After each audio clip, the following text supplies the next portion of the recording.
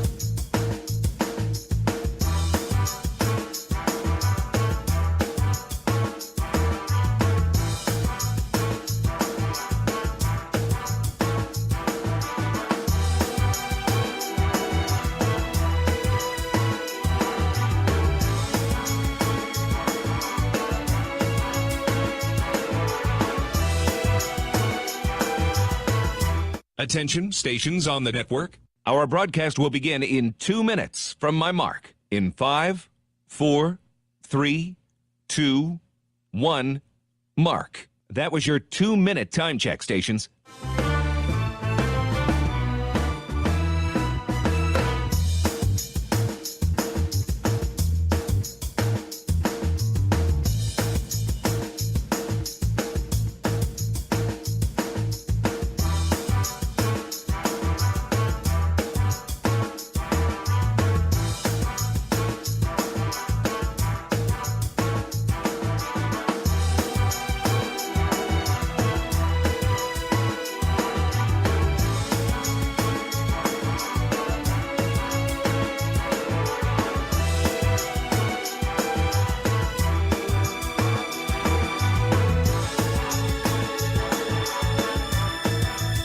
Attention, stations on the network. Our broadcast will begin in 1 minute from my mark.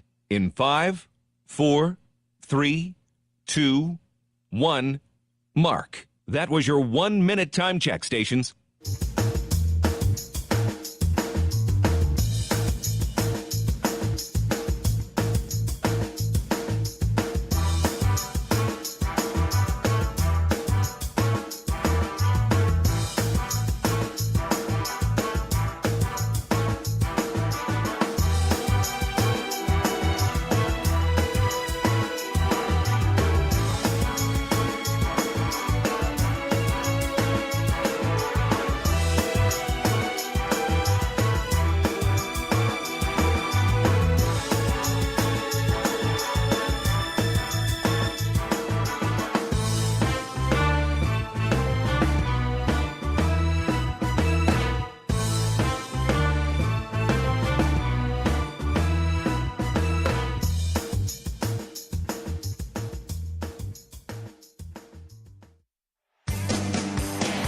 on the Hawkeye Sports Network.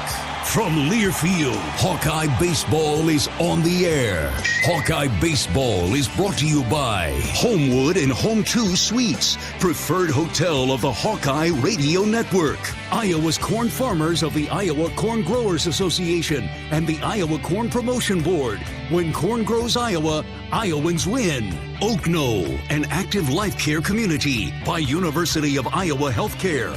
Changing medicine, changing lives. And by Wimmer's Meats, the official hot dog of the Hawkeyes. Now live, this is Iowa Hawkeye Baseball. From the campus of the University of Minnesota, it's time for Iowa Hawkeye Baseball.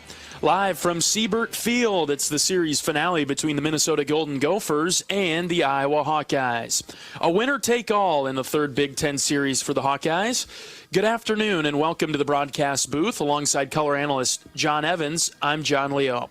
Well, quite a different situation than yesterday's doubleheader. Chilly and rainy in the Minneapolis Metro today. The Hawkeyes split the series with Minnesota. They've split it so far after losing game one of yesterday's doubleheader 12-3 before bouncing back and winning the second game 7-2. Ty Langenberg, he'll get the start today for the Hawkeyes. Will look to dominate the Gopher lineup. Iowa's 24-9, 3-5 in league play, while Minnesota is 10-23 overall. They've got a 4-4 record in the Big Ten. Hawkeyes are searching for their first series win in the conference. Gotta have it type of day up here in the Twin Cities. It's the Gophers and the Hawkeyes, Minnesota and Iowa, live from Siebert Field in just a bit. A split day in the doubleheader yesterday. A few highlights from the first game where Minnesota won it 12-3. Another left-handed hitter. Well, I'm sure that's intentional. Here's a ground ball up the middle. Seegers has got it. He'll step on second for one. On to first for two. There's a Hawkeye double play. 2-0 to Anthony. Keaton drives this deep to left center. Get going, baby. It is gone. Ho-ho! Anthony, boom! Blake Guerin's on deck. The pitch to Huck, line drive into right. It is down and past the diving right fielder. It's going to get to the wall. 2 runs are in. Huckstorf rounding second, headed for third. Will they send him? No, they'll keep him there at third. 2 runs are in for the Hawkeyes on Kyle Huckstorf's line drive to right. All those highlights happened early, and unfortunately the rest of the game was taken control of by Minnesota. They win it 12-3. The Hawkeyes had to flush it, move on. We had a doubleheader yesterday. 40 minutes in between game 1 and game 2, and the Hawkeyes did just that. They flushed it, they moved on, dominated the Golden Gophers in the nightcap, winning 7-2. Feels it, deals it. Swing and a miss. Got him. Big time strikeout, Marcus Morgan. He pounds his fist into his glove as he comes off the diamond. Runners take off. The 2-2 into the gap in right center. It is down and to the wall. Go Braden Frazier. He's at second. DeRiggi scores. Here comes Honar. Safe at the plate. Yes. 2 RBI double. 1 out runner at second. Bateman squares to bunt. First pitch from Morgan. Lined right to Seegers. Seegers caught it. He's headed to second. It's a double play. Yes. First pitch to Wilmus. Fair ball. Hit into the corner and left. Come on, Huck. He's going to score with ease. Seegers, he's rounding third. He'll score. Benny Wilmus. Boom. Now, the batter is Seegers. He drives this one to deep left center, carrying well. It is gone. Ho-ho! Michael Seegers. Here's the pitch. Ground ball to the right side. DeRiggi gloves it. Steps on the bag at first. Throw to second. Double play. Ha-ha! What a play. Brennan DeRiggi hit it right to him at the bag. He touched the bag at first. Threw it to second. Seegers with the tag and the double play. Yeah, Hawks played with a lot of passion, a lot of positive energy in that second game yesterday to beat Minnesota 7-2. A winner-take-all game coming up in just a little bit from Siebert Field in Minneapolis.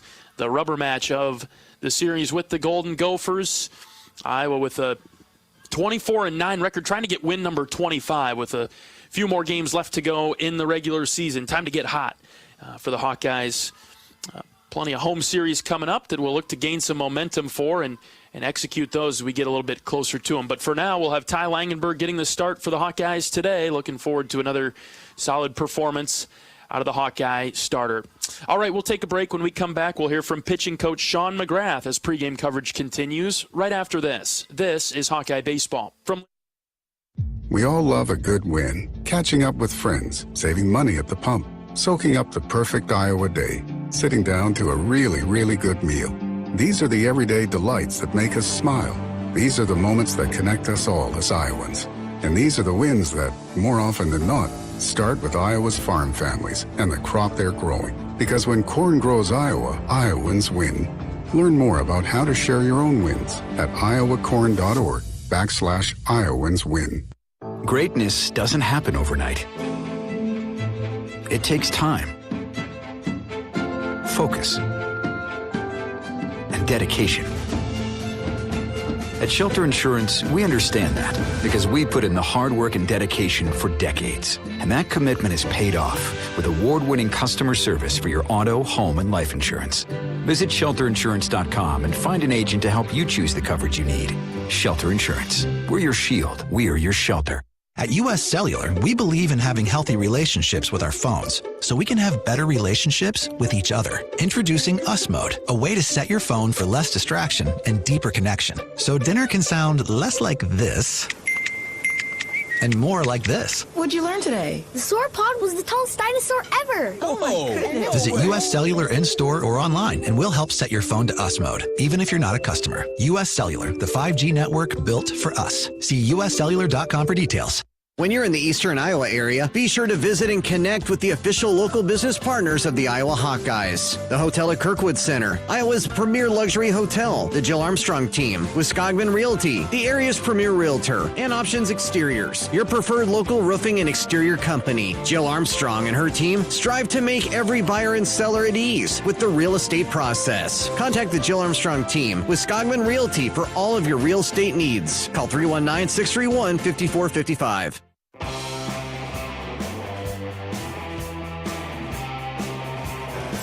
Welcome back to pregame coverage of Iowa Hawkeye baseball this afternoon. Iowa and Minnesota from Siebert Field in Minneapolis. We're joined by pitching coach Sean McGrath. Coach, a little bit of an up-and-down game yesterday, but really liked how the guys battled in Game 2. Yeah, the guys in Game 2 did a nice job. Marcus, Savary, Louis sealed the deal. I think they were focused on the right thing, on executing a simple game plan, and they did a good job with it. Do you think it was as simple as something like that, or a good start from Marcus where he's relatively consistent the whole way through, and then the guys just contagious, picked up on that the rest of the way? Yeah, absolutely. The message was clear. We're going to have to dominate counts, dominate the zone in that way, and something we didn't do at all in the first game, and so it was a point of emphasis in the second one, and Marcus kind of set the tone, and Savary's been really good for us, so it was nice to see. What do you think kind of went wrong in that first game? Do you think it was more of what they did or more what we gave them? I think it was all self-inflicted. When you look back and you go, any game you go 40%, combined between those and 1-1s, you're not going to have good output. And it was really similar to the two games we dropped at Texas Tech, where we just didn't do our part. The controllables are to count, throwing our shapes to our locations, and we just didn't do a good job with that. You had some great statistics in the scout this morning about neutral counts and getting ahead in counts, and some pretty glaring differences from Game 1 to Game 2. Obviously, that's a physical outcome, but it starts with the mentality, probably, doesn't it?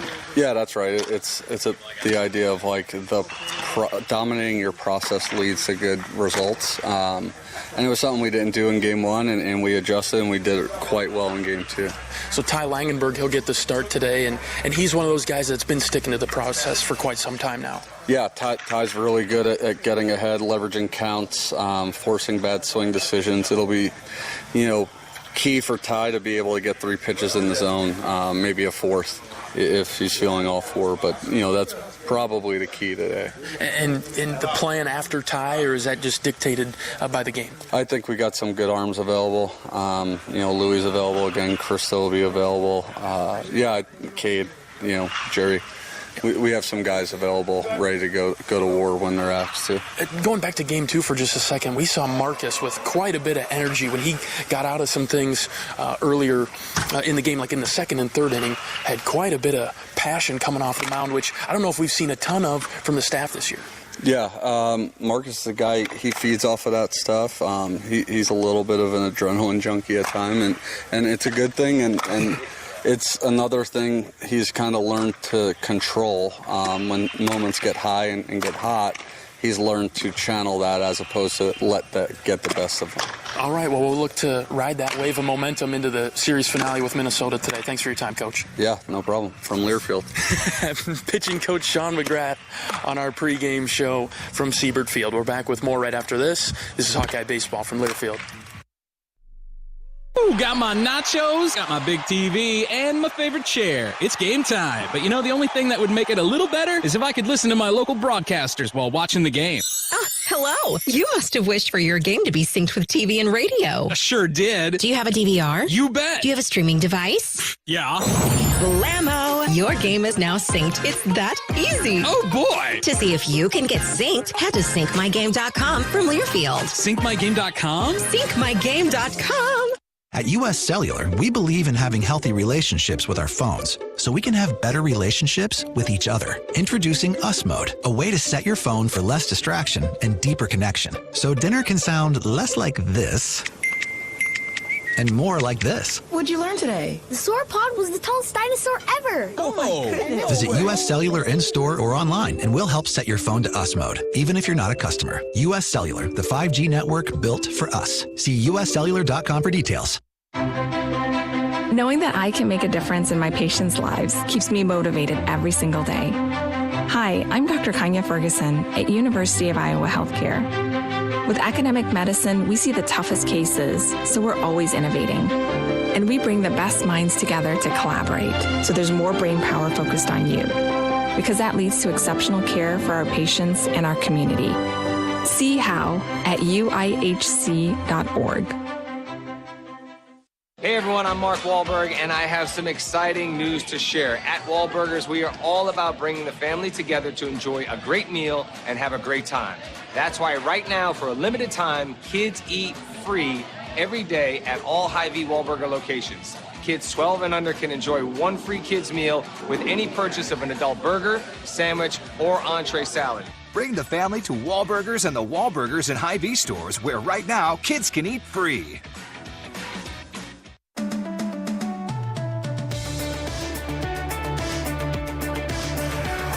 Welcome back to pregame coverage of Iowa Hawkeye baseball. Today, the finale with the Golden Gophers. The winner will take the series. We're joined now by head coach of the Hawkeyes, Rick Heller. Coach, a thought on the doubleheader performance yesterday? Well, you know, it was definitely a tale of two games, especially on the mound for us. You know, game one started out like you'd expect a Friday night game to start out. You know, pitchers are both doing a nice job and pounding the zone, and I liked, you know, where we were at. You know, Novotny did a really good job. Knew he's going to be a tough matchup for us. But, you know, we get 3 runs and set in a good place, and you get to the 5th inning, you know, 3-0 lead, and you're thinking, all right, you know, if we have to go to the pin, we got our guys lined up. And when unfortunately, when it unraveled, you know, in a really bad way where we gave just a bunch of free bases via the walk, and then once we would give a couple free bases via the walk, they would pound 3 hits in a row, and we were behind in the count, you know, pretty much, you know, that entire game, and then you know, we fell behind, and we really didn't do much offensively after that. But you know, so you wipe it away, and you know, you got 40 minutes to recover and try to go out and find a way to get a win, and that's what our guys did. I mean, you know, we bounced back, and Marcus Morgan gave us a great start. You know, it wasn't as clean as you'd like. I mean, he had some free bases out there, but the thing that Marcus was able to do yesterday that was a real positive sign was when things kind of started to go haywire, he found a way to stop it. And to me, that was a a big moment for Marcus and a big moment, sign of maturity for Marcus, and was really proud of him and just sticking with the plan and attacking hitters, and only gave up 3 hits and got out of some jams, and our defense was outstanding all day long, both games, and made some plays for him. Durkee made a really nice play on a 3-6 double play with Bateman being the runner, and Raider Tello made some nice plays, and Michael Seegers made some nice plays. I mean, it was a really well-played doubleheader on the defensive side. And then offensively, we just scrapped and did enough. Braden Frazier kind of got it going with a big double on a breaking ball to right field. And, Sam Honer drove in a run, and then Ben Wilmus gave us some insurance that I thought was really big. I think it was the 7th inning, but he hit a double down the line that drove in 2 runs, and then Michael Seegers a little more insurance with a solo home run. And the big story after Marcus was how freshman Aaron Savory came in and just pounded the strike zone, and that's why we went to Aaron. He's been doing a really nice job of throwing strikes. His velocity's been in a good place. He's hitting with his off-speed pitches. He's getting ahead in the count. He gives up some contact here and there, but I'll take that, if we're pounding the strike zone. And, almost finished it off. Kind of told him that we'd run him back out there, but, give you 1 base runner, and then we're going to go to Llewellyn, and got an out, and then walked the guy and just didn't want to mess around anymore, and got Louis in there, and it was coming out really good for Louis last night, and he closed it down. And I was really proud of our team. I was really proud of our guys because it was a disappointing loss in game 1, and one where you weren't expecting that. I guess on a Friday you're just like, okay, this is gonna be like it's been the last couple, and it's gonna be a dogfight and run here or there, and then we kind of get blown out, and then bounce back and find a way to win on a long day, that's for sure. Your coaching style, did you have to say something to him in between games, or was the message pretty clear between the players, like, hey, we got to figure this out for game 2? I mean, my message was like, here's the deal. You got 40 minutes to wipe this one away, and we get a fresh start, and that's it. I mean, yeah, it sucks. It sucks. Tough loss. We've got some hitters that are unfortunately, slumping. I mean, some of our best hitters have really struggled the last 6, 7, 8, 9, even 10 games, and it's not just one. I mean, it's 6, 7 guys that are struggling, and that's the worst thing that can happen to you as an offense is you want to have 1 or 2 guys struggling all the time, but not that many. And when we win, when we got off to that hot start, it seemed like everybody was in a good place, and that's always the fear, is that they all go in the tank at the same time. And, it's bound to happen throughout a long season like we play. And unfortunately, there's been some uncontrollables that have, in my opinion, led to it. And we talked yesterday, the second game of that doubleheader was our 8th conference game. And when the wind shifted about midway through game 2 was the first favorable win that we've had in conference. So our guys, our offense, had been playing with the wind blowing in their face for 8 games, and they weren't being rewarded when they barreled balls up, and that was happening a lot. We've seen that a lot, and you can talk the positive talk and the mental game all you want. But at the end of the day, it's tough. It's tough to overcome that. And then the next thing you know, you're trying to do things you shouldn't, and then you're chasing out of the zone, and, it's a vicious cycle. And so, unfortunately, John, we've got some guys, who are scuffling right now. And until we get those guys going, it's going to be rough sledding and just scrapping to find ways to win. And that's got to circle back to just sticking with the process, right, Coach? If you talk about the uncontrollables, well, there's one thing we can control, and that's sticking to the process. It is, and that was the message this morning in the scout was, You have to buy in. You have to be committed to playing the game one pitch at a time. I mean, all of our guys are well equipped with mental game tactics, and something we spend a ton of time on. And Aubrey Kinney, our sports psych person at Iowa, is a big part of our team, and she talks to guys all the time. And what guys tend to do is, yes, they understand it, they know it, but then at the heat of the moment, they bail on it, and that's what we've been doing. And so the message was, listen, I mean, we can't change what's happened to this point. Wipe it away. Try to get back to just believing, sticking with the plan. If you do, good things are going to happen. Let's go back to the feel that we had when things were going good. Don't think it's mechanical, and that's usually here's the cycle of a slump. Things are going really good, and all of a sudden you think it's easy, and your focus wanes, and it's never easy. And so once your focus wanes, things start to go haywire. Then the next thing you know, you got 8 guys telling you to do this or do that with your mechanics, and you're trying that, and you go deeper in the hole. And usually when guys come out of it's when they say screw it, and I'm going to just go back and do what I was doing, and the focus improves and they get back on track. And that's kind of what we have been trying to do as a staff, is to get them back on track and really focusing and committing to the plan. I mean, we've never deviated from our message, but when I watch our hitters right now, I see them deviating from the plan. Talking with the head coach of the Hawkeyes, Rick Heller, on our pregame show from Siebert Field. I thought in Game 2 yesterday there was some swagger, some excitement from the guys that maybe I hadn't seen in a couple of games. Did you feel the same way? Well, I felt like that.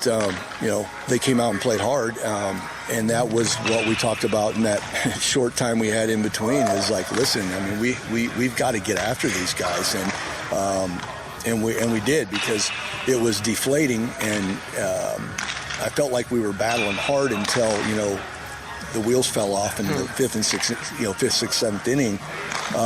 And anytime it's unexpected like that, it's a big blow. I mean, it really is. And at the time, you're facing a guy that is pitching us really tough, and he's got a favorable wind blowing in his face, and without them giving us a bunch of free bases like we did Minnesota, you probably weren't coming back on a day like yesterday with the arms they threw at us. And we talked about that. They have some great arms. I mean, we beat a guy that's going to pitch in the major leagues, in Game 2 with our backs to the wall. And I thought our approach against Clausen was really good. And like you said, I think we have a really, really great culture, and we have a great team, and these guys are going to fight and scratch and claw every game. Unfortunately for us, we've talked about the things that have kind of gone against us, and where we're at. But even so, we're still giving ourselves a chance. And the message that I was talking to the guys about on the bus last night was, if you just keep believing and stick to the process, it's going to flip. It's going to flip back, and it's going to flip back soon. And we need 32 Warriors to get off the bus today and go out there and play together and play hard and stick to the plan, and good things are going to happen. One of those guys that's been sticking to the plan this season's been Ty Langenberg. He'll get the start today. Need a good start from Ty. Yeah, we do. He wasn't great last week. He survived it, got the double plays. He gave him way too many free bases, and he needs to eliminate that today. I mean, this is an offense that if you can get ahead in the count, you can really you can really stop them. But when you fall behind, and when you give them the free bases, that's what they thrive on. And we talk about, it really doesn't matter where a team is in the standings or this and that. A lot of times, the team that maybe people don't think is the best team is the worst matchup for you. And this matchup with all their lefties and their switch hitters in the lineup is not the greatest matchup for some of our pitchers. And historically, Ty has struggled some with heavy left-handed dominated lineups. So, and then the other thing is you notice we didn't even throw a lot of the lefties yesterday. A lot of their guys are reverse split left-handers that hit left-handers better than right-handers. And if you can throw a changeup, effectively to the right-handers, or excuse me, to their left-handers as a right-hander, that's the thing that tends to work the best, and that's if Ty, and we all know Ty has probably the best changeup on our staff, and we need it to be good today. All right, Coach, before we let you go, a couple of keys to victory to win the series against Minnesota. Well, you just hit the biggest one. It's a good start. If we get good pitching today, I have a really good feeling our offense will find a way to get some runs. Now, we are facing a guy that we talked against Indiana, how their best guy that threw on Saturday was a bit of an outlier with his characteristics, 6'8", downhill playing, really, 6 pitches, 5 pitches. The guy we're facing today is a similar guy, and he throws, if the people listening at home, if they're watching on the BTN Plus feed, they're going to see a pitch that's like 72 miles an hour, and it's going to look like a slow breaking ball, but it's really a split finger, and it doesn't have a traditional characteristic of a split finger. It goes the opposite direction like a breaking ball, and it gets just tons and tons and tons of chase with that. And so, we're getting ready to take batting practice right now, and that's going to be our biggest focus. Is if we can take that pitch, he's going to throw it 55% of the time, but he's got a fastball that he'll run up to 90, and then he'll throw a slider in there to keep you honest as well. That's harder. So a unique guy, and he's not a little guy, 6'4". So he's been their best guy this season, just because I think it's different. It's something that we're going to see once this year, and it's going to be him. And the discipline that our hitters have as far as not chasing that split finger is going to be the key to our offense today. And then, as always, we need to make run-saving plays for our pitchers, and we'll continue hopefully to do that. All right, Coach, thanks for your time. Let's win the day, take down the Gophers. All right, thanks a lot, John. Head coach of the Hawkeyes, Rick Heller, on our pregame show from Siebert Field. We're moments away from first pitch. This is Hawkeye Baseball from Learfield. At Oak Knoll, our mission is to provide exceptional retirement living and health services through life care. I'm Steve Rowe, Executive Director. We are a not-for-profit life plan community and have served Iowa City for more than 55 years. Our team helps residents create home by living our values of caring, respect, enthusiasm, awareness, teamwork, and encouragement. If you're looking at retirement options, visit our website at oaknoll.com. We want you to lead life your way. Go Hawks! Hey everyone, I'm Mark Wahlberg, and I have some exciting news to share. At Wahlburgers, we are all about bringing the family together to enjoy a great meal and have a great time. That's why right now, for a limited time, kids eat free every day at all Hy-Vee Wahlburger locations. Kids 12 and under can enjoy one free kids meal with any purchase of an adult burger, sandwich, or entree salad. Bring the family to Wahlburgers and the Wahlburgers and Hy-Vee stores, where right now kids can eat free.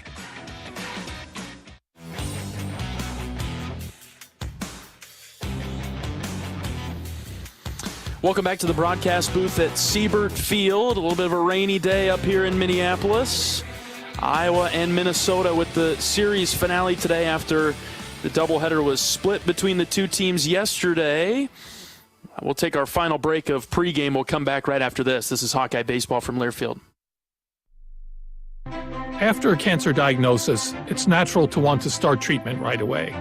But first, get a second opinion from a team that specializes in your cancer.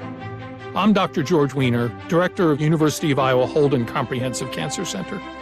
Before you start treatment, you deserve to be confident you have the right diagnosis and know every option available to you. So whether it's with us or somewhere else, get a second opinion.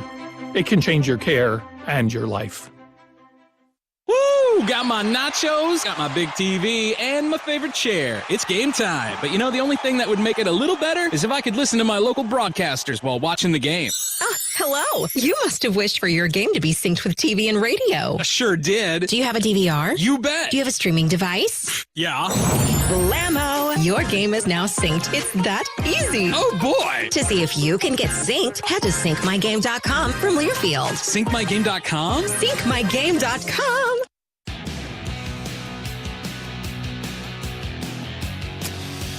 All right, well, this would usually be the time that John and I would give you the starting lineups and the batting order, but we're going to hold off on that because we're in a rain delay. Yep, it's raining here in Minneapolis. Just a few showers boy, it just feels like this could seem like it's playable, but it's been raining all morning, and so we're in a delay until 3 p.m.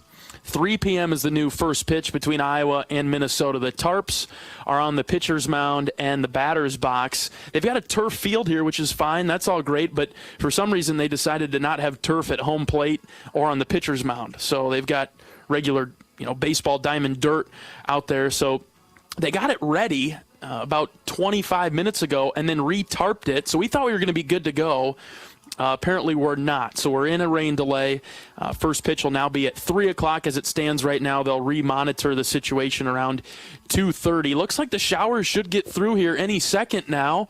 It's raining a lot less hard than it was about 10 minutes ago, but they didn't ask us up here in the booth, and so we're in a rain delay until 3 o'clock. So with that being said, we'll step aside, return things to local programming. We'll come back at 2:50. Our coverage of Iowa Hawkeye baseball will come back at 2:50 Central Time, and we'll get ready for first pitch at 3 o'clock. All right, back in a bit. This is Iowa Hawkeye baseball from Learfield.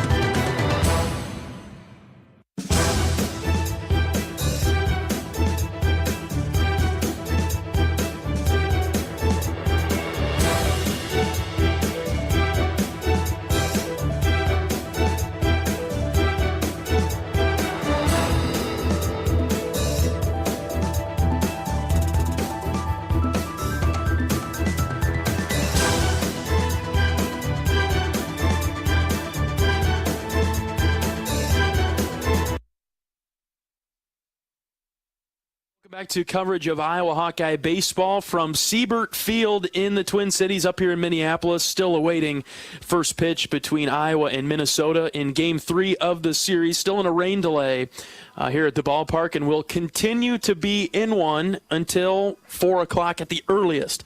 Sounds like the coaches are going to meet at 3:30 now to discuss. So we're not going to have first pitch in 10 minutes at 3 o'clock. It's pushed back at least another hour from our understanding.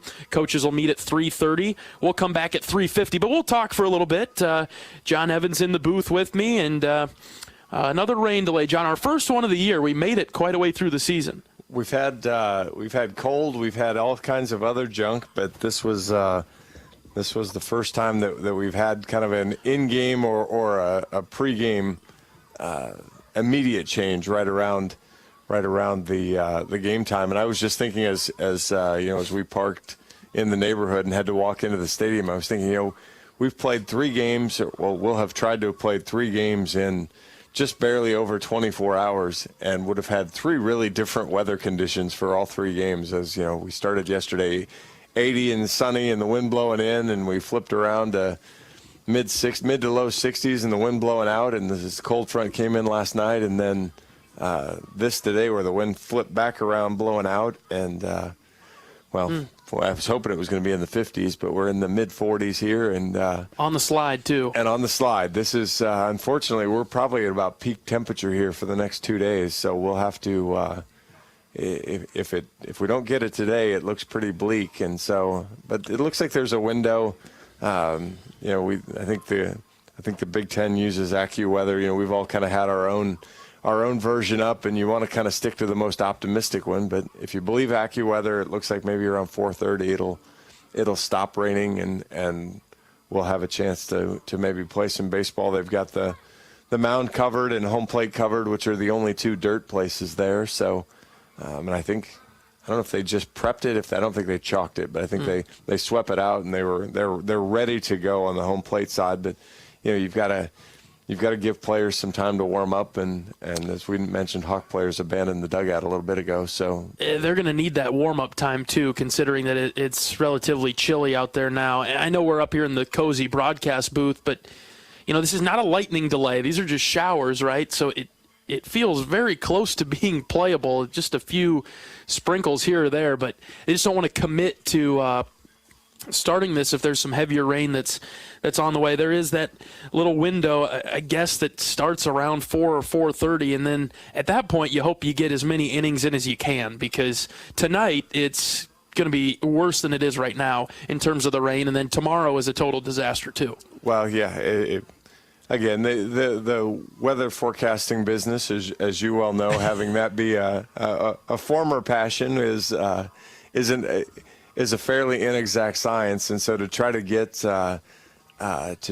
that weather hit right is tough. But when you look at it, the real field temperatures tomorrow never get over 25 here in Minneapolis, and that doesn't reach the Big Ten threshold to play a game. And if that's the best hour you get, I suppose that's all you need. You just need to be able to start, but we still need it. We're going to need to find a few more degrees to drive that up before we could even think about starting a game tomorrow. Well, in the meantime, let's pause 10 seconds for station identification. This is Iowa Hawkeye baseball.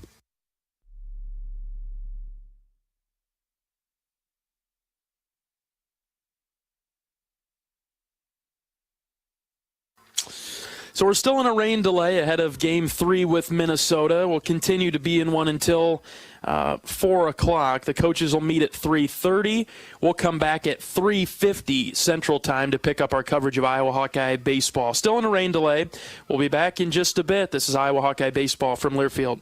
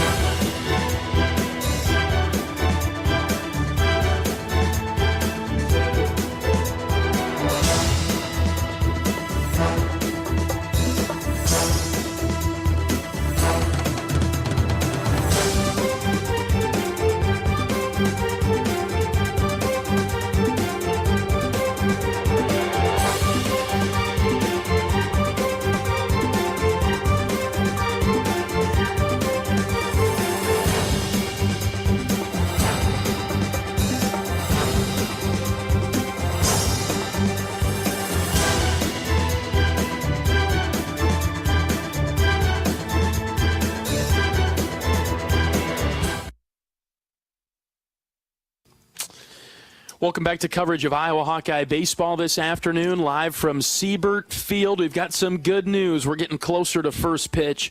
First pitch will be at 4:30, so not quite 4 o'clock, but 4:30. Iowa and Minnesota will wrap up the series with the Gophers, and we'll see what we can get played. There's a nice window of opportunity to play this one, and so we'll try to get it done so we don't have to worry about tomorrow, right, John? It's good to see players milling around on the field. At least we have a chance. Every other update as we've looked out was less than optimistic, but now it feels like we're gonna get going. And I think once we get going, we'll get far enough to have a good day. Yeah, what's the limit? 5? We got to get through 5 innings, right? Yeah, we got to get through 5 because we want to be ahead after 5. That's right. All right, well, we will take another rain delay break. We'll come back at 4:20. At 4:20 Central Time, and we'll get you the starting lineups and batting orders and first pitch between Iowa and Minnesota coming up at 4:30. We'll be back at 4:20. This is Iowa Hawkeye Baseball from Learfield.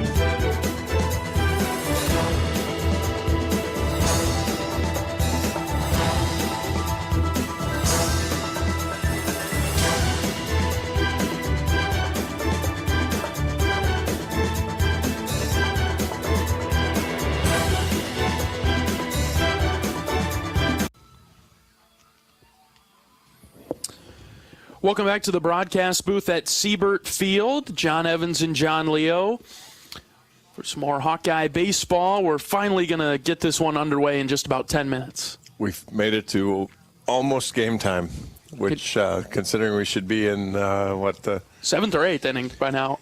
Yeah, you'd like to think we'd be approaching the end of the game already if we'd gotten started on time, but the weather didn't cooperate, so here we are, and guys look ready to play. We just had an energetic flag football game going on out there in left field, so I think we're in good shape. What do you think the players did during that long rain delay of over 2 hours? I don't know. They were in the indoor facility. We have got a few players that bring a deck of cards, so I'm sure there were a few card games going. Probably some time on the phone, checking the social media. Well, I think you had a little bit of everything. You had I caught Ty down in the dugout and was asking him. I said, so I always wondered what a starting pitcher does during the rain delay, and he was playing. In case I get the game wrong, I won't call him out for any game down there. But he was playing a game on his phone. I said, okay, good. You're practicing dominating. I like it. That's a good idea.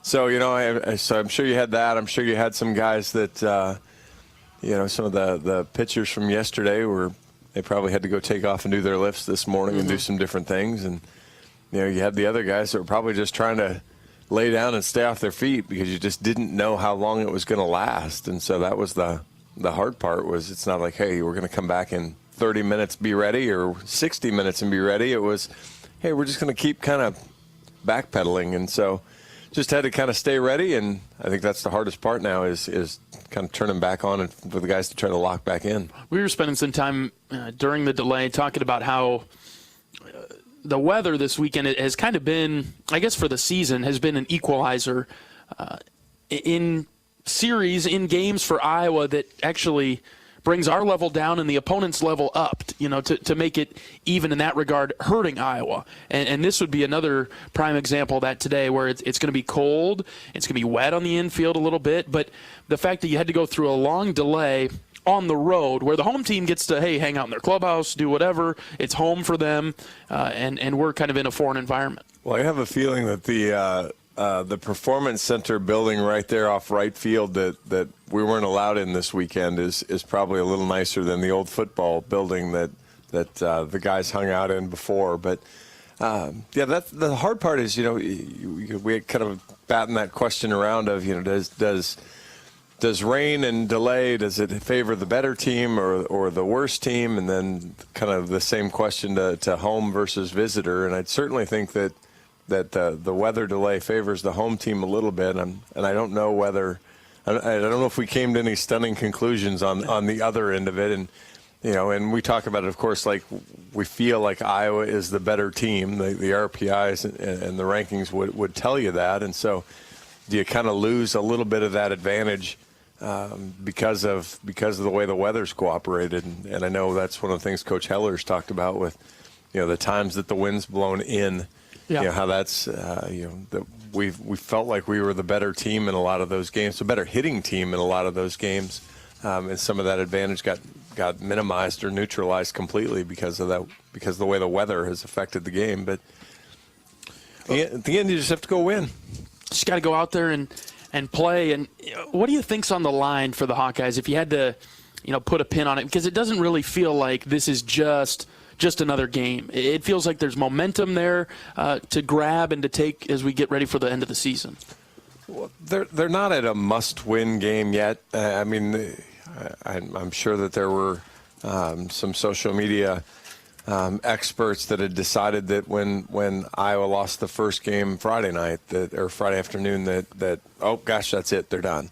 They're not, and realistically they're not, even if they don't win all the rest of their games. But the problem with the way the first two series went and the problem with the way this series has started is you just keep chipping away at that margin for error. And so to answer your question of how big this is, from a momentum standpoint, it's huge because, you're playing 5 games next week, Tuesday, Wednesday, Friday, Saturday, Sunday, again, assuming the schedule and the weather and all that cooperate. But, you have to win a series. Let's beat Minnesota, win a series, kind of get on the board that way.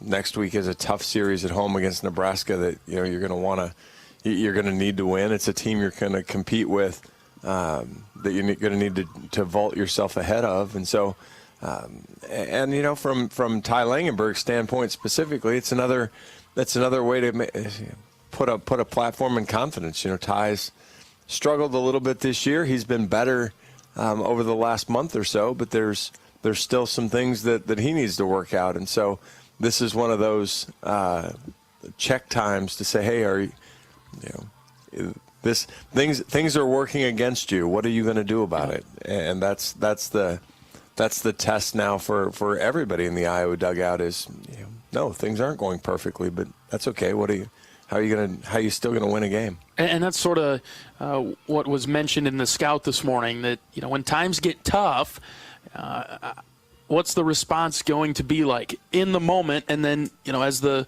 dust starts to settle, and sometimes the natural appeal, the natural reaction is to just bail on the process, right? And go back to what you think you should be doing, although it's not what the committed plan has been. And I think that was reasserted to the team after last night's events. Well, and Coach Heller asked for he needed warriors. He needed 32 warriors to step on the bus and be ready to go. And I'm not going to use the full analogy. We were talking about it down in the dugout, but there's going to be some people that are going to know exactly what I'm talking about. There's a South Park episode that involves a wheelbarrow, and if you can remember, if you kind of think about what that might mean, if you've watched South Park, that was kind of the test for challenging the guys to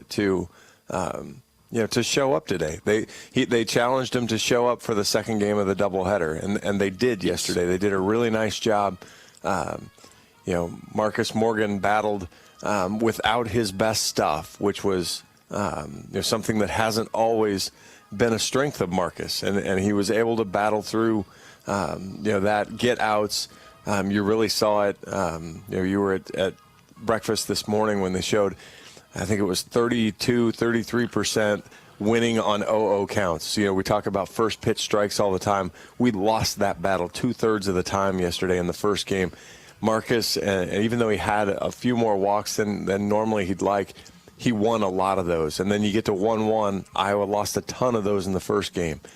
Marcus and Aaron and Luke to finish up the game in game 2 really dominated 0-0 and 1-1, the accounts that you just have to win on a regular basis if you're going to pitch successfully at this level. And that just goes to show how it was really just one thing that separated the two games yesterday. And it was the pitching, the early count, strike percentage, and then also when you got to an even count, right, like a 1-1 or a 2-2. Well, we took a team that was hitting 249 yesterday in the first game, and by being ahead in the count, we made them better hitters. Yeah. And so now you take a team that hits 249, and now all of a sudden they hit 310, and of course I'm making up a number there, but the idea of it, not only do they do that, but they start looking at it and they can swing with more aggressiveness and confidence, because it's like, hey, they've got to come to me. They're going to come here, and boy, if I see it in that tunnel, I'm going to rip it. And that's what you saw. And then in game 2, you saw the opposite, where even when Marcus got behind, he kept him off balance and he got back to strikes and was able to do it. And so, that's going to be the biggest key for Ty is strike one. I mean, we've said it a lot, and maybe we kind of got away from it a little bit because the guys were so good at it in Indiana. But now they're going to have to kind of recommit to that process again and get strike one, and when it's 1-1, get strike two, and that win that race to 2 strikes. Offensively today for Iowa, it'll be all about plate discipline against their pitcher. Yeah, he's a guy that really, if you look at the numbers, he's the most successful pitcher that Minnesota has in their starting staff. And then when you dig a little bit deeper in the numbers, he's successful because he gets guys to chase. And so it'll be extremely important for Iowa to go up there and know where the strike zone is. And it'll be extremely important for our home plate umpire to maintain kind of the discipline of a strike zone as well. And so, if Iowa can do, I think, I don't have the stats in front of me from yesterday's game, I think it was 9 walks in game 2, so did a really good job with plate discipline in game 2, even though they struck out a little bit more as well.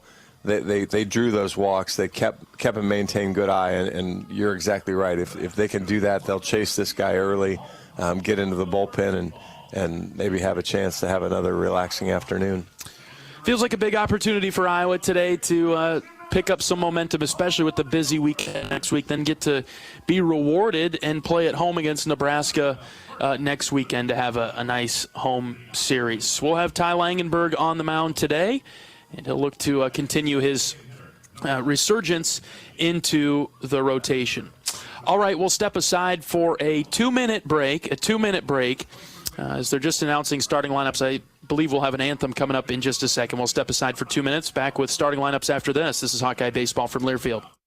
Hey everyone, I'm Mark Wahlberg, and I have some exciting news to share. At Wahlburgers, we are all about bringing the family together to enjoy a great meal and have a great time. That's why right now, for a limited time, kids eat free every day at all Hy-Vee Wahlburger locations. Kids 12 and under can enjoy one free kids meal with any purchase of an adult burger, sandwich, or entree salad. Bring the family to Wahlburgers and the Wahlburgers and Hy-Vee stores, where right now kids can eat free. When you're in the eastern Iowa area, be sure to visit and connect with the official local business partners of the Iowa Hawkeyes. The Hotel at Kirkwood Center, Iowa's premier luxury hotel. The Jill Armstrong team with Skogman Realty, the area's premier realtor. And Options Exteriors, your preferred local roofing and exterior company. The Hotel Kirkwood, named the Corridor Business Journal's 2022 Best Banquet and Event Venue. And awarded the AAA 4-Diamond Award for lodging. To make reservations, visit thehotelatkirkwood.com or call 877-751-5111 for more information. We all love a good win. Catching up with friends, saving money at the pump, soaking up the perfect Iowa day, sitting down to a really, really good meal. These are the everyday delights that make us smile. These are the moments that connect us all as Iowans.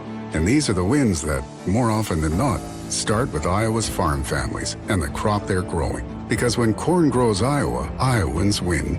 Learn more about how to share your own wins at iowacorn.org/IowansWin.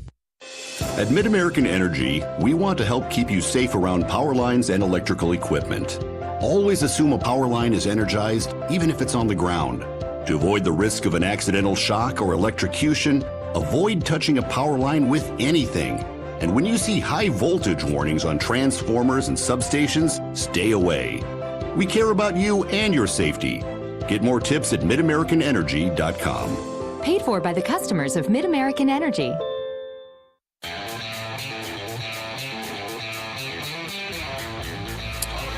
Starting lineups being announced right now on the field. Just finishing up. National anthem is coming up in just a second, so we'll let you tune in to that. Iowa 24-9, 3-5 in conference play. Minnesota 10-23, 4-4 in conference play. All right, we've got the national anthem coming up.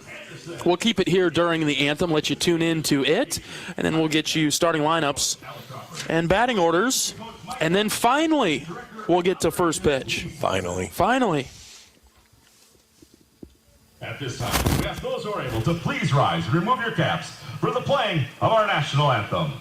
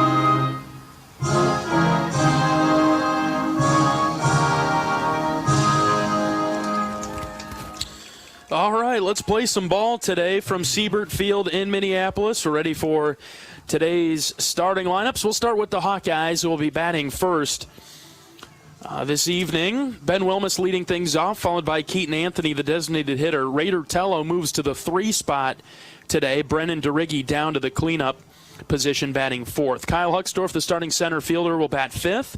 Batting 6th is Michael Seegers, the shortstop. 7, 8, 9, Sam Honar, Braden Frazier, and Ben Tallman, who will get the start behind the plate doing the catching for the Hawkeyes today.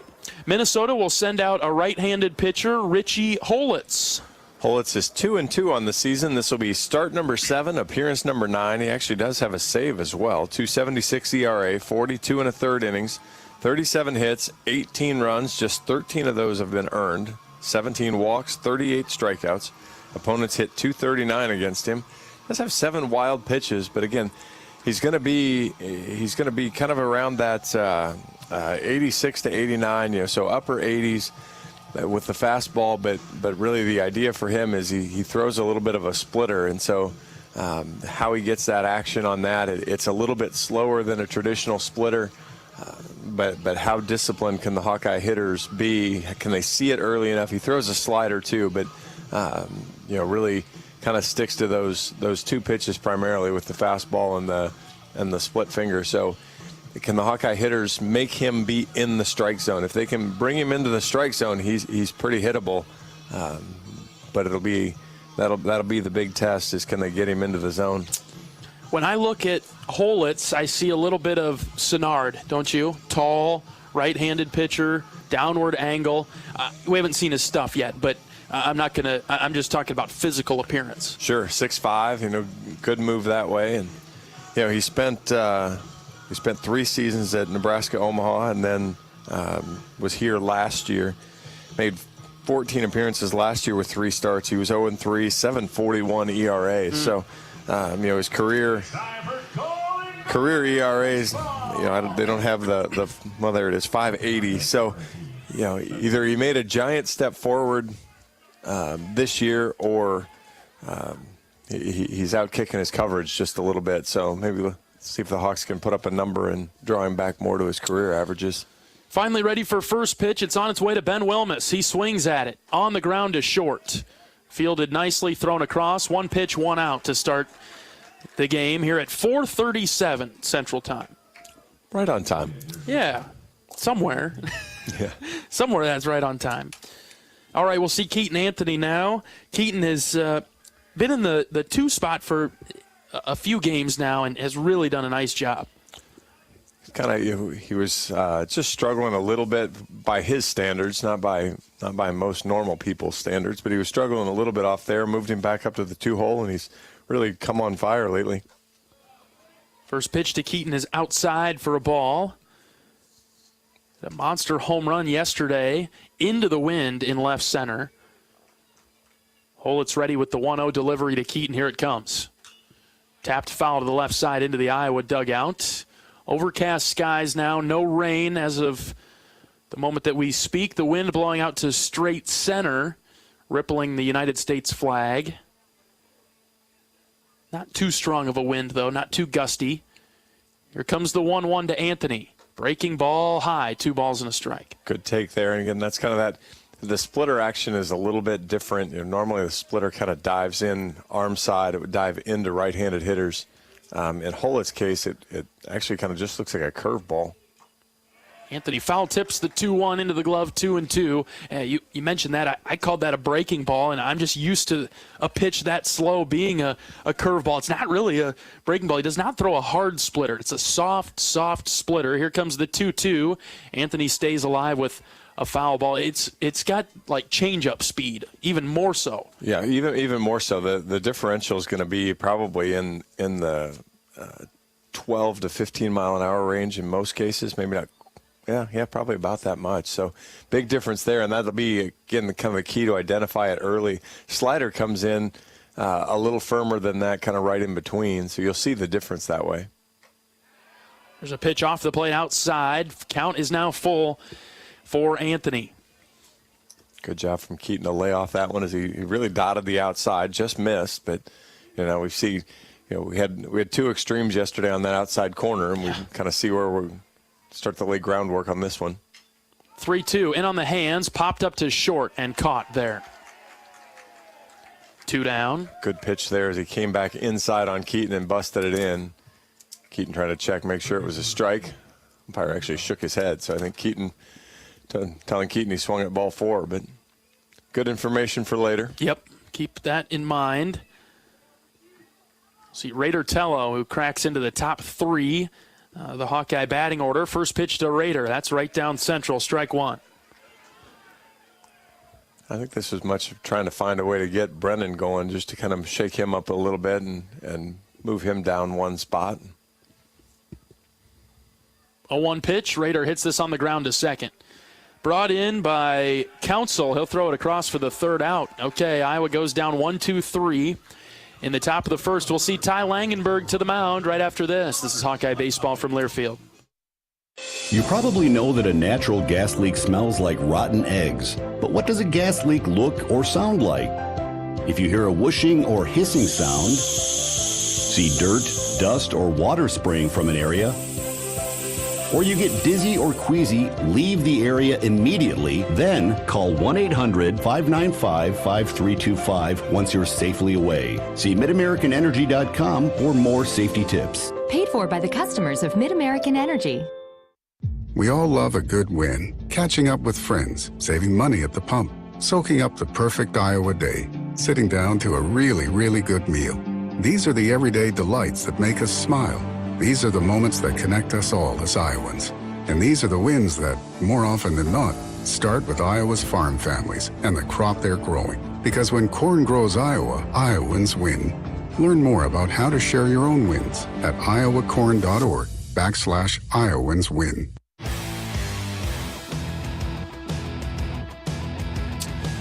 Iowa goes down 1-2-3 in the top of the 1st. We'll try to hold off the Gophers in the bottom half of the inning. Defensively for the Hawkeyes, Brennan Durigge at first, Honar at second, Michael Seegers at short, Tello at 3rd. In the outfield left to right, Ben Wilmus, Kyle Huckstorf, Braden Frazier.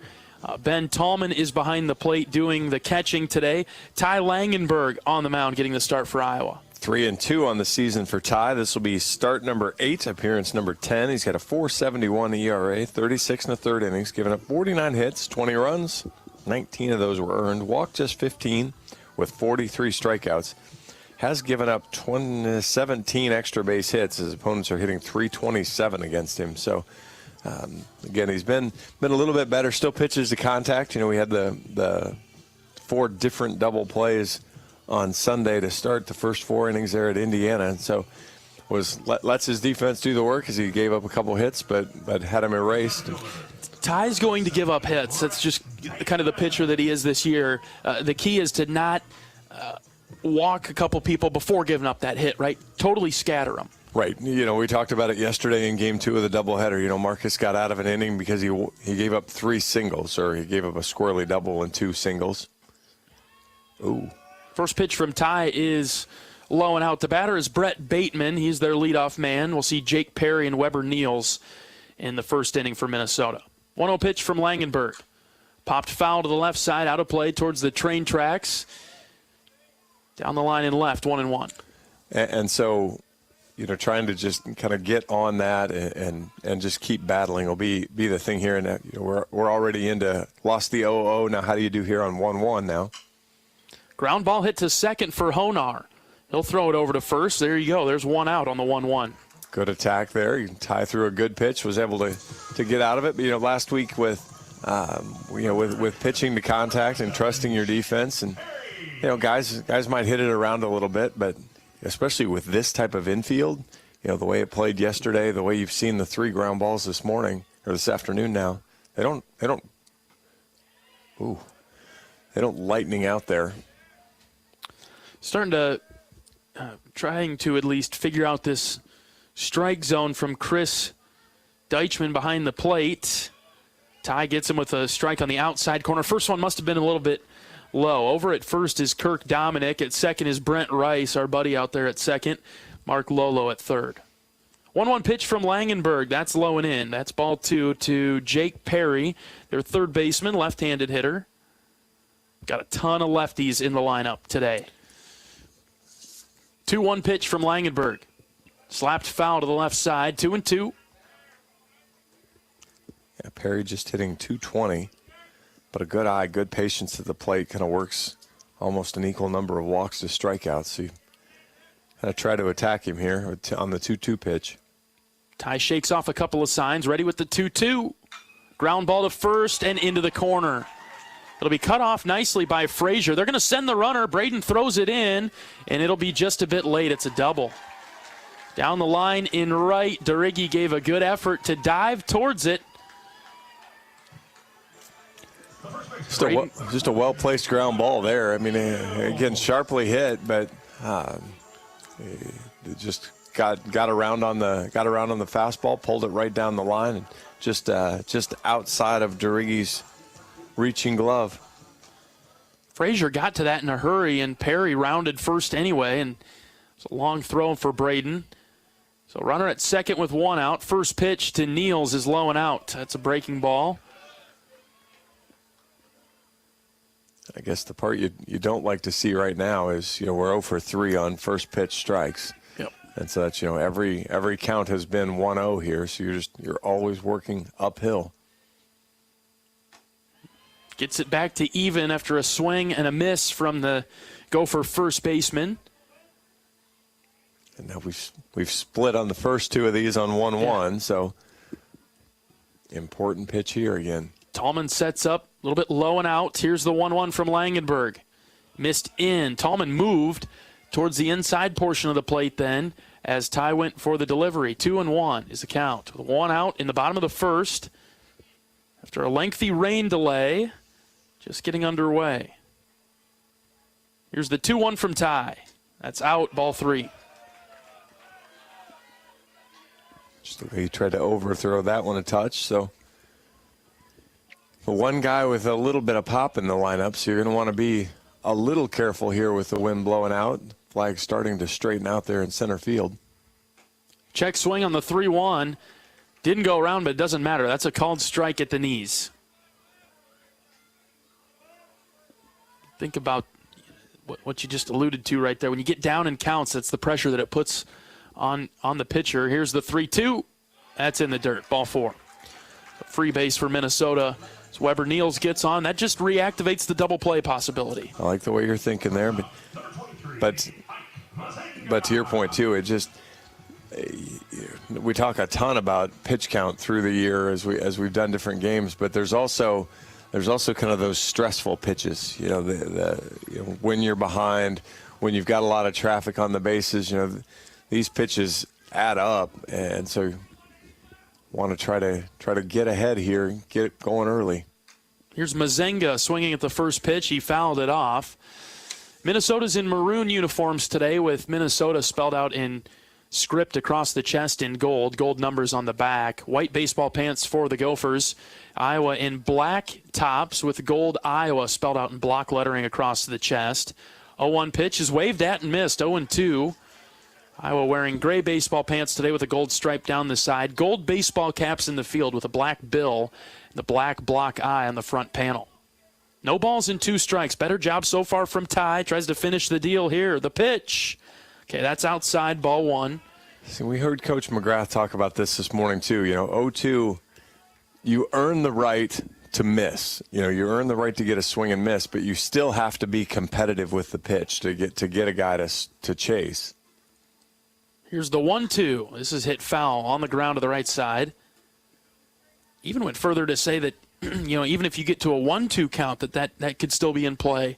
And we've seen that work and also backfire a little bit over the course of the season, because then you reinstall the pressure pitch that would come after that. The 1-2 hit foul over the Iowa dugout.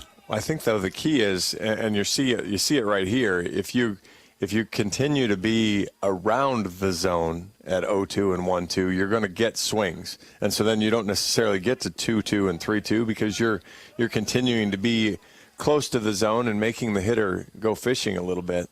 Ty takes his time. The 2-2 is popped up right side. This will get out of play. How did Mazenga make contact with that? That almost hit him in the knees. Well, that's the perfect example. it should be 2-2, but Mazinga is in swing mode now because he's behind in the count. And so a pitch that if it's the first pitch of an at-bat he doesn't swing at, he swings at now, it's still 1-2. Another one hit foul. This time Mazinga clipped it off his ankle. He's hopping around in some visible pain in the box. So Ty's been kind of all around on these 1-2, 0-2 pitches. Yeah, he's shown him the arsenal here, giving him a little bit of everything, inside, outside, giving him some firm stuff, giving him some spin. Runners at first and second for Minnesota in the bottom of the first. There's one out in the inning. Langenberg ready with the 1-2. Swing and a miss. Got him at the high heater. That's the one pitch that he hadn't gone to yet. Well, and that's, you look at the scouting report, and Hawkeyes thought maybe they could get him there, but you had to show him the other stuff. I don't know that they expected to have to show him all of the other stuff in the same at-bat, but good piece of hitting doesn't turn out for them, and a good piece of pitching from Ty gets the strikeout. Not quite out of the woods yet. We'll see the designated hitter Marilla now. 2 outs. First pitch from Langenberg. Breaking ball in the dirt. Tallman will block it. But again, it's another ball one. I mean, that's you don't get the chase when you don't throw strike one first.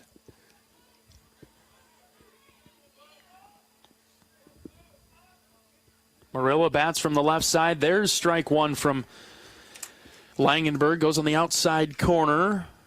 Marilla is a strikeout candidate. Struck out twice in last night's game.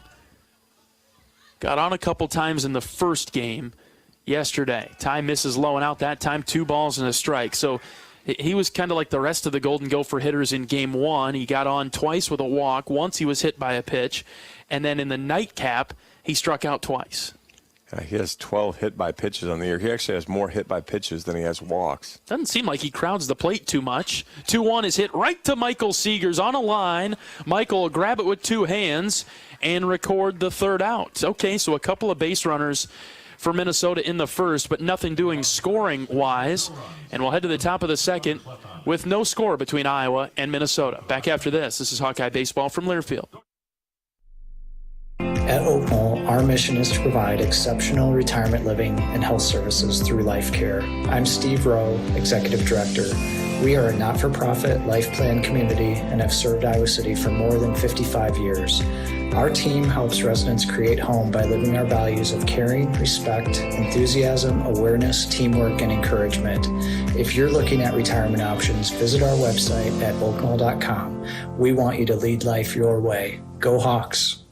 When you're in the eastern Iowa area, be sure to visit and connect with the official local business partners of the Iowa Hawkeyes. The Hotel at Kirkwood Center, Iowa's premier luxury hotel. The Jill Armstrong team with Skogman Realty, the area's premier realtor. And Options Exteriors, your preferred local roofing and exterior company. The Hotel Kirkwood, named the Corridor Business Journal's 2022 Best Banquet and Event Venue. And awarded the AAA 4 Diamond Award for lodging. To make reservations, visit thehotelatkirkwood.com or call 877-751-5111 for more information.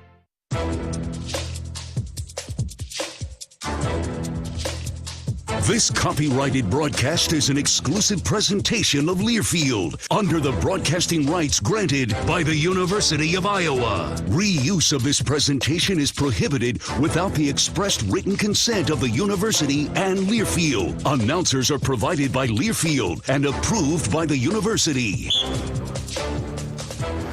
4-5-6 due up for Iowa in the top of the second. Scoreless game with the Golden Gophers. We'll see DeRiggi, Hucksdorf, and Seegers. If any of those three get on, Sam Honar will get a chance to get into the box. Brennan DeRiggi to lead it off. First pitch to him is low. DeRiggi had seen quite a few pitches to hit yesterday. Maybe one of those players that coach is referring to that's in just a little bit of a slump right now. 1 ball, no strikes. Brennan will take this one. Ooh, looked good, but must have been inside, maybe a bit low. 2-0. And so we'll take a couple of passes out of the zone. Must have been some chirping from the dugout as the home plate umpire kind of snapped his head over. Pressure on Holitz now, the 2-0. That's a called strike. Looked middle in. DeRiggi turned the hips a little bit. He must have a rule. I'm going to take the first pitch, till I see at least one strike. Although he surprised us yesterday, I think, wasn't it? Swung at a first pitch yesterday. Skies the 2-1 in the air down the left field line. This will get out of play, 2-2. He just tends to make solid contact. He hits it hard, and even in a little bit of a slump. So you figure if you keep doing the right thing, you're going to find holes when you're hitting it hard more often than not. Holitz is ready with the 2-2. That's low and in. Full count now. Huckstorf's on deck, and these two Iowa hitters, Derigge and Huckstorf, having good numbers, but within the last week or so, trying to break out of that slump. Derigge can get the wheels going in the second if he can find a way on. Here comes the 3-2. Ground ball up the middle and through into center field for a leadoff single in the second. Huckstorf's up next, but first let's pause 10 seconds for station identification. This is Iowa Hawkeye Baseball.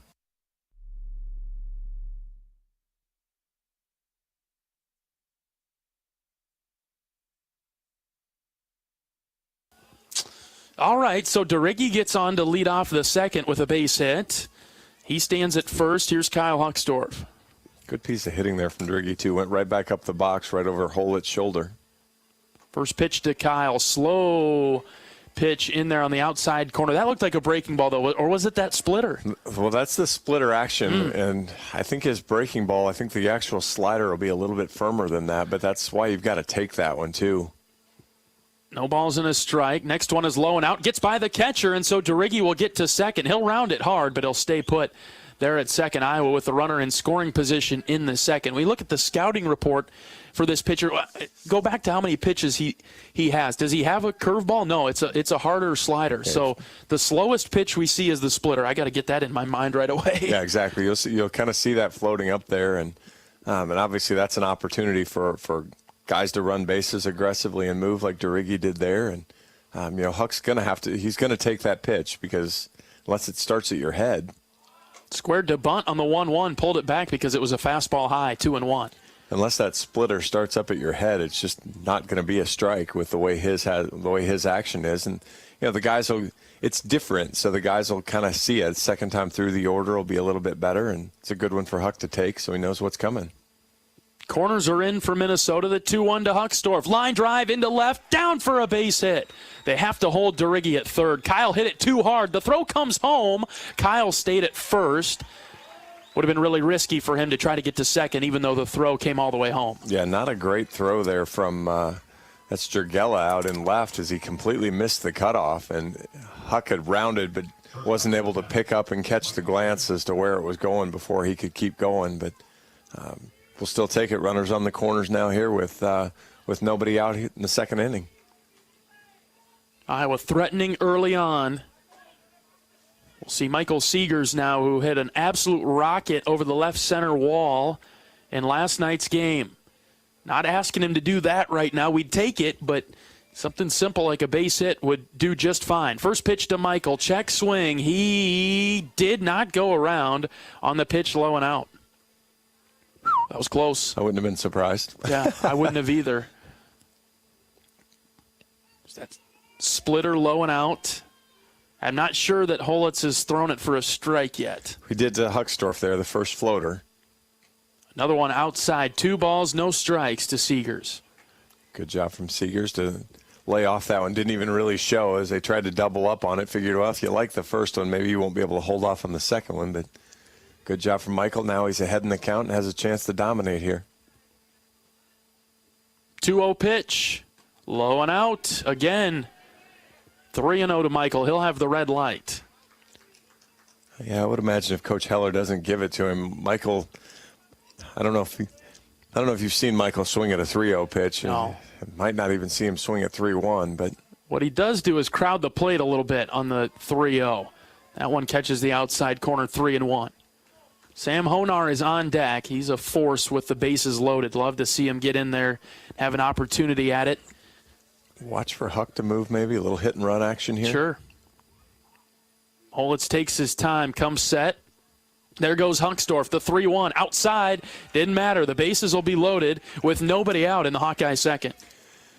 That was just good action. That's Coach Heller trusting Michael with the bat there to know that if you get one that's a strike, you're going to put it in play. And you get Huck, who's a speedy guy, moving. And Sammy's a good guy to come up to the plate with the bases loaded.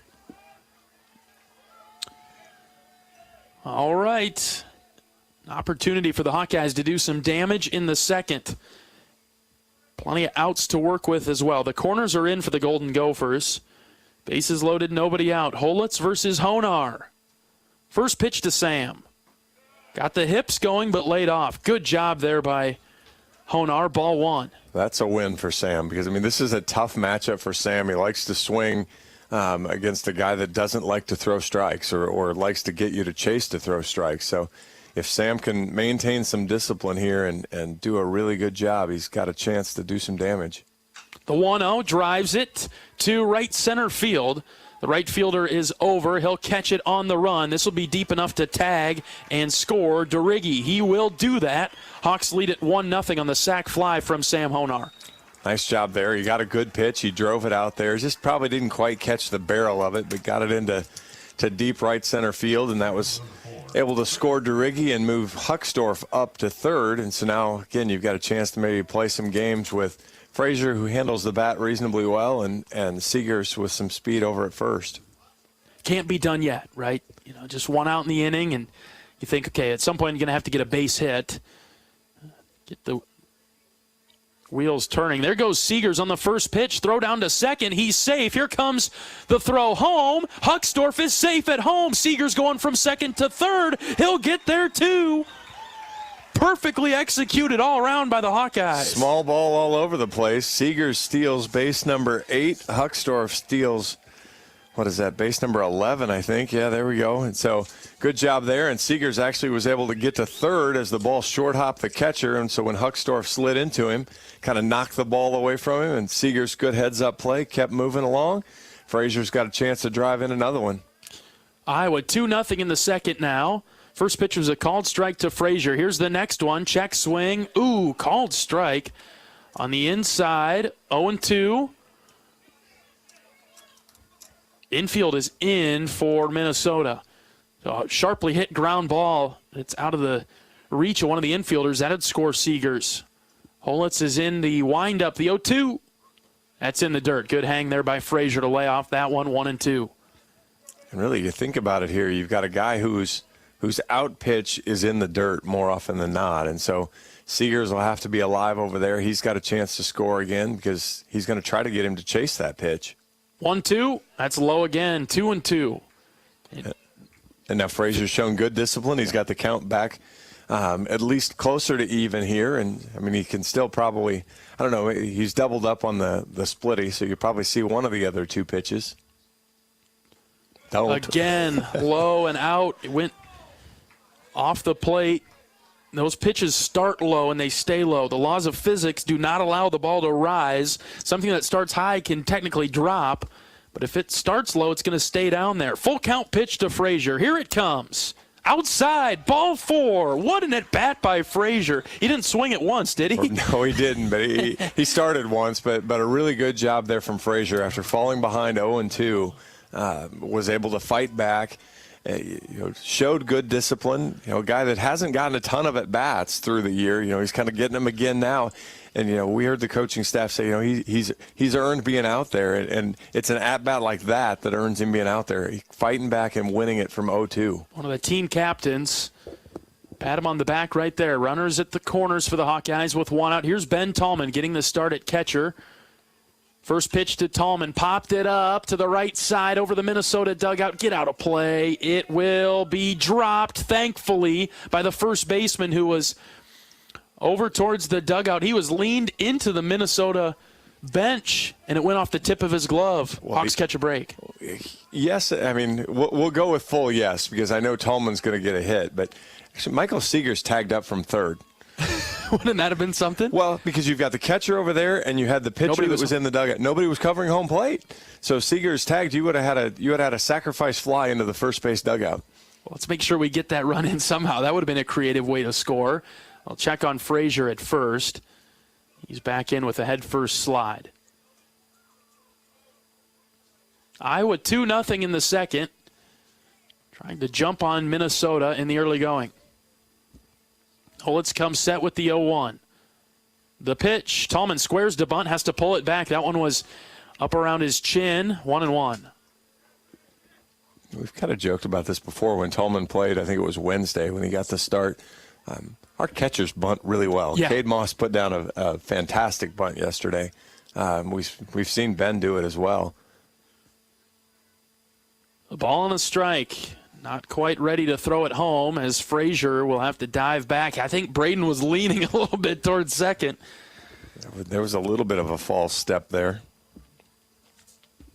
Holitz isn't the fastest to the plate, and then relying on that splitter, it's a good pitch to run on because it's likely to be down in the dirt. 1-1 pitch. Tallman squaring to bunt, has to pull it back again. That one was even higher. 2-1.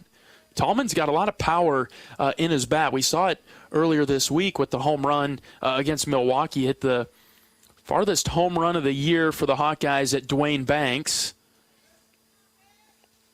You know, what you're seeing here is you're seeing Holitz change his approach a little bit because of what the Hawkeyes have done to him.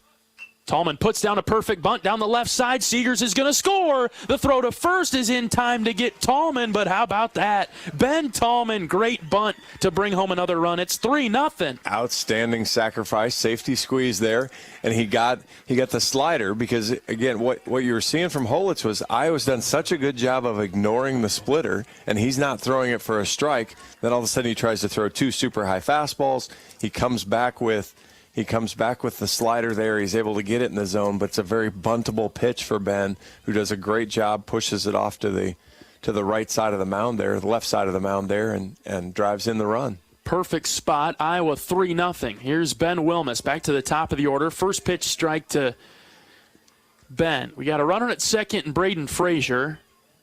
Sure, he wouldn't mind trading places with Braden out there, that being Wilmus.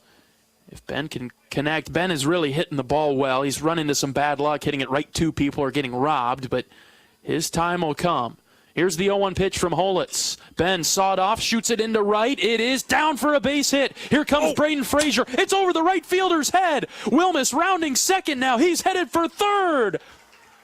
And he'll be in there with a stand-up triple, I guess they'll call it. I'm not sure that you can call that an error, as it bounced over the right fielder's head. And Coach Heller told us about that earlier in the series, that the infield is slow, it kills everything, but the outfield bounces really high. So the infield turf is new, the outfield turf is the older turf, and it's bouncier. And you saw that right there as he just kind of hit a little blooper out there and gets the what did they end up calling that? We'll have to see. I believe that's a hit. Well, it's certainly a hit. Now, whether it's an error on the advance would be the thing. Is it a single or is it the actual triple? So waiting for the official scoring, but for now, Iowa leading 4-0 with 2 outs. Wilmus at third. Here's Anthony. Keep this long inning going. 1-0 pitch to Anthony. Grounded foul past Coach Heller. Still waiting on the official score. We'll get it to you as it comes along. But Wilmus just punched that to right. I mean, we've seen a couple of those funky hits this weekend. When he joked with me on Wednesday against Milwaukee, he hit that little flare out there that turned into a double. He's like, should I do the double dance? I'm like, you earned it, man. You do it no matter what. And then he got one sharper later as Keaton tried to check his swing there and foul tipped it. So he's down 1-2. Iowa with 4 runs across in the inning. Holitz is ready with the 1-2 with 2 outs. Begins the wind up the pitch. Anthony taps it foul. Raider Tello in the on-deck circle has to hop out of the way of it. Good job there from Keaton. That was a splitter that looked like it might have landed for a strike, and so he kind of fought it off. We'll see if he can do what Frazier did. I mean, kind of go back to Frazier's at bat. The 1-2 in the gap in left center field, down for a base hit. Anthony rounding first, heading for second. Wilmus scores another double for Keaton Anthony. Stop me if you've heard this before.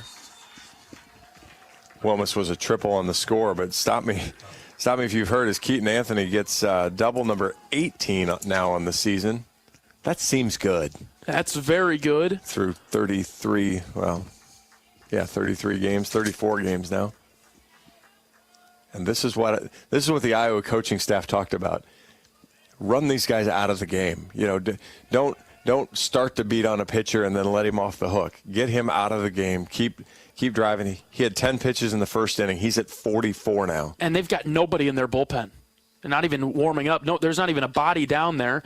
Tello hits this on the ground foul. He was out in front of the off speed. Anthony's at second. Tello's the batter. Hawks lead at 5-0 with 2 outs in the second. Keep doing damage here. Yeah, Wilmus gets the RBI triple. Keaton Anthony gets the RBI double. Good job. Both of them down in the count. So, stayed with it, fought back, and got a good pitch to hit. 0-1 pitch to Rader. All eyes on that one, 1-1. Really nice job. You got Rader's a little bit like Sam Honar. A little bit of likes to swing the bat, but didn't go fishing and chase that low splitter. 1 ball and 1 strike for Tello. Here's the pitch. Ooh, this one's fouled off the catcher, maybe off the umpire. Deflected to the right side. 1-2. And nobody seems any worse for wear, though. I'm not sure who it hit. Yeah. Deflected off somebody, but neither one reacted to it. Iowa with 4 hits in the inning, couple of walks, couple of sac flies, or sacrifices to get some runs in. Iowa with 5 runs. The 1-2, Tello pokes this foul over our heads. Young Hawkeye fan giving chase to our right. Yeah, both Iowa outs were productive. The sac fly to right center field, and then the bunt to give yourself up to score a run. But again, a good job putting 5 up here in the second inning. See if you can get the 6th one with Keaton Anthony standing out there. A ball and 2 strikes. The pitch on its way home. Rader flares this into center, but right to Bateman, who will grab it for the 3rd out of the inning. A great offensive explosion for the Hawkeyes in the second, pushing across 5 runs. Iowa's given Ty Langenberg some run support. We're back for the bottom of the second inning. 5-0 Hawks lead. This is Hawkeye Baseball from Learfield. Knowing that I can make a difference in my patients' lives keeps me motivated every single day. Hi, I'm Dr. Kanya Ferguson at University of Iowa Healthcare. With academic medicine, we see the toughest cases, so we're always innovating. And we bring the best minds together to collaborate, so there's more brain power focused on you. Because that leads to exceptional care for our patients and our community.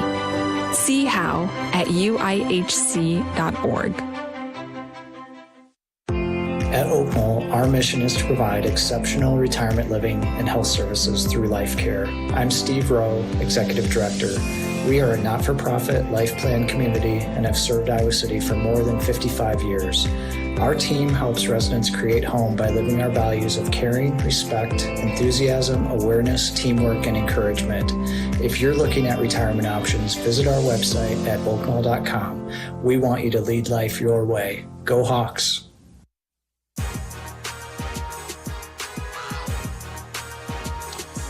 John Evans and John Leo with you on the Hawkeye Radio Network. Iowa leading Minnesota 5-0 in the bottom of the second now. And Ty Langenberg able to pitch with a lead, but the problem is he's been in the dugout for so long. Hopefully he's able to get warmed back up. Yeah, that's you'll take that bad news for the good news of 5 spot in the top of the inning. So Ty waited 2.5 hours to throw his first pitch. He could wait 10 minutes there on a good inning. I hope Ty's a patient guy, and I think he is. You wait to, as a starting pitcher, you get in the mindset probably right when you wake up, or maybe even from last night, that you're going to be ready to go and just have things pushed back. Langenberg handled it pretty well in the first, gave up a double and a walk, but then stranded those runners out there. 5-0, Hawks with the lead. Got to have the shutdown inning right now. We'll start with Council, who was a menace yesterday.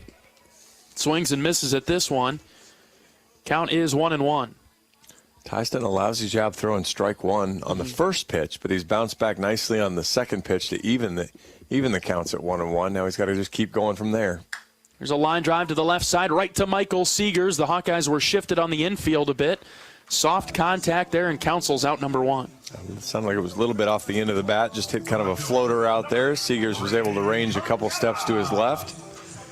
I would say, going back to your point about Ty and the first pitch strikes, it's been like a mix of both games yesterday where first pitch strike is not happening, but we're not quite getting to 2-0 like we did in the first game.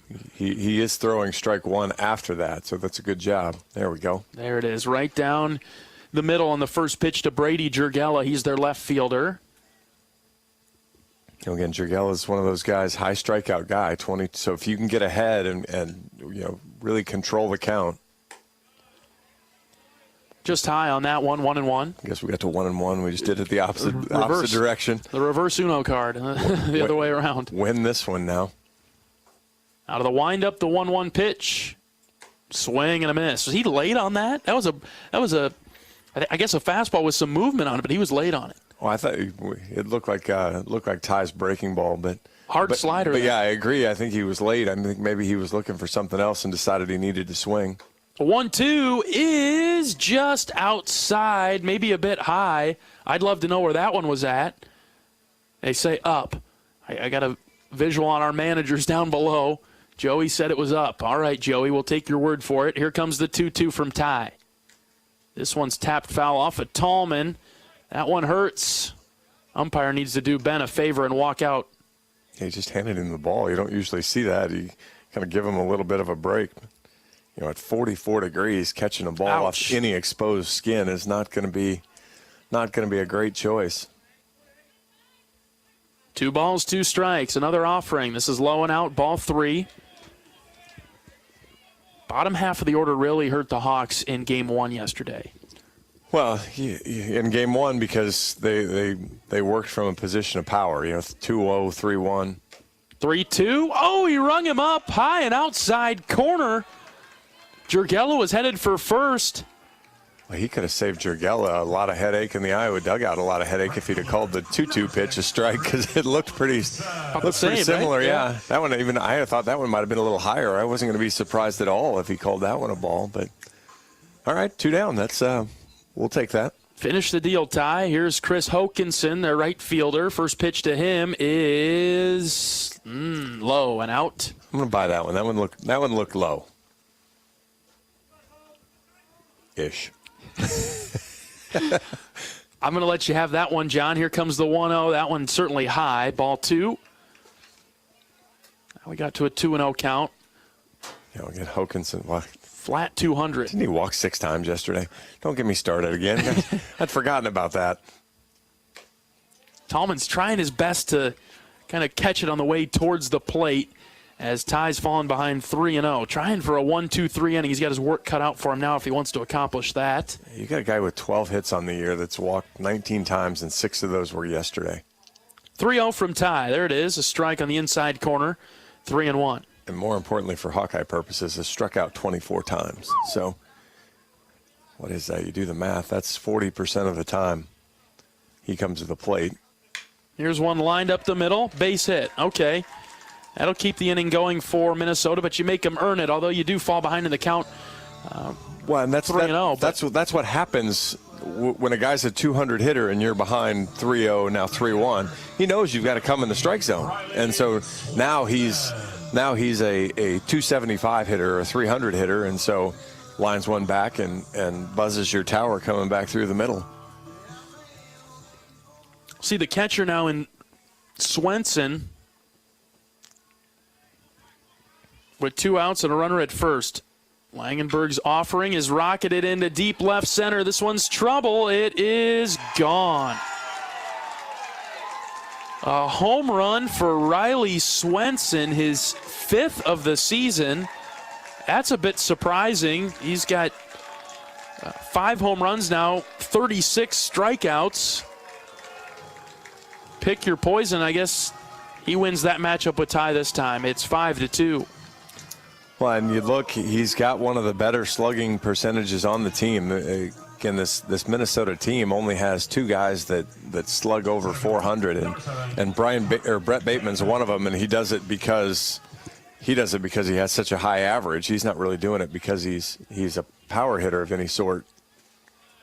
And so, I guess 3 guys there as you look at it. And so Swenson's one of them that's up there, and look, first pitch fastball after the base hit, and he got it, and he didn't make a mistake. Bateman hits a ground ball to short. Seegers has to hurry. The throw to first is low and gets away from DeRiggi. So we got the first 2 outs quickly in the second.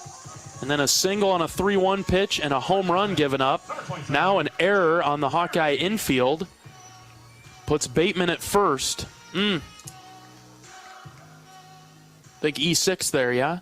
I would guess so. There's no way they gave that a single. Did they? Yes, they did. That is... First pitch swinging is Jake Perry down the line. Off in the bus. left. Off our team bus. Is Bill in the bus over there? Foul ball. So they give that a hit. That ball, that is. I mean, that throw was in the dirt. No offense, we love Michael Seegers, but the throw was low. Maybe even an error on DeRiggi for not picking it. DeRiggi should have. It was a good. If you ask DeRiggi if he should have picked it, he's going to tell you yes all day long. It bounced on the cut of the grass. Runner takes off for second. Pitch is outside. Throw is into center field. Huckstorf will pick it up. Bateman will stay there at second. This inning is getting a little sketchy. Well, you've got him. You know, we've talked a lot about who's going to be the guy with the wheelbarrow to stop this, and so Ty's just got to bear down here, get an out. 5-2 in the bottom of the second. Count is 1-1 to Perry. Tallman sets up outside. The pitch is high and outside. 2-1. You know, Ty's not in a bad spot yet. He just needs to come back on Perry here, get the out, get back in the dugout. Iowa's infield playing to shift on the pull side. Ty cannot find the zone right now.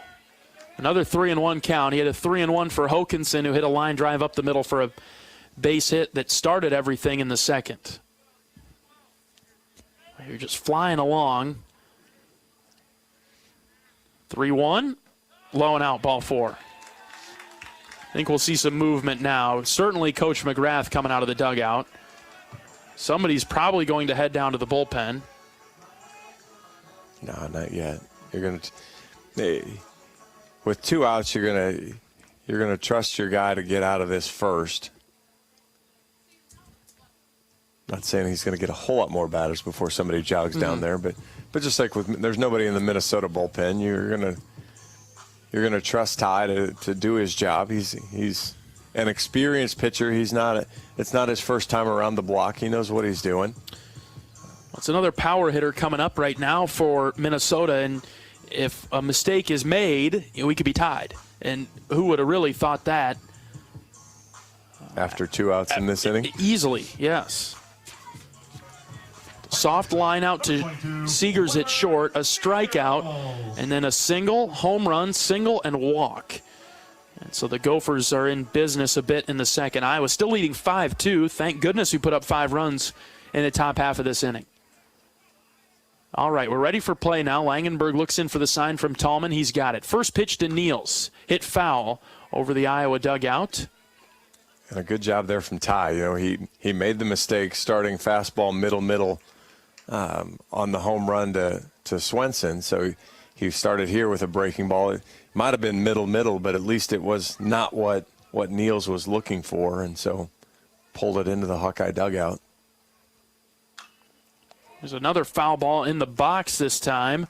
0-2. Just like that, Ty is in an advantageous position. Niels fouled that off his leg somewhere, and he's a bit shaken up, limping around. Home plate umpire doesn't protect his fellow catcher, but he protects the other hitter. Yeah, I noticed that too. Give him a little time. Anybody starting the timer here? Yeah. Clock violation? This is where Ty's earned the right to miss outside of the zone here, but he's got to be competitive with it. Here's the 0-2. Lined into left. Wilmus towards the corner. He's got it for the third out. Good job by Ben to get to the line to record it. Not exactly what I had in mind there, but it didn't. He missed the barrel of the bat. That was the important part. Wilmus was able to track it down. A couple of runs for Minnesota in the bottom of the second. It's 5-2. We're back after this. This is Hawkeye Baseball from Learfield. After a cancer diagnosis, it's natural to want to start treatment right away. But first, get a second opinion from a team that specializes in your cancer.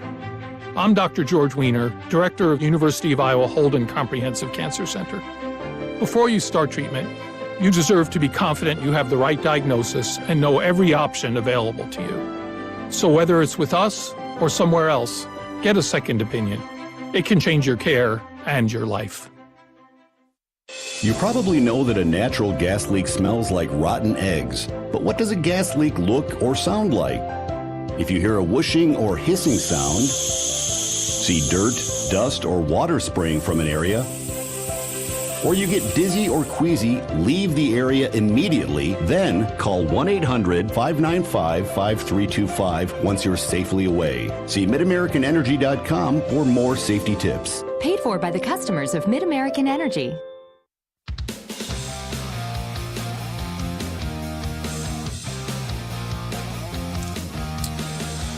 All right, top of the third inning in Minneapolis. Iowa up by 3 on the Golden Gophers. Couldn't quite get that shutdown inning. We're really close to it, but couldn't quite get it. And so Minnesota grabs a little momentum back, but Hawks leading 5-2.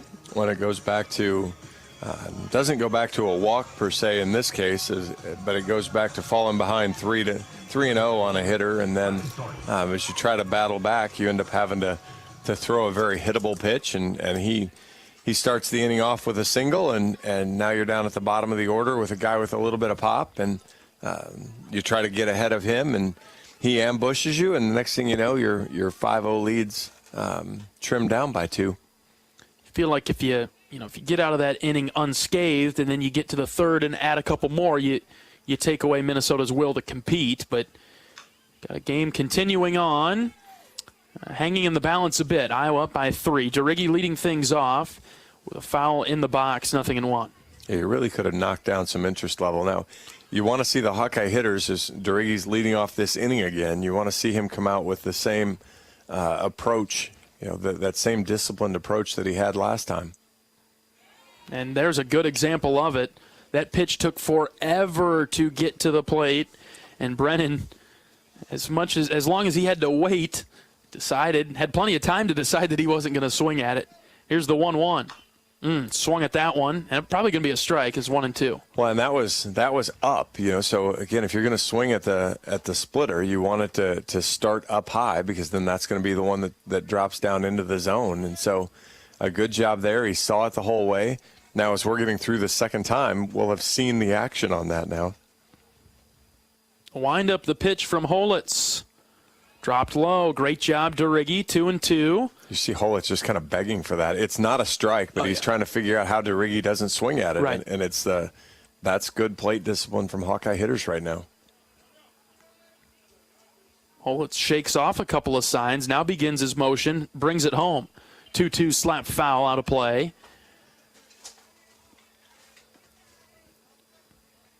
Couple of things to note. Holitz coming into the inning, had thrown 49 pitches through 2 innings.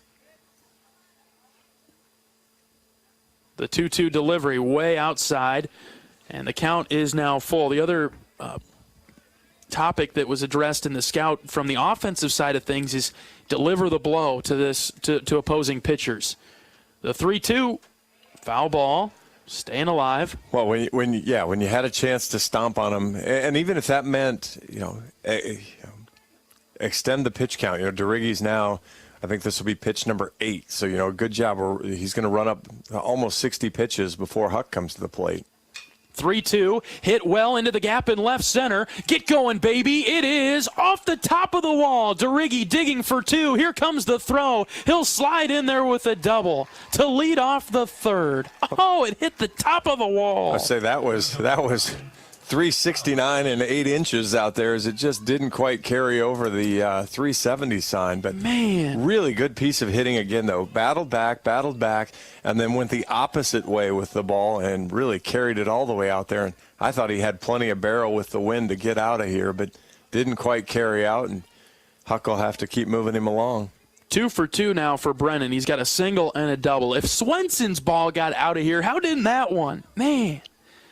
All right, we'll see Huckstorf He singled back in the second, following up on Deriggi's single. How about a double here for Kyle? First pitch to him. Line drive on the ground now to short. Scooped up and thrown across. Kyle's out at first base. Deriggi has to stay put at second. Yeah, not a productive out as he grounds out to the left side.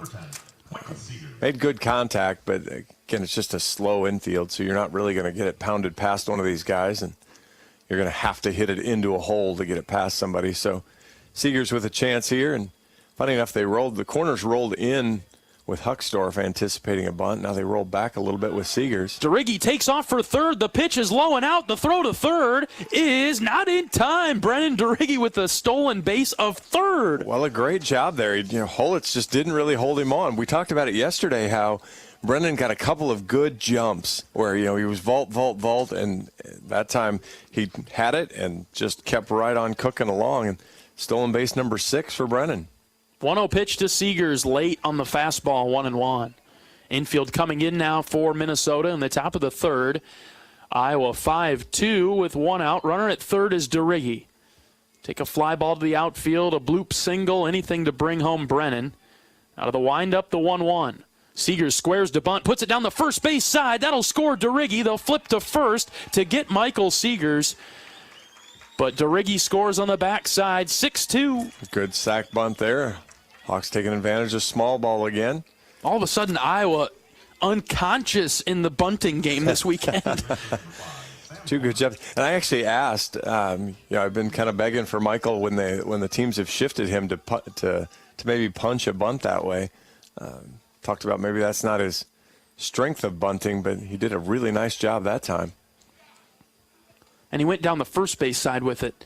You think if he maybe goes, I think you've talked about it before, if he can get it past the pitcher's mound, again, we'll get back to it in a second here. The 1-1 from Honar, ripped down the line and right, but foul. Any other infield, he probably gets it past the pitcher a little bit and has a better chance of being safe at first. Correct. I think then that becomes a really good opportunity for him to use his speed and beat it out. Here, the Velcro infield just kind of sucks it up, but Honar will watch the 1-1. Ooh, called strike on the inside corner, 1-2. That was a tough pitch. Yeah, Honar had his hands up and in front of him like he was backing away from it. The 1-2, good job. Low and out, ball 2. Iowa was 6 runs on 5 hits. Minnesota 2 runs, 4 hits. They've committed 2 errors in the field. 2 balls and 2 strikes. Here's the pitch to Honar. Ooh, inside. It hit him. Got him on the arm. Inside of the forearm or elbow there. Got maybe the undershirt of him. Didn't sound like it hit him too hard. Good job there from Sam to, had to stick with it because that was not too dissimilar to the pitch that got called a strike before that. And so he really kind of stuck in there, stayed with it, and took it off the I think he took it mostly off the pad, so that worked out. Batter is Frazier. First pitch swinging, sends it into the net over the Minnesota dugout, down the first baseline. Looked like a good pitch to hit. Frazier, I think, decided a little bit late to swing at that one. Almost like he was expecting that to be the splitter and then, or maybe the slider, and it wasn't, and so he kind of got swinging at it a little late. Check on Honar at first. I think the scout is that Holitz is pretty slow to home. Doesn't have a super quick move home, and it's a fairly obvious move over to first, too, when he goes for the pickoff.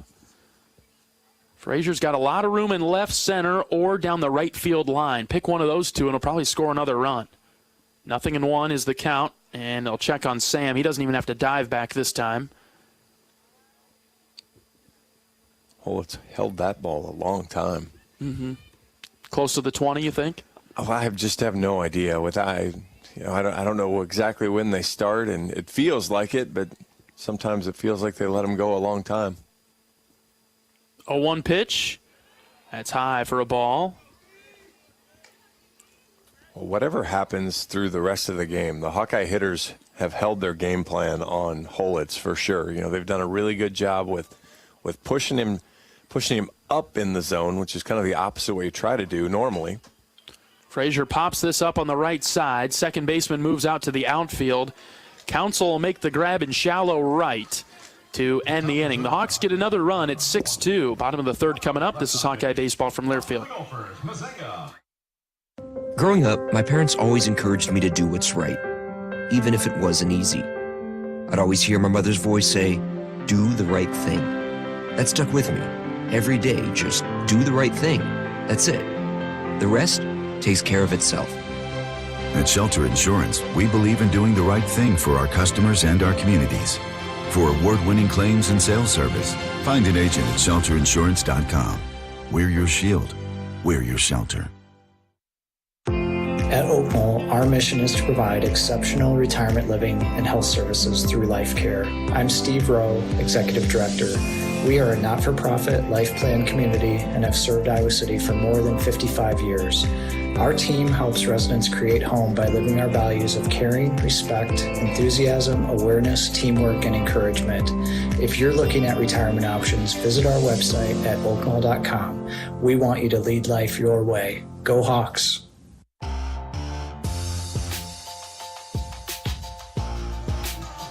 Iowa extending their lead in the top of the third, 6-2. So we get to the bottom half of the inning.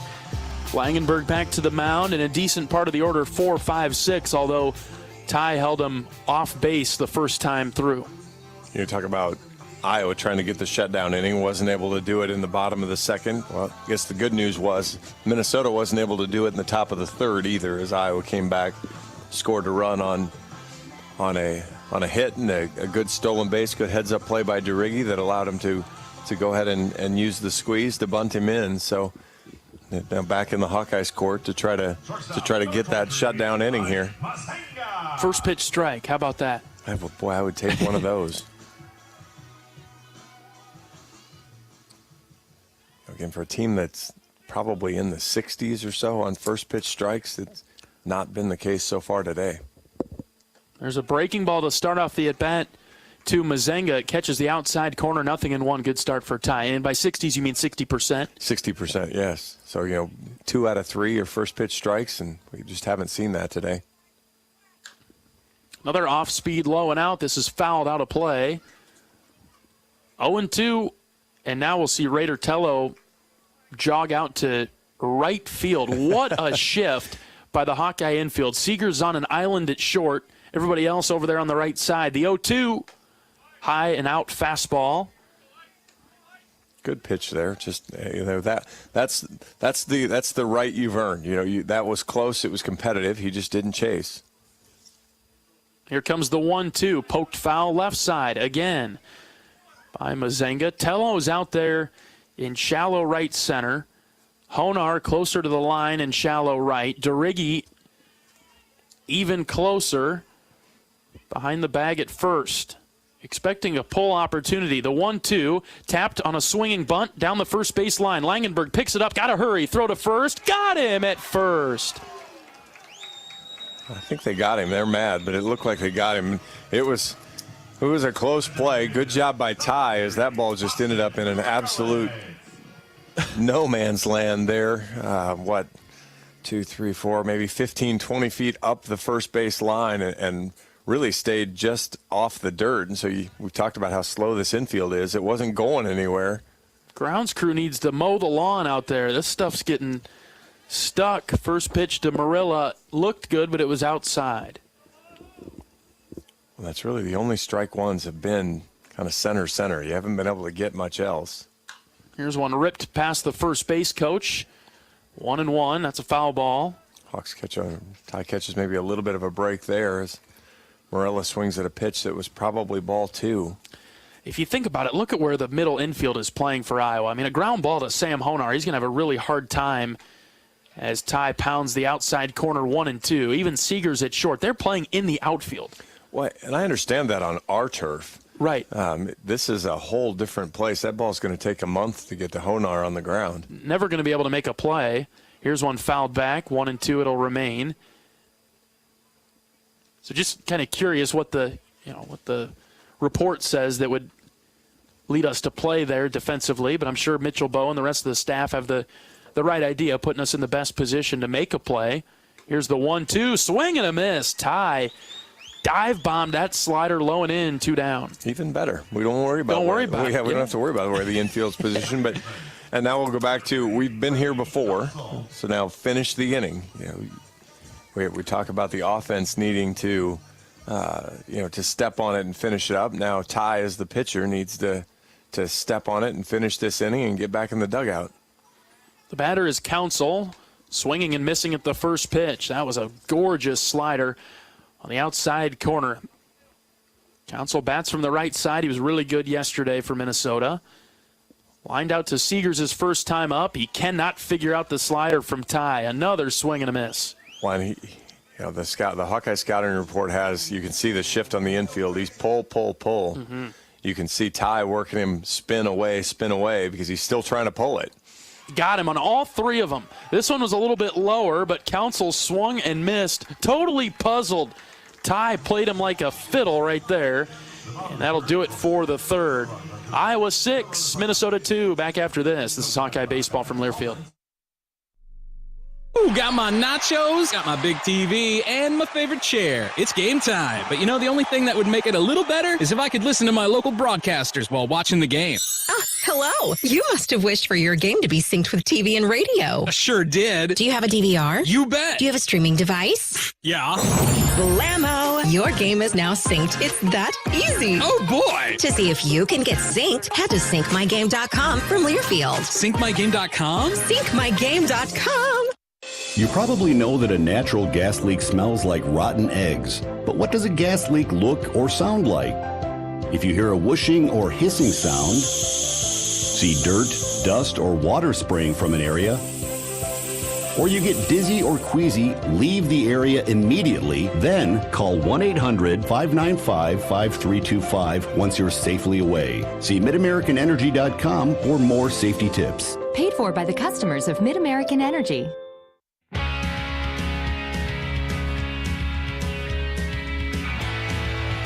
All right, this is what associate head coach, hitting coach Marty Sutherland is talking about when he says need to deliver the blow. Richie Holitz is out for another inning of work, and the Hawkeyes have really had him figured out. Scored 6 runs, gotten 5 hits, a number of walks, really getting to Holitz, but have to finish him off and get him out of this game. Well, there's a reason why they don't want to go to their bullpen.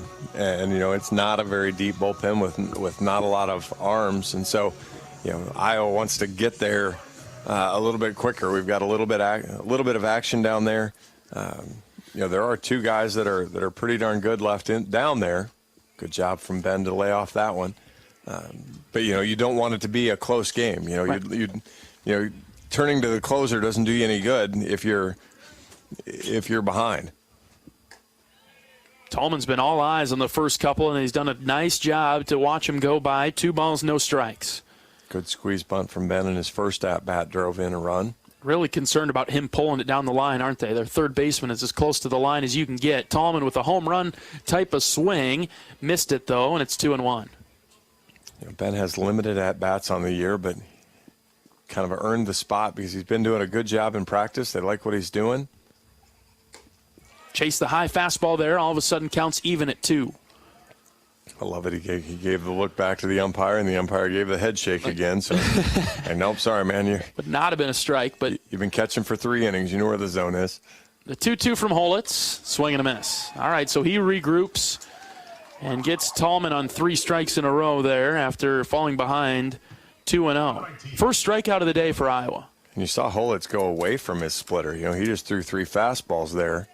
I'm surprised he didn't bail on it earlier because I think he's only thrown it for a strike like once, and like you mentioned, it was to Huckstorf earlier. And other than that. And that was part of the Hawkeye plan, too, was you could get him to all of a sudden doubt what he's done all year.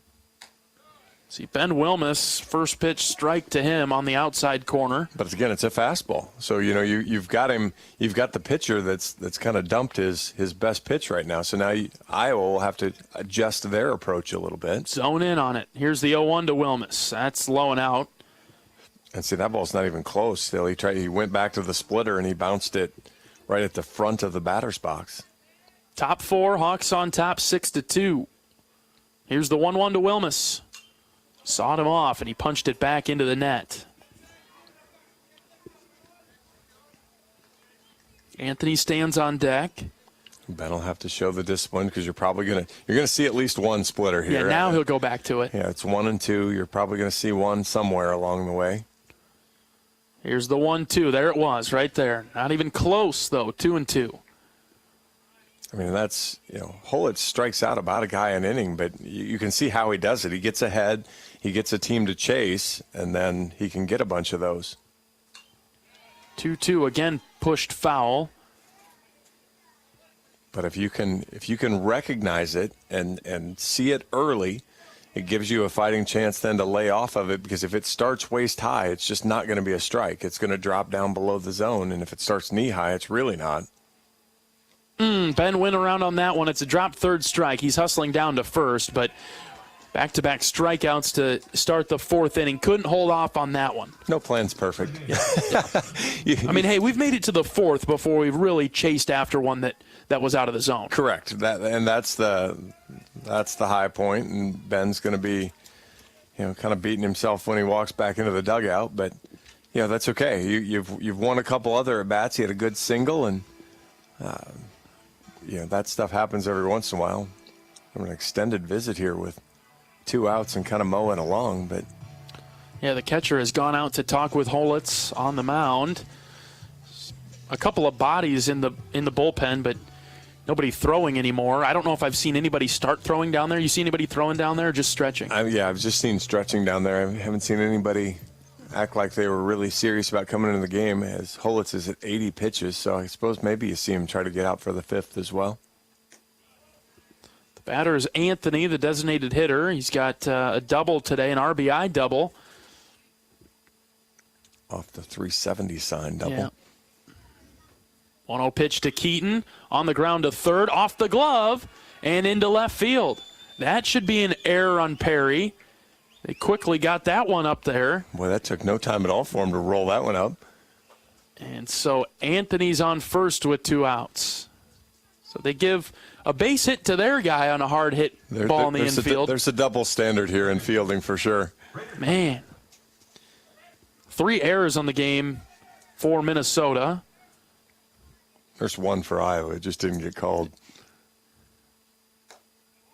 Raider Tello watching the first pitch miss outside for a ball. We're not trying to pick on Michael or Duriggi. We're just, all of a sudden, Bateman's batting average goes up a little bit. Right. Well, that's more, I think, the fact of it is it's swing and a miss there over top of the splitter. It's taking care of your own guys, which I guess I don't necessarily fault that either, but you start to understand maybe where some of the batting averages come from as well. 1-1 pitch to Tello. No shot, low, ball 2. Just cannot throw that splitter for a strike. And that's what the report was, and I'm trying to think now, okay, all these other teams that have seen Holitz, they must really not be able to lay off that. Well, that's you can know what to do. I know this will drive some of the Hawkeye football fans crazy, but you have to go execute the plan. Mm-hmm. And so you can draw up a perfect plan, know exactly what to do, and then if you don't do it, it doesn't really matter. Raider swings at the 3-1. It was a bit inside. He missed it. Hold on, we got time called. I think it was just to retrieve the ball. Yeah, foul ball, I think. Just trying to make sure Keaton didn't take off or do anything, but I've just been thinking about the other hitters on other teams, thinking, man, they must not have any plate discipline, like at all. Full count with 2 outs. There goes Anthony. The pitch is inside. It hit Tello in between the shoulders. That one hurts. Raider gets down the line fast, trying to get through that one. I think it caught him in between the shoulders. Man, Raiders been getting picked on the last 2 weekends. Man. Obviously the hit by pitch last weekend that went off the wrist on Sunday, and then the little Bateman flare down the line yesterday that he kind of stubbed his other wrist into the ground, and then now right between the 2 and the 8. All right, Iowa trying to do some 2-out damage with their first baseman in the box. He's 2 for 2 today. This is Duriggi. First pitch to him. Floats in for a strike. 0-1. I guess it was DeRiggi that hit it off the Yes. wall, wasn't he? He hit it off the 370 sign. Keaton lined one in that direction. DeRiggi hit it off the top of the wall his last time up in left center. Took it opposite field. Here's the 0-1. That's too far away from Brennan. He won't swing at that. 1-1. Yeah, and Holitz will now be north of 90 by the time this inning ends, and so you do have somebody playing catch down there, and the Hawks might have seen the last of him. Deliver the blow right here. The 1-1. Fastball strike at the knees. 1-2. Hawks out in front 6-2 in the fourth. Up to DeRiggi here now again. He'll have to show some discipline with it. He's done a good job with this so far and kind of went with where the pitches were at. One up the middle and one over to left field. So 2 on and 2 out. The pitch popped up. This will get into the seats below us. A good job there staying with it. That was the splitter that was going to be close, and so close enough that he had to make a move on it. But to his credit, DeRiggi saw it the whole way, was able to drop his hands down and get down to the ball level. Wasn't able to square it up or anything, but was able to fight it off so that he can see another pitch. Find a gap here, Brennan. The 1-2 popped up to the shortstop. He's going to make the catch on the run in the shallow infield. And that'll do it for Iowa in the fourth. 6-2, Hawks out in front. We're back after this. This is Hawkeye Baseball from Learfield. Knowing that I can make a difference in my patients' lives keeps me motivated every single day. Hi, I'm Dr. Kanya Ferguson at University of Iowa Healthcare. With academic medicine, we see the toughest cases, so we're always innovating. And we bring the best minds together to collaborate, so there's more brain power focused on you. Because that leads to exceptional care for our patients and our community. See how at uihc.org.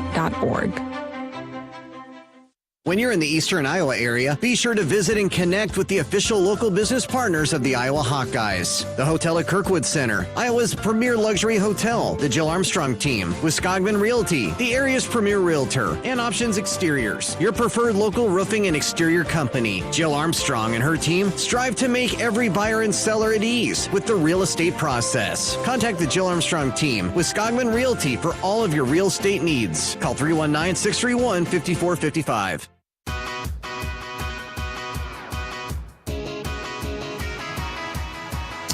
Bottom of the fourth inning, Iowa 6, Minnesota 2 in the series finale with the Golden Gophers. Bottom third of the order due up for Minnesota.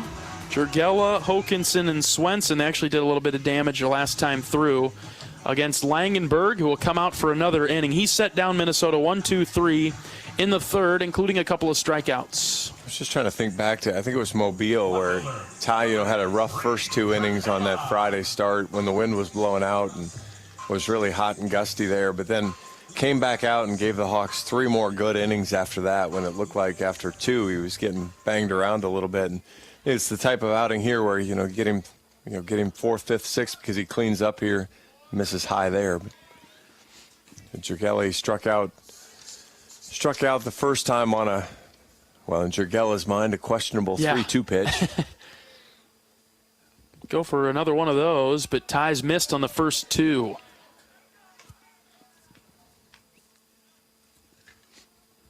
2 balls, no strikes to start off the bottom of the fourth. The wind up in the pitch. There's a strike just at the knees, 2-1. Trying to dodge the rain showers in the area today. We've found a little bit of a window to get this game started. 2 balls and a strike. This one is outside, ball 3. It's been a bit of a struggle this weekend. Here comes the 3-1. That is inside, ball 4. Leadoff walk for Minnesota. This is actually, believe it or not, the first time that they've had their leadoff man get on. Now we'll use a ground ball. Yeah, and Hokinson's another high strikeout guy, so But unfortunately for Iowa this weekend, he's also been a really high walk guy. He did get a hit in his last at-bat after we threatened to walk him. Ty goes with the slider in.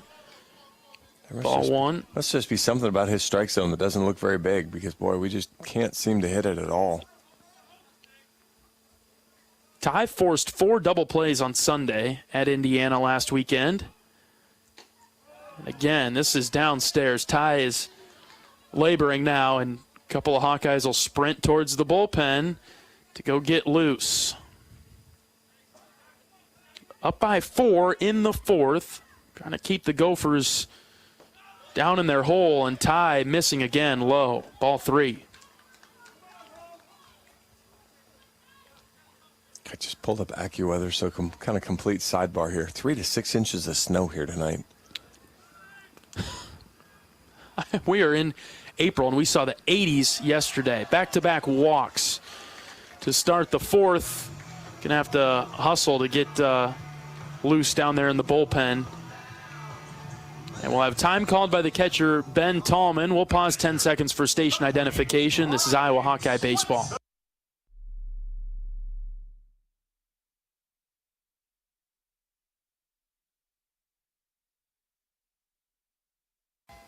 Got a good defense behind you, John. Got to rely on him to make plays, throw some strikes here. Well, and there are times where you kind of wish it were only that simple. I mean, it's kind of like the fans we were talking about earlier.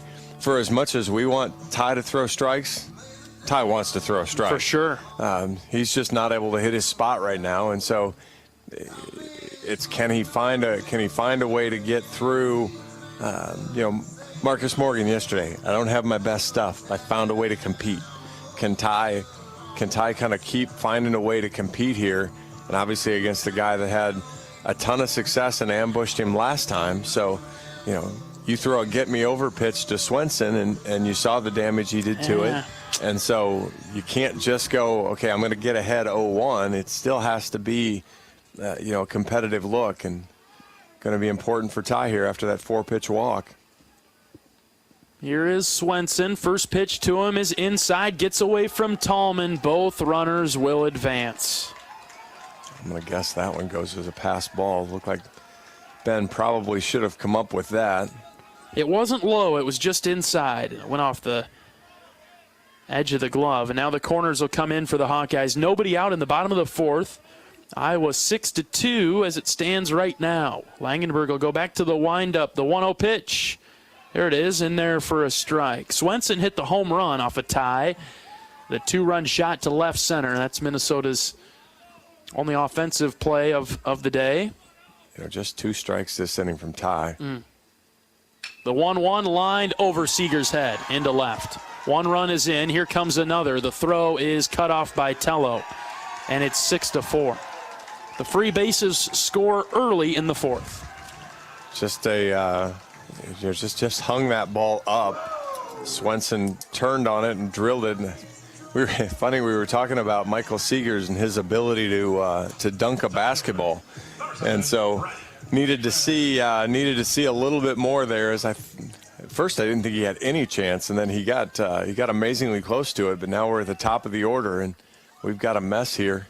Still nobody out for Minnesota in the 4th. It's 6-4. Here's the batter, Bateman. He pops up the bunt. Tello will come in and grab it. He caught it in the air. That's 1 down. Boy, catch a break there as Ty's having a hard time throwing strikes, and just to just give an easy out that way with a bad bunt is very fortunate for the Hawkeyes. Couple of arms getting loose for Iowa in the bullpen. For now, this is all on Ty. First pitch to Perry. Check swing. He went around. Maybe he didn't, but it was called a strike anyway. 0-1. They've got Obi, and I can't tell who the other one is. Jack Whitlock. I'd buy that. Obermuller and Whitlock getting loose for the Hawkeyes. We'll wait on the 0-1 as Ty tries a pickoff move to first, keeping Swenson close. Swenson... We should chase back the other team's catcher just in principle. They chase ours back all the time. Right. I don't care how many stolen bases he has, which is none. Good pitch there from Ty that starts outside, breaks in. 0-2 to Perry, their third baseman, who's been on both times today. He doubled in the first, walked in the second. Let Minnesota hang around a little bit. Within striking distance. 0-2 pitch, swing and a miss. Maybe on the driving range, Mr. Perry, but not in a baseball game. He's out number 2. Hey, don't you dare criticize anybody for going to the driving range. Oh, that's what I'm saying. If he was at the driving range, he would have hit that one. Okay, all right. You can hit him up with some lessons later, John. Ty buried that one, gets a swing and a miss. 2 down. Here's Weber Niels. Yeah, the other guy in the lineup with some pop here, so don't need to get me over here right away. Ty's offering low and out, skips over Tallman, gets to the backstop, and now Minnesota's got a runner in scoring position. That might have been the extreme opposite of the get me over. Bounced that one over in the left-handed batter's box, and Tallman couldn't slide to get there. Really tough play. Maybe Ben tries to backhand it, but I don't see how he is able to knock that one down without supreme effort and a little bit of luck. 1 ball, no strikes. The pitch from Langenberg. Ground ball, foul to the Iowa dugout. One, the hard part of again, so the first 2 guys walk.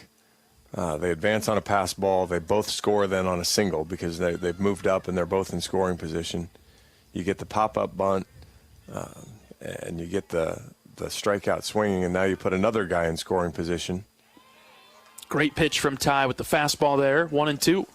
But, I mean, we talk about free bases being walks, but, the pass ball, the wild pitch, those are free bases. Yep. And they've hurt Iowa because right now you'd be standing there with runners on the corners. Here's a chopper back up the middle. Honar waits for it. He grabs it, throw to first. Deriggi picks this one cleanly off the carpet for the third out. Minnesota gets another pair of runs at 6-4. Iowa still holding on to their lead. We're back for the 5th after this. This is Hawkeye Baseball from Learfield.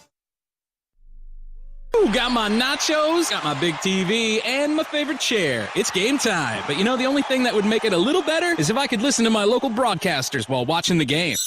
Hello. You must have wished for your game to be synced with TV and radio. I sure did. Do you have a DVR? You bet. Do you have a streaming device? Yeah. Blammo! Your game is now synced. It's that easy. Oh, boy. To see if you can get synced, head to syncmygame.com from Learfield. Syncmygame.com? Syncmygame.com. Hey everyone, I'm Mark Wahlberg, and I have some exciting news to share. At Wahlburgers, we are all about bringing the family together to enjoy a great meal and have a great time. That's why right now, for a limited time, kids eat free every day at all Hy-Vee Wahlburger locations. Kids 12 and under can enjoy 1 free kids meal with any purchase of an adult burger, sandwich, or entree salad. Bring the family to Wahlburgers and the Wahlburgers and Hy-Vee stores, where right now kids can eat free.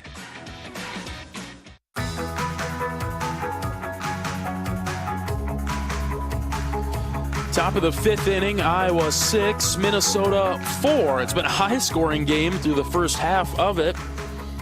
Minnesota will finally turn to their bullpen. They'll go with a left-hander, Noah Rooney. Rooney's 2-0 on the season. This will be appearance number 14. He's got a 3.24 ERA, best reliever ERA in the Minnesota bullpen. 25 innings pitched, 25 hits, 12 runs, just 9 of those earned. 10 walks, 15 strikeouts. Opponents hitting .253 against him. Going to bring it up there. He's going to be probably in the low 90s for the most part. Changeup, curveball, and it'll be a big breaking curveball. So if the Hawks can identify it and see it, they'll definitely catch the sweep to it and have some time to react and catch the break. But another left-hander out there for the Gophers. You called tall right-hander for Indiana a lot last week. It feels like you've had to call a left-hander a whole lot this week. And you mentioned his ERA being pretty good. Big-time hold guy. And now with Minnesota hanging around, this being a 2-run game, this is a perfect position for him to come in. Hawks got to get creative and find a way to score a few more runs.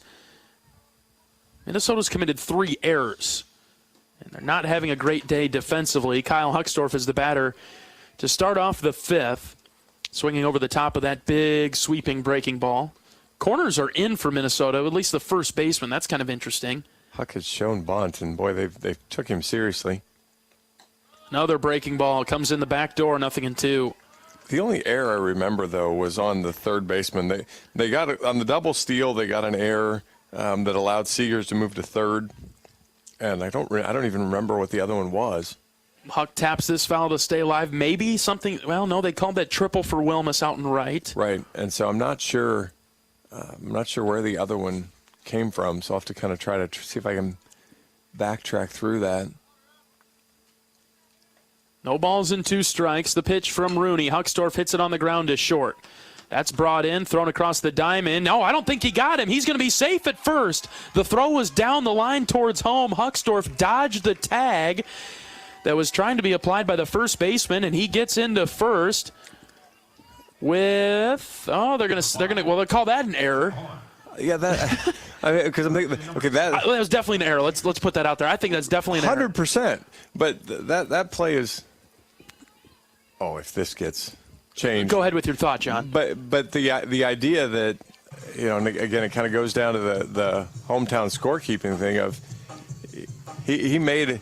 We had a play last night with Tello at third where he makes the pick and the throw over. Had the play at short. There we go. If the umpires for some reason gathered and wanted to talk about it to see if he was out. I'm sure there was an ask of, hey, did anybody else see a tag? But this is home cooking. This is a very interesting display of because you don't hurt your pitcher's ERA. The only guy that's mad is the guy that got credited with the error, but it really doesn't hurt him any. That's eek. So Minnesota up to 4 errors.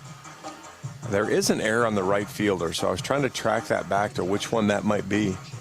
They changed Wilmus's triple, so guessing single and then a 2-bag, advancement, an error on him getting all the way to third. And so how do you call an error on a ball he never touches? That's a good point, John. That ball bounced and went over his head in right. That was rhetorical, Sam, and I'm not blaming you for the. Our SID who scores our games at home, he may be as equally puzzled as we are. Yeah, he's in the booth with us, and we're enjoying Sam's company today, as we have all weekend. So we're deflecting to him for a few of our answers. We're just the guys that talk, all right? First pitch strike to Michael Seegers to lead off his at-bat. Well, he's the guy with experience, so if there's something that we're blatantly missing, he could bring us back and rein us in to say, hey, dummies, here's the deal. That's right. He gets a free pass. He can call us that every once in a while. Here comes the 0-1 to Seegers. Breaking ball. He hits it in the air down the right field line. Tailing towards foul territory. It will get foul. 0-2. My wife might tell you that I earned that label more than occasionally. I haven't had to worry about that. The correct answer is, I'm sorry, dear. Okay, I'll jot that one down. Maybe I'll use that down the road. Oh, boy. Sorry if you're listening, Jen. No balls and 2 strikes to Seegers. Hits this on the ground, left side, gloved by the third baseman. He'll go to second for 1. Huckstorf is out there. That was a tough play, but a good play by Minnesota. They can only get the lead runner in Huckstorf. Good play by Perry to track over and get that. I thought if it got past him and got to the shortstop, Mazinga, I think that was probably a base hit. Yeah, that would have been a no play. Maybe it would have been an error, John. Well, Perry should have gotten there. We're just having a couple of jokes now. Iowa leading 6-4 in the 5th. First pitch to Sam Honar from Rooney is downstairs. We got rid of that splitter. We don't have to see that anymore. We survived a 2.5-hour rain delay. We're tired still. Yeah, we could. A little punchy. A couple of jokes are okay. Here's the 1-0 to Honar. He lines this in the gap to left center, carrying well. Get going, baby. It is off the wall again. Seegers rounding third. Coach Heller is waving him. Siegel stumbles. Here comes the throw. He'll slide in there safely. 7-4. Seegers all the way from first after Honar blasts it off the wall in left center. Sammy Honar, lefty on lefty crime there, drives it out into left field. Hawks haven't been able to get the ball to carry quite over. But another good piece of hitting there. Michael stumbled around third. I thought he was going to face plant, but he regathered and was able to score. Well, and he ends up, you could kind of tell he got to the plate, and as he head first slide, just kind of stuck there for a minute and went, all right, is everything where it's supposed to be? Okay, great. Let's jump up and go. Iowa 7-4 in the fifth. First pitch swinging is Braden Frazier. He sends this into right center. It's caught by the right fielder for the second out. Honar will tag from second to third. There'll be 2 outs for Ben Tallman. Big answer for the Hawks, too, after even just getting one after Minnesota had put up 2 again. Iowa able to keep them from the shutdown inning and able to get on the board with one of their own and extend the lead again. And we've got a pinch hitter Number 38. coming into the game. We'll see Coy Sarsfield, who is pinch hitting for Ben Tallman. I think at this point you probably go, okay, that was, we bought Cade enough rest, and so now you'll be able to put Cade Moss back in, and Coy's been swinging a good bat in batting practice. Rooney versus Sarsfield. First pitch strike on the outside corner. Ish. Yeah, that. Again, we don't have TrackMan up here, which is your best friend, and I get to peek at it every once in a while. No balls and 2 strikes now to Sarsfield.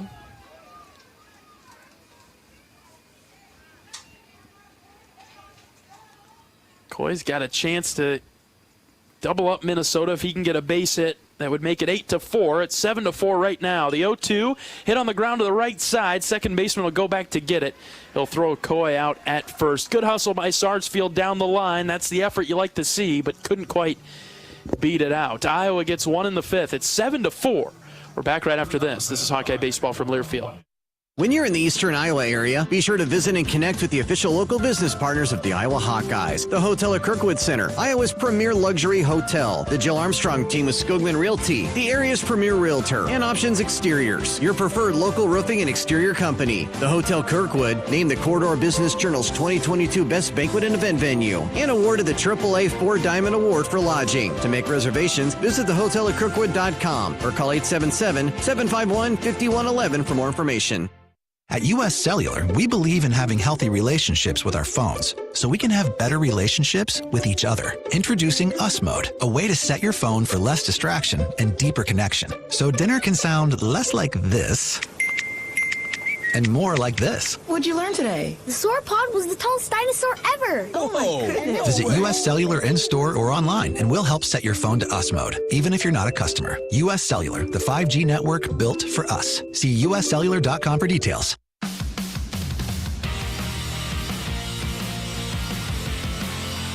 John Evans and John Leo at Siebert Field, wrapping up the weekend with Minnesota. Iowa leading 7-4 in the bottom of the fifth. Langenberg out there again. One more clean inning, Ty. If you get through one more, you could be in line for the win, a position to get the win. Turn things over to the bullpen. Plenty of arms out there. If you look at the scoreboard and believe in patterns, this feels like a 0 then, and it feels, maybe I guess we've got one easy 0 and one harder working 0. I'll take it even in between there to get to a 0. It doesn't really matter. But he's got to go through 4, 5, 6 to get it done. 4, 5, 6 to this point. They're 0 for today. And so Ty has done a good job to get Mazinga, Marilla, and Council. They'll be up in the bottom of the fifth. Wind blowing a little bit more out to right now, which would be pull for Mazinga. First pitch from Ty is outside. Ball 1. To get Cade Moss to come into the game after the Sarsfield pinch hit appearance. Here's one lined into center. Huckstorf moving over. He'll catch up to it and grab it. 1 down. Good first out there. Still, I don't know whoever the next Hawkeye pitcher is, and I hope to see the rest of Ty's outing here. Still want to see strike one. Right. I mean, that's a well-hit ball, having to come back to him behind 1-0. So I'd like to see him try to get ahead, and there we go. Yep. Another first pitch strike, this one on a foul ball. Morella hit the soft liner to Seegers and struck out back in the 3rd inning. 0-1 is the count. Here is the pitch just inside 1-1. As we look at the stats, Ty's done an outstanding job against the first 6 hitters. The last 3 have been brutal against us. This one's on the ground, past a diving DeRiggi into right. That's a base hit for Marilla. And he's on with 1 out in the go for 5th. You look at 7, 8, 9.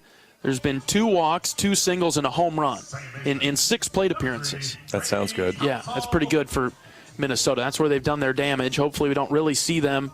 That could just be a bad matchup for Ty. Those might be contact guys with a little bit of pop somehow. You try to get around them maybe one more time. Runner at first with 1 out. First pitch on its way home. That's in there for a strike. Ty looks pretty good in this inning, although he gave up that single.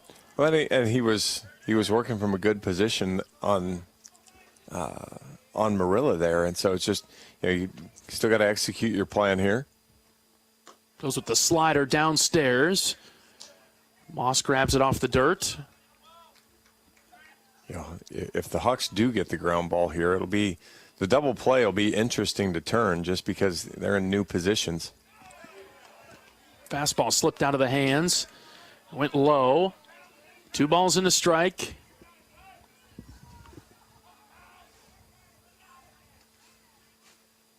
Langenberg's got the sign for Moss. He comes set. Here's the pitch. Way outside. 3-1. And unfortunately, at least 2 of the 3, if not all 3 of them, haven't been particularly competitive. There's been no reason why Council's going to think about swinging at it. Downstairs, ball 4. And that's a guy you made look foolish last at bat. He just completely swung and waved at 3 sliders,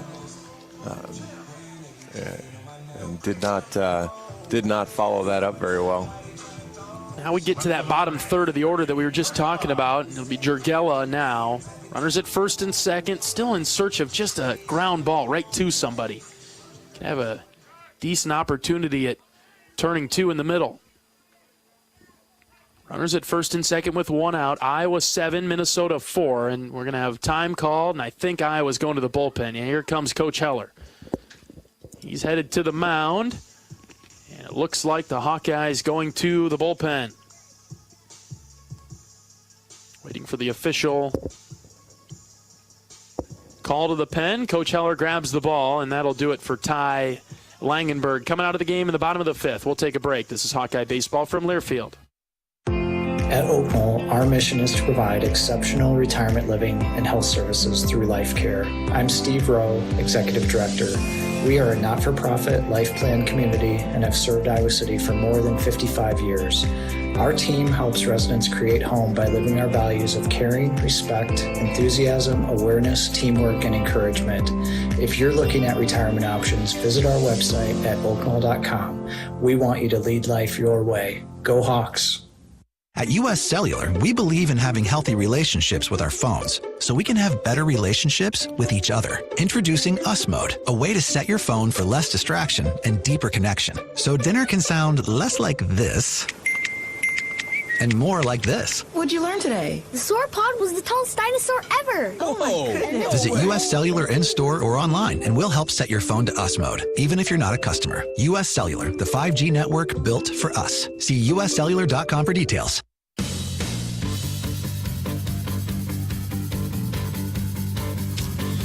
All right, Iowa goes to the bullpen in the bottom of the 5th. On top of Minnesota right now, 7-4. We'll go with right-handed pitcher from Cumming, Georgia, Jack Whitlock. Big spot here for Jack. Appearance number 8, does have 1 start. He's 2-0 on the season, 1.42 ERA. 6 1/3 innings, just giving up 2 hits, 4 runs though. 1 was earned, a couple walks, 5 strikeouts. Opponents hitting just 105. And again, at the risk of vaulting into Captain Obvious territory, he's got to come in right now and throw strikes. Doesn't mean you've got to go center, but you're going to have to come in, be competitive. Jack's got a great breaking ball. You saw it right there on the last warm-up pitch.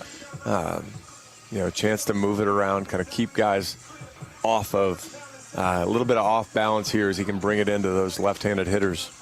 And he's got a different arsenal than Ty does, and so maybe he can attack the bottom third of this order better than Langenberg was able to. And I think Ty's got plenty of good stuff to attack the bottom of the order. I just don't think he had his good stuff today. And so, to your point, maybe Jack comes in and maybe has some of his better stuff and is able to pick his spots a little bit better against these guys. Because again, you go with Jurgela, 23 strikeouts in 60 at bats. You're going to have a similar story when we get to Hawkinson.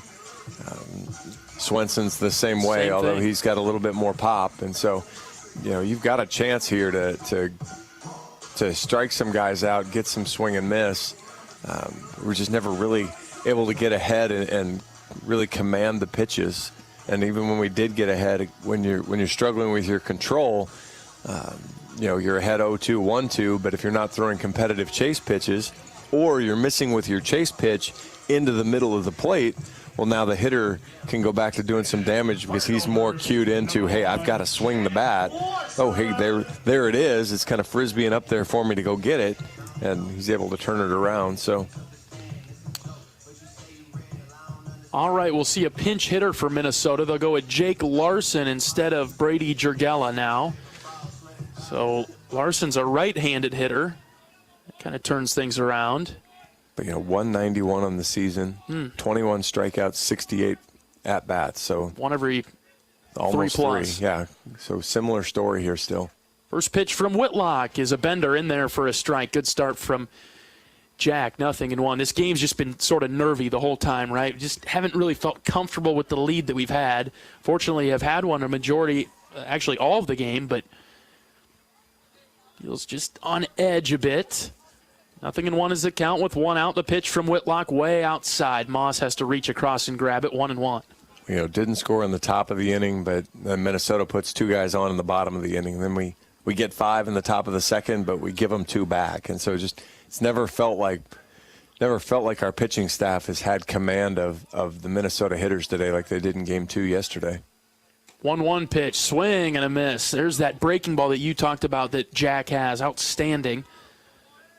Yeah, that's the one I missed TrackMan on because I want to see is it 15, 16, 19 inches of movement? Yeah. How far is it, and what's the vertical drop on it as well? 1 ball, 2 strikes. Whitlock ready. The pitch. Too far outside. 2-2. Pretty good pitch though. That's one where you set it up on the outside half and break it off and try to see if you can get Larson to chase. You need to get a little bit more, but now here's your 2-2 pitch, so you really want to attack him here.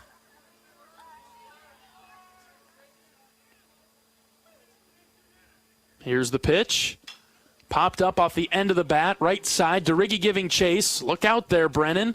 And it's foul and out of play. He went sliding feet first into the half wall. I like the choice on that, though. We've seen him hit the wall at home.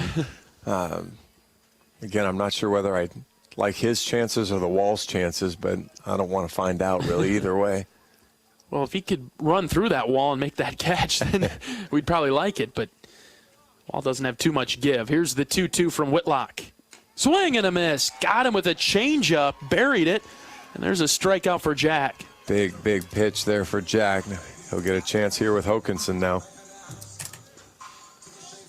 Talk about the high strikeout rates of Larson. Hawkinson in the same boat that Minnesota's rowing up here. And the 8-hitter, got a chance to get him out. He's been on twice today. Runners still at first and second with 2 outs. Whitlock deals the first one to him. Tapper right back to Jack. He'll backhand it, jog over to first, underhand flip. Great job, Jack Whitlock. and he comes off the mound nodding his head. Yes, sir. Good job out of the Hawkeye reliever right there to leave those two Golden Gopher runners on base. We're going to the 6th inning. Iowa 7, Minnesota 4. Back after this. This is Hawkeye Baseball from Learfield. At Oak Knoll, our mission is to provide exceptional retirement living and health services through Life Care. I'm Steve Rowe, Executive Director. We are a not-for-profit life plan community and have served Iowa City for more than 55 years. Our team helps residents create home by living our values of caring, respect, enthusiasm, awareness, teamwork, and encouragement. If you're looking at retirement options, visit our website at oakknoll.com. We want you to lead life your way. Go Hawks! Woo! Got my nachos, got my big TV, and my favorite chair. It's game time. But you know, the only thing that would make it a little better is if I could listen to my local broadcasters while watching the game. Hello. You must have wished for your game to be synced with TV and radio. I sure did. Do you have a DVR? You bet. Do you have a streaming device? Yeah. Blammo! Your game is now synced. It's that easy. Oh, boy. To see if you can get synced, head to syncmygame.com from Learfield. Syncmygame.com? Syncmygame.com.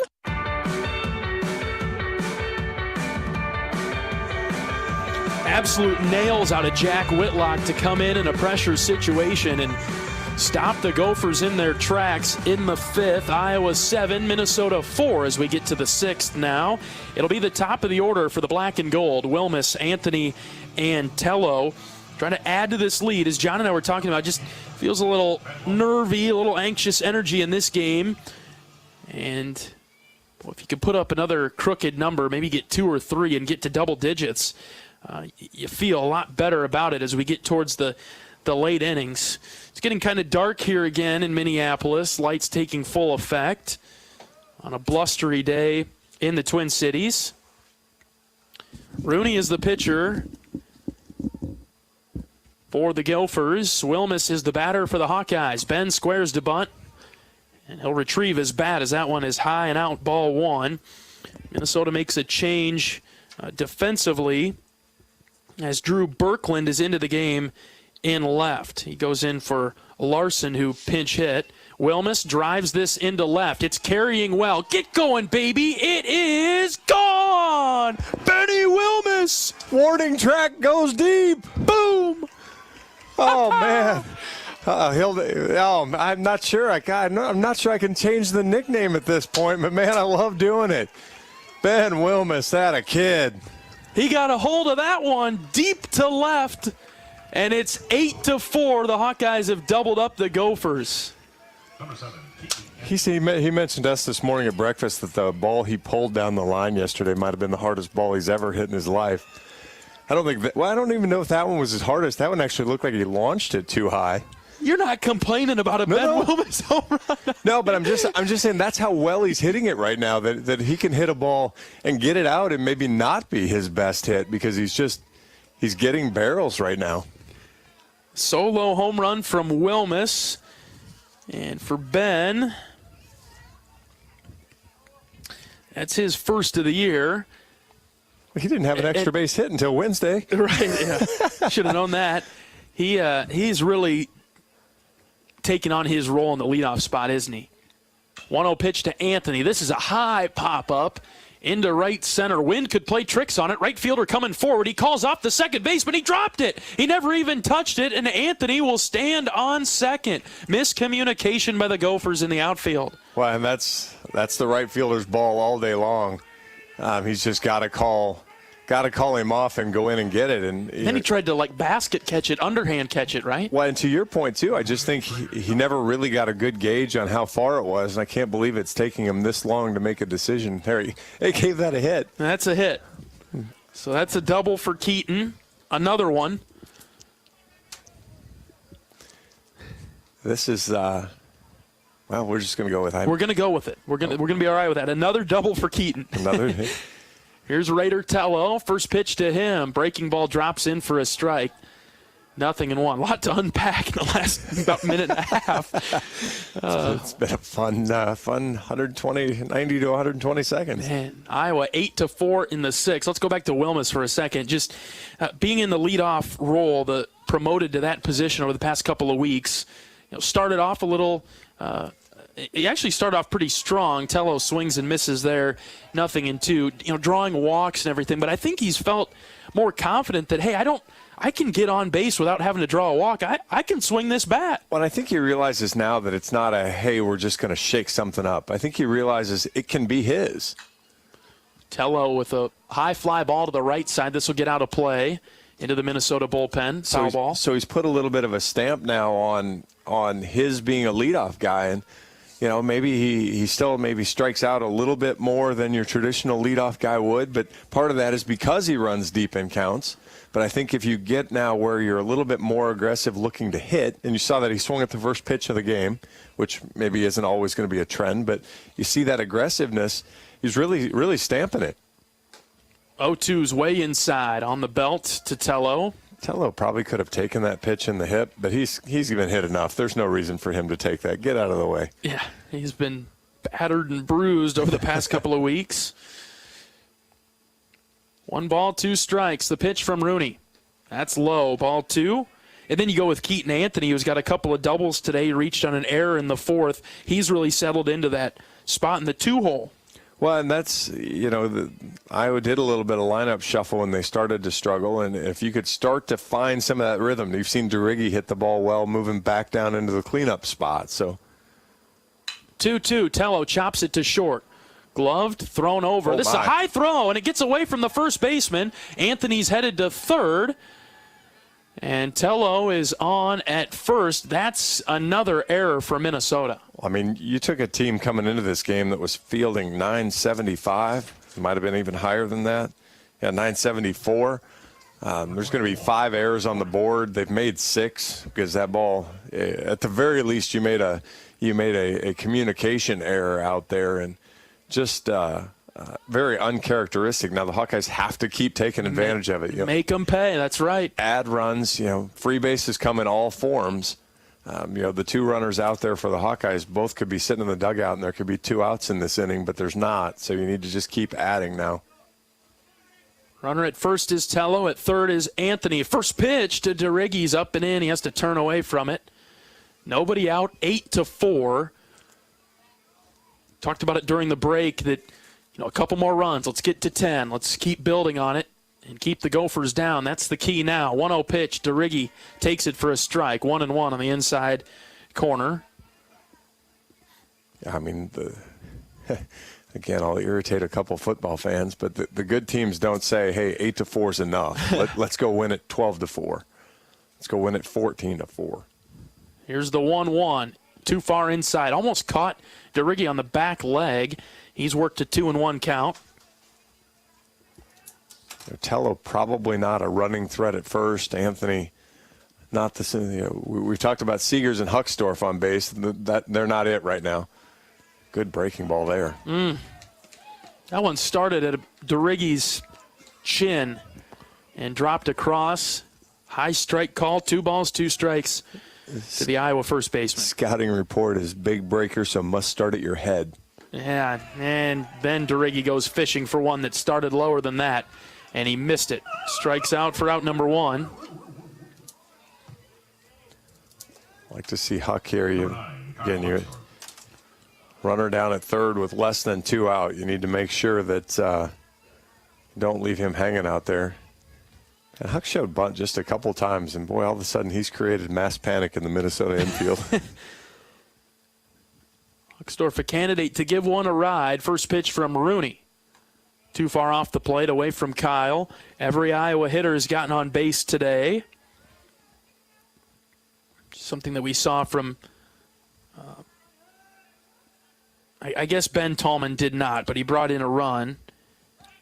Did a nice job with the sac bunt that drove in a run, and kind of did his thing and executed his job perfectly though when he was in there. So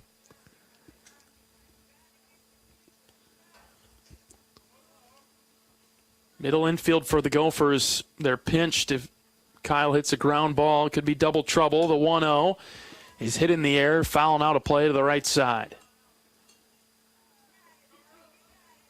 Kyle is probably the only Hawkeye that and it's just lagging behind a little bit that could use that extra shot of confidence. I think a base hit right here would do it. You can just tell even as he fouls that one off, he's in one of those funks where you're just kind of, the pitches you get, you don't hit square. 1-1 is a breaking ball high and out. Ball 2. He's close. He's so close. Well, he is. And he had a good line drive single to left field in the first inning. He's hit a couple of ground balls to shortstop since then, so you want to see him stay on it again. I wouldn't mind seeing Kyle go back to trying to drive it the opposite way. That one's close, but it was too high. Ball 3. Gopher fans now not happy with the home plate umpire. Couple of "Come on, Blue" chants coming out of the crowd. 3 balls and a strike. Pitch to Hucksdorf. Line drive to right. It's a fair ball and into the corner. 1 run is in. Get going, Raider Tello. He loses his helmet. He's headed for home. Here comes the throw. It is not in time. A triple. Hucksdorf. He'll bring home 2, and it's 10-4. Didn't I just say something about, man, I'd like to see him go the other way with the ball? Squirts it past the right fielder, gets all the way to the wall.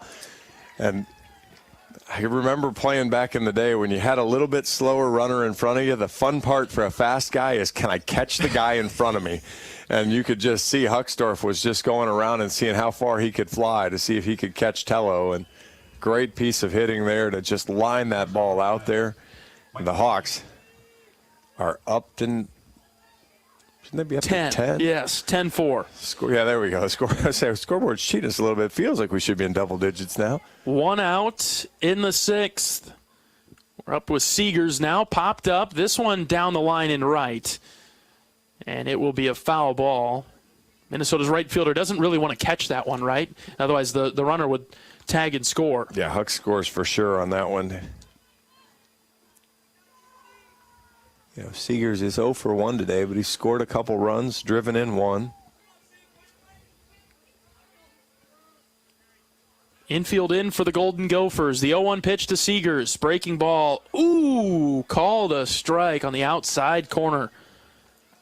Breaking ball that started way outside. Must have caught a portion of the plate. 0-2 now to Michael.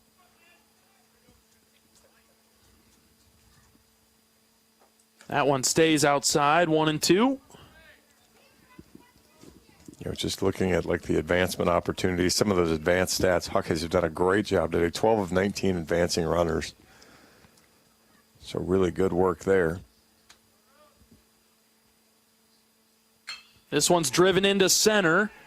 Doesn't quite burn Bateman. He'll make the catch. Hucksdorf tags and scores. 11-4 Hawkeyes. But does the job again as the Hawkeyes now they move to 5 for 6 with runners on third and less than 2 outs to doing your job. So you want to find a quick way to add up to 11 runs with only 9 hits, taking advantage of free bases with a couple errors this inning, but then doing your thing when called upon. So great job all the way up and down the lineup there.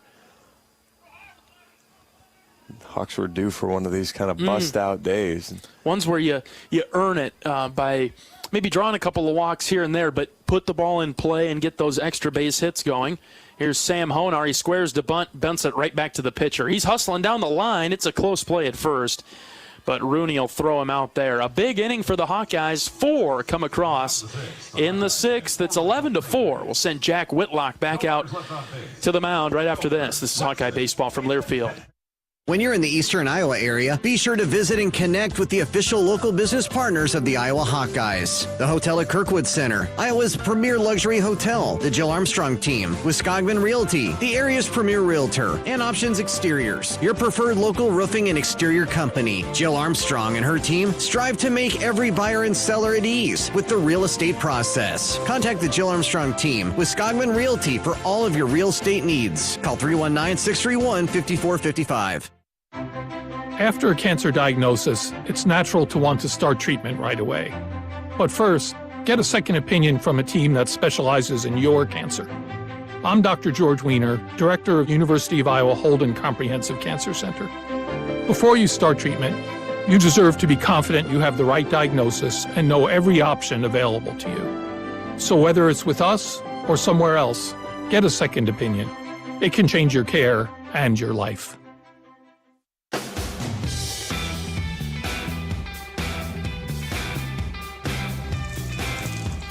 Whitlock back to the mound for the bottom of the 6th inning. Iowa up by 7 now, trying to blow this one open. I think they did that in the 6th. And I think you can start to drive the dagger a little bit here if Whitlock comes in and gets a couple of quick outs, huh? Well, and that's exactly the key. It's just keep the air out of the Minnesota dugout. There's no reason to, well, hey, we got a couple more here, so it's still manageable if we just keep chipping away. They've got 12 outs left. Keep them down 7, and then just kind of keep adding to the pile as again, you've kind of seen almost a little bit of it's not a lack of interest in fielding, but it's certainly a lack of attention to detail. Lack of something. Whitlock's first pitch to Swenson is hit foul down the left field line. You look at the scoreboard and you think, okay, Iowa jumped out 5-0 in the second. Minnesota scored 2. And that kind of lifts their spirits a bit, but they don't get the shutdown inning, right? Because we come back and score another.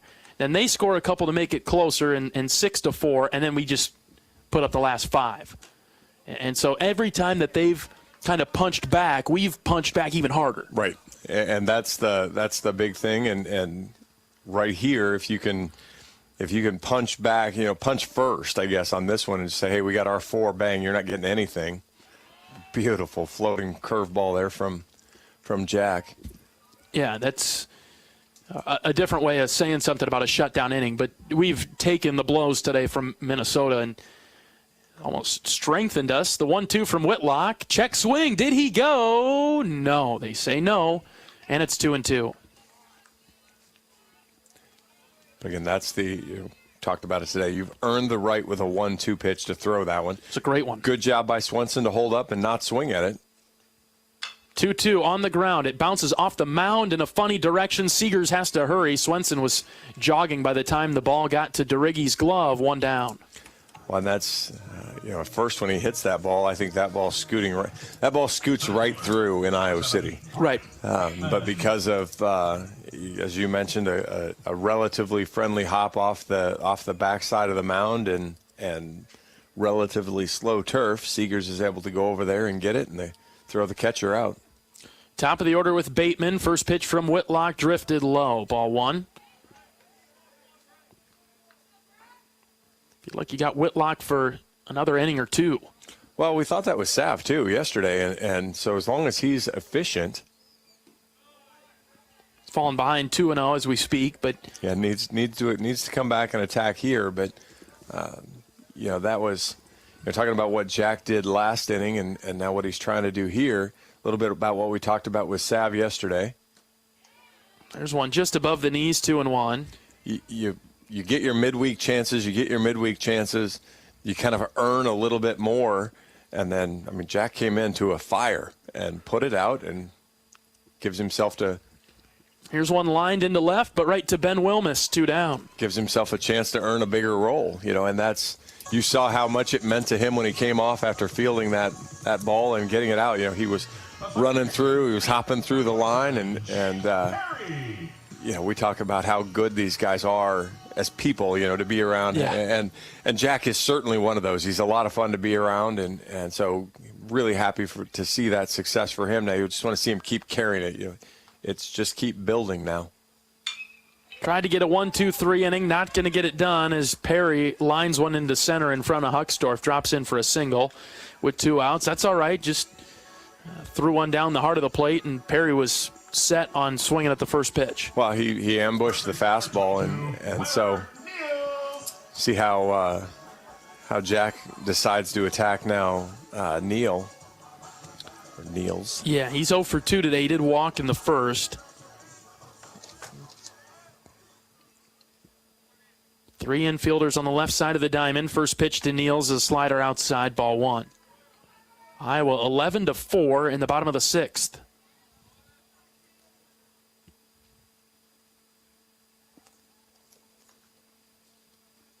Obviously, Perry no threat to run in this situation.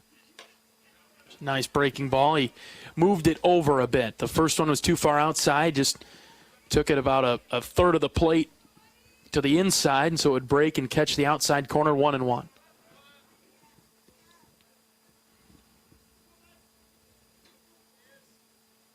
Short lead at first. Here comes the 1-1 delivery. That is low. Ball 2. And the nice part of what you've done is right now you've kind of eliminated Minnesota's closer, the other guy in the bullpen that, with a really good arm that you might have been a little concerned about in a close game. You've taken him, made him a non-factor right now. Off the plate outside with the slider, 3-1 now, and they could still, I guess, bring him in, but his influence, his impact on the game is totally gone. When you're down by 7, you bring in somebody like that. Right. You bring him in to basically say, hey, we're gonna try to score 8 runs, but we just can't give up any more.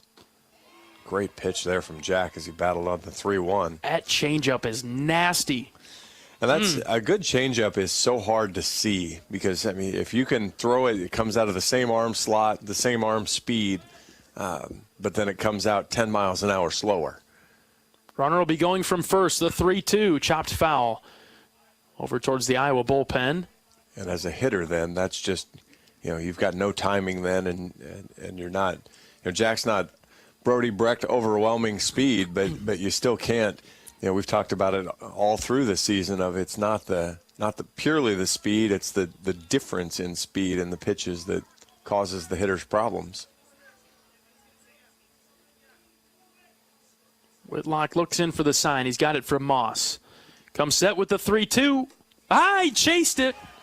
The high heater from Jack got him for the 3rd out of the inning. Love it how he came back. He kind of showed it. He'd been showing that breaking ball up there, and so instead of that one snapping off, it would just stay the high fastball, went right over top of the bat, and we are into the top of the 7th inning. 11-4, Hawks up by 7. Back after this. This is Hawkeye Baseball from Learfield. I'm Mark Wahlberg, and I have some exciting news to share. At Wahlburgers, we are all about bringing the family together to enjoy a great meal and have a great time. That's why right now, for a limited time, kids eat free every day at all Hy-Vee Wahlburger locations. Kids 12 and under can enjoy one free kids meal with any purchase of an adult burger, sandwich, or entree salad. Bring the family to Wahlburgers and the Wahlburgers and Hy-Vee stores, where right now kids can eat free. When you're in the eastern Iowa area, be sure to visit and connect with the official local business partners of the Iowa Hawkeyes. The Hotel at Kirkwood Center, Iowa's premier luxury hotel. The Jill Armstrong team with Skoglund Realty, the area's premier realtor. And Options Exteriors, your preferred local roofing and exterior company. The Hotel Kirkwood, named the Corridor Business Journal's 2022 Best Banquet and Event Venue. And awarded the AAA 4 Diamond Award for lodging. To make reservations, visit thehotelatkirkwood.com or call 877-751-5111 for more information.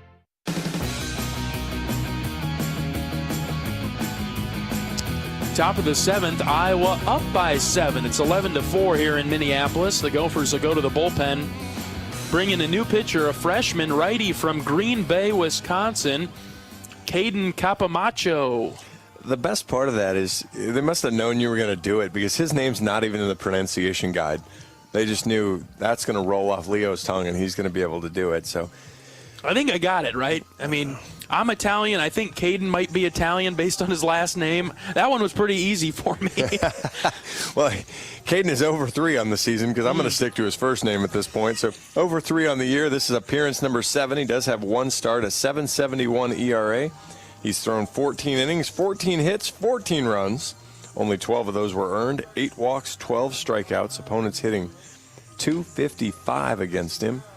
And just looking at his sheet, Caden is going to be right around 90, maybe upper 80s with the fastball. It's got a good slider, good change, but really he's going to try to throw that fastball first because just in his freshman year here, he's had a little bit of a hard time commanding his off-speed stuff. I think the Hawkeyes probably have enough runs to win it. You'd like to think so.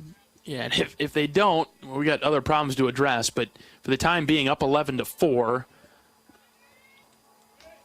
Maybe a couple more would be all right. Certainly wouldn't turn him down as Braden Frazier will lead off the 7th. If I thought we had an option for a 10-run rule like we did on Wednesday, I'd said let's get 3 more. 3 more. But I don't think that's in play today, so we can just play it out and let it go.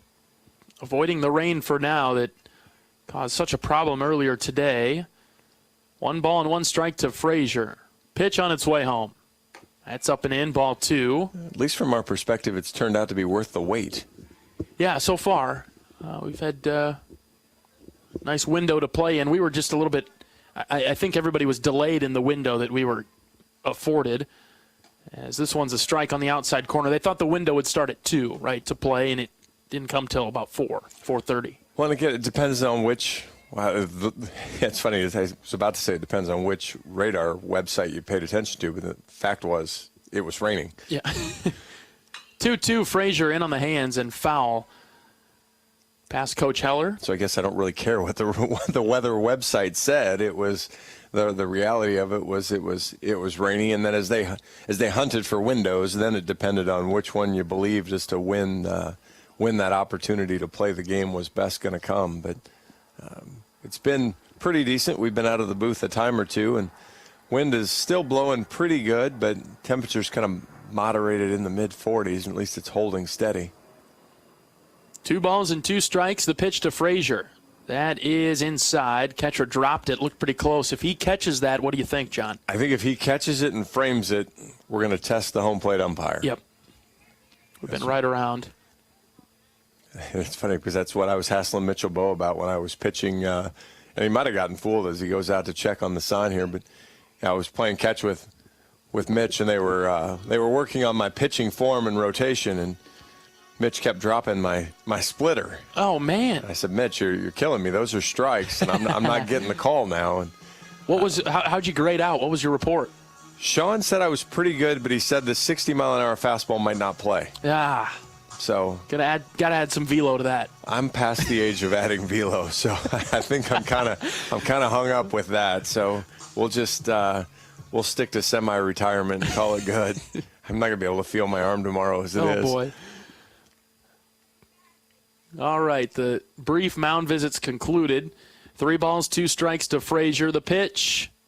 That's downstairs, ball 4. Frazier's had some really good at-bats. Really good weekend for him. You know, and he started the I don't think he started, but he continued the parade in the second inning when he was down 0-2 and worked a walk and ended up scoring a run later that inning. So good job there to kind of keep it moving. And now we'll get Cade Moss, who's had a little bit of hard luck last weekend or this weekend as well. So get him going here. Moss batting .257 on the season. Capamacho can't find the strike zone. This one is low, below the shins to Moss. Moss, I like what he's done here. He switched up the bat, not going with the highlighter green. Saw Honar do that yesterday, and it worked. Moss drives this up the middle and through into center field for a base hit. It was the bat change. There you go, Cade Moss with a single in the 7th. Well done there. Good. It's well placed if you can roll it through this infield, because you either hit it really, really hard or well placed, because the ball just slows down so much. Hawks have had a couple balls right back up the middle past the pitcher. Good piece of hitting there from Cade, and we'll see if Coach Heller puts Wilmus on the bunt train after he hit the home run. This will be interesting. You know, Ben, he's a level-headed kid, but he just hit his first home run of the season. Squares the bunt on the first one. Doesn't offer at it as it's low and in. He's going to stick to the game plan and listen to Coach Heller here. I know listen, if I hit my first home run of the season, I'd be ready for the second one. Career as well? First of the career. So Ben's going to bunt through this so he can swing at it. He puts it down the third base line. This is foul, though. Get another opportunity at it. Okay, listen, I'll go back. If I hit my first home run of the career, and if I'm a little bit selfish, I'm saying I'm not bunting here. I'm going for another one. Ben's a good team guy, just like the rest of the group down there, and he's going to execute the game plan. 1 ball and 1 strike with nobody out in the 7th. Iowa 11, Minnesota 4. Here's the 1-1. This is outside. Runner takes off for third, and Frazier's going to get in there. It's 2-1. And great news for Wilmus, doing his job, might get the bunt sign taken off. Yeah, both runners were able to move up. I'm not sure if that was a steal. I think that was, Frazier had done a really nice job of bouncing around like we've talked about with DeRiggi, And so he was able to get a great jump on it, a great read, and just kept right on moving. And when the third baseman came up, he stole the base behind him. Count now 3-1 to Wilmus. Not only has Ben worked it, didn't get the bunt, but now he's got it in account his favor. He can go hunting for a fastball in a place he likes and really try to jump on one. 2 for 4 today. Infield in for the Gophers. 3-1 pitch to Ben. Ball 4, low and out. We'll have Keaton Anthony coming up with the bases loaded. Number 7. And nobody out. Anybody getting loose for Minnesota down there? I see somebody taking off their jacket to maybe get ready to get loose. And we'll have time called and a mound visit coming. We'll pause 10 seconds for station identification. This is Iowa Hawkeye Baseball.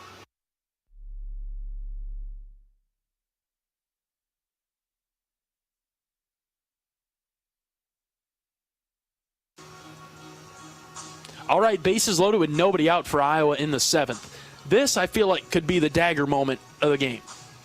Agree. Keaton Anthony coming up. Agree 100%. We could, still nobody out here in the 7th inning, so a chance to not only add a little, but pile on. What is Bateman doing out I in center just noticed that, too. Bateman put his glove down where he typically plays in center. He jogged to left of center, to the wall, and then to right of center, and now back to his glove, just keeping the legs warm. He's been out there for quite a while defensively, hasn't he? Well, yeah, I mean, I think maybe he's, it almost looks like he's trying to stretch himself out, but like he's almost hurt. But there's only been 14 pitches in this inning, so I know the bases are loaded, but it hasn't been like they've been stranded out there forever. This has been a relatively lengthy game with this now pushing 2.5 hours, and we're getting to the 7th inning. Nobody out. Hawkeyes on every base, leading by 7. This could be the finishing blow against the Gophers if Keaton can drive one somewhere. Raider Tello's on deck. Mound visit's done. First pitch to Keaton, outside, ball 1. Keaton Crusher Part 2? Yeah, I'd like that. I'd be all right with that. See that hill out in left center. It's interesting. Minnesota's outfield wall is, green. They've got green pads on all of it except for left center. You can see through the wall in left center. And a few people, I guess, sit out there so you can take in the game from the hill. But there's patchy grass out there. It might just be a couple of divots for all the home runs that have been hit out there. Well, it seems like I guess Wilmus has hit the hill too. So every ball that we've seen be a home run has been hit right into that little ungreen-walled area. 2 balls and no strikes to Anthony. Hitters count. The pitch. That's low, ball 3. Freshman pitcher for Minnesota really struggling right now. Having a hard time finding the zone. Did a good job with Frazier, but Frazier worked the walk. Moss got the 1-0 single. And Wilmus walked on 5 pitches, and here we are now 3-0 to Keaton with the bases loaded. Red light? Oh, yeah. Good thing he did. Ball 4. Minnesota has walked in a run, and it's 12-4.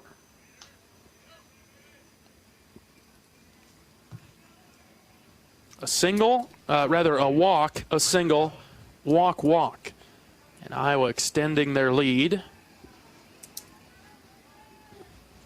Time called. This is probably going to do it for the freshman. What has to do it? Yep, that's the second mound visit of the inning. So by rule, that'll have to be it for Capamacho. All right, we'll take a pitching change break. Iowa 12-4, bases loaded, nobody out. We're back after this. This is Hawkeye Baseball from Learfield. Hey everyone, I'm Mark Wahlberg, and I have some exciting news to share. At Wahlburgers, we are all about bringing the family together to enjoy a great meal and have a great time. That's why right now, for a limited time, kids eat free every day at all Hy-Vee Wahlburger locations. Kids 12 and under can enjoy one free kids meal with any purchase of an adult burger, sandwich, or entree salad. Bring the family to Wahlburgers and the Wahlburgers and Hy-Vee stores, where right now kids can eat free. You probably know that a natural gas leak smells like rotten eggs, but what does a gas leak look or sound like? If you hear a whooshing or hissing sound, see dirt, dust, or water spraying from an area, or you get dizzy or queasy, leave the area immediately, then call 1-800-595-5325 once you're safely away. See MidAmericanEnergy.com for more safety tips. Paid for by the customers of Mid-American Energy.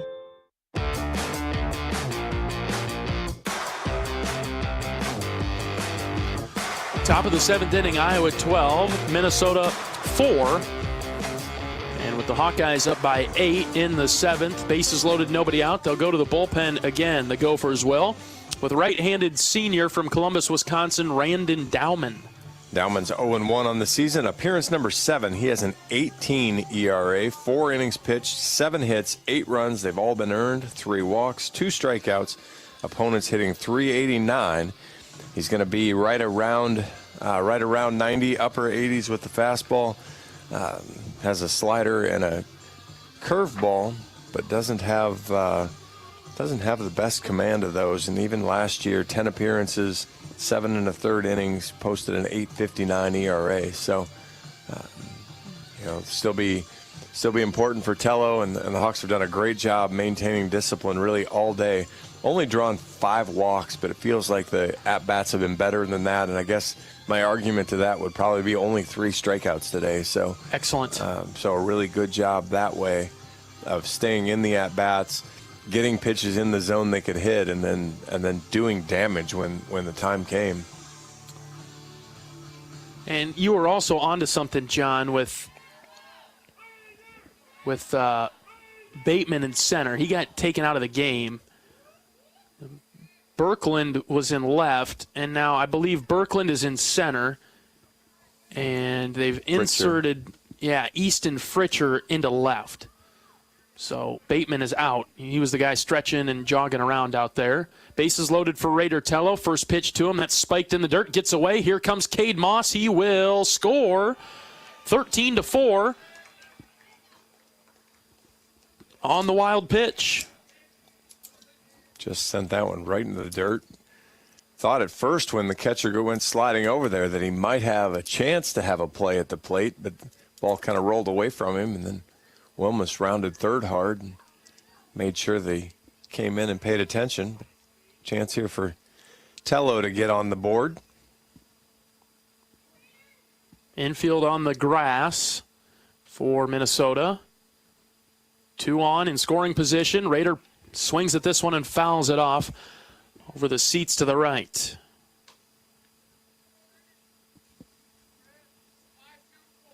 And I'm not sure at this point why I can pull my infield in. I want to make sure I get an out. Yeah, right? I want to make sure I get an out. Unless they're trying to save a run for some reason, which it's a 9-run lead for Iowa. I'm willing to go down 10 if I can get out of it. I mean, if you when you're bringing in the guy with its 7th appearance of the year and his ERA is 18, I'm going to try to help him as much as I can. Mm-hmm. I agree with you. Wilmus at third, Anthony at second, the 2-1. Tello takes a healthy cut at it, but missed it and fouled it back, 2-2. It's a good breaking ball there. With the scout maybe having a harder time commanding that breaking ball, he threw a really good one there, kind of up in the zone, but Tello was able to go up and get it and make contact. Nobody out in the inning. The 2-2 to Tello. That's low and out. Gets away again. Here comes Wilmus. He'll score. Another pass ball. That one was actually probably a wild pitch. That was a wild pitch again. But, boy, talk about a good read from Wilmus as he read the spike, saw the catcher, didn't pick it up right away, and was just full sprint in. Didn't even have to slide as he crossed the plate. Hawks up 10. Put up 3 in the 7th. Still nobody out. Count is full for Tello. Yeah, the Hawks have cleaned the bases off with Tello still at the plate. One more. How about it? 3-2. That's low. Ball 4. 6th walk of the day for the Hawks. They've got 6 extra base hits as well out of their 10 hits. So, again, that's kind of about the perfect recipe there. You're taking free bases, and then when you get hits, you don't just you're not just blooping them somewhere. You're doing damage with them.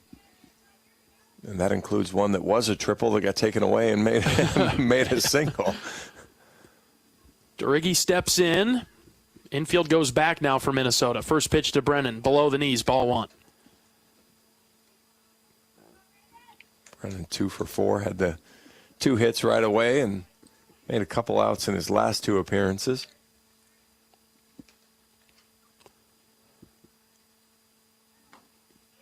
Tries to get the hands moving. A late strike call. That one right at the knees. 1-1 for DeRiggi.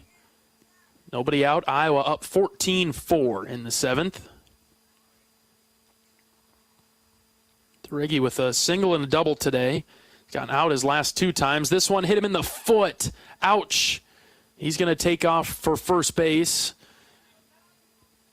That doesn't feel good. Hit him in the top of the foot, a breaking ball that got him. Yeah, there's no padding there. There's no protection there. And speaking of that a little bit, we were talking to Coach Heller this morning about Keaton Anthony yesterday getting hit with the Clausen 100-mile-an-hour fastball and just maybe where it caught him. And said he maybe got a little fortunate that he got caught kind of in the back of the shoulder. So he got hit in the muscle part of the shoulder and didn't get hit more on any of the bone back there, flat in the back to really maybe cause some extra damage. So the base is reloaded for Iowa. Nobody out. First pitch to Huckstorf, low and out, ball 1. So the inning so far for Iowa, 3 runs across. Walk, single, walk, hit batter. And it might actually be what ends Jack Whitlock's day. Yeah, I mean, I feel like Iowa's been hitting for, 20, 30 minutes now? Yeah. It's been quite some time. 1-0 pitch to Huck, that's low and out. It's getting a little bit tough to watch, John. Right, and it doesn't feel like there's an end to it. There's nobody out. There's no strikes being thrown. It's nobody getting loose for Minnesota that could come in and save the day. Maybe somebody starting now, but 2-0 to Huck. That one skips in the dirt. 3 balls, no strikes. Yeah, you've got a couple sacrificial lambs. Well, I thought that from the last guy, but they decided that was enough. And certainly looks like they're going to give him enough time, but he's been kind of circling the bases with guys right now. Huckstorf drives this one deep to left center. It's carrying towards the wall, but it'll be caught by the center fielder. A runner will tag and score. That's Anthony, 15-4. Green light for Kyle on the 3-0, and he gave it a ride to left center, but just not quite enough. And I mean, that's one of those where you're looking fastball, and you're looking for that get me over fastball, and he got it. Just didn't quite get all of it. So now the first out of the inning being recorded by the 7th hitter of the inning. Iowa 15, Minnesota 4. Runners at the corners. First pitch to Seegers, low and out, ball 1. This game's had a combination of both Iowa earning a lot of their runs early based on putting the ball in play, earning them now by plate discipline, not going after non-competitive pitches. Right. And they've done, we kind of asked for it, and they've done it. They had a chance to step on Minnesota, and they've 100% taken advantage of it as that curveball hits the outside corner. But they had a chance to finish. Obviously, we aren't finished yet, but they've made it. They've quieted the Minnesota dugout down and made it a little less interested in the game right now. 1-1. Seegers pokes foul, and out of play 1-2. The foot has never come off the gas for the Hawkeyes today. It's just been full throttle all the way down and speeding on the freeway. Well, again, 17 of 24 with advancement opportunities. I'm going to wait 1 second before I read the other stat. 1-2 to Michael, missing high at the letters. But 6 for 15, 400 with runners on base, 4 for 11 with runners in scoring position, so 364. 5 for 7 with the leadoff guy. Been a pretty good. All positives. Yeah, pretty good total effort. Just the 3 strikeouts. Here's the 2-2. Ooh, inside, almost hit him. Full count. Funny enough, the only one that isn't off the charts good. Just two out RBIs. So they've really done their damage early. They've piled on and just kept adding. Here comes the 3-2. Ball 4. That's in dirt, bases loaded again, this time for Sam Honar. Number 5, Sam Honar. Still one out. Just a tough situation for Hawkeye hitters to come into the box knowing that not a lot of strikes have been thrown. And so you have to maybe see one or two before you have the green light, unless you swing at the first pitch. It does finally looks like Seth Clausen, who'd be the closer a lot for Minnesota, is finally down warming up. A couple of teammates of Will Christofferson and Jack Young. Knew we'd see him at some point this weekend. Well, I shouldn't say we knew that. I figured we would. And we're going to see him maybe a little bit later on. First pitch to Honar, below the knees for a ball. Well, there really hasn't been, from a closer perspective, you haven't had the game to bring your closer in. Minnesota, when they sped past Iowa in game 1, they didn't really hang around in the lane change. They just kept right on going and accelerated. Misses for ball 2. In game 2, Iowa was, got ahead and not really a spot for your closer. And the game was never out of reach, but was never a spot you're going to bring your closer into. And obviously now this one's flipped over and not really a closer spot for Minnesota, but it's a strike thrower spot. And that's what I think both teams need at this point. 3-0 to Honar. Not much for Sam to do. These pitches have been all low. The last one a little bit more inside. Frazier on deck, and he led off the inning with a walk. 3-0 pitch to Honar. He swings at it, lines it into left. That is caught by the left fielder. He caught it. Iowa's at risk of getting doubled up, and they will be doubled up on the line drive. Line to Honar lined it to left, a diving catch made, the throw into second, and they double off DeRiggi. DeRiggi's arguing that the ball hit the ground. I'm not sure that it did. And I can't tell, but he had as good a view at it as the umpire does, but it's an argument you're not going to win just because there's no replay, so it doesn't really matter. You're going to get punched out. But when we come back, I've got a number for you that I'm going to ask you, and I'm going to quiz you on a question. All right, we'll be ready for it. We'll stretch things out. Iowa leading 16-4 because, hold on a minute, before we go to break, they count the run that scored because we had a runner tag up from third and he crossed before they doubled him up at second. So we'll take that extra run, 16-4. Back after this. This is Hawkeye Baseball from Learfield. We all love a good win. Catching up with friends, saving money at the pump, soaking up the perfect Iowa day, sitting down to a really, really good meal. These are the everyday delights that make us smile. These are the moments that connect us all as Iowans. And these are the wins that, more often than not, start with Iowa's farm families and the crop they're growing. Because when corn grows Iowa, Iowans win. Learn more about how to share your own wins at iowacorn.org/Iowans win. Your husband is pretty handy to have around. He makes the world's best mac and cheese. Lunch is ready. He's in the Tickle Monster Hall of Fame. And he can teach anyone how to throw strikes. But a busted pipe and a basement full of water? Honey, I think we need a plumber. Is a little out of his league. That's where a homeowner's policy from Shelter Insurance comes in handy. We'll help get your house back in order and your husband back to what he does best. Find an agent at shelterinsurance.com. We're your shield. We're your shelter.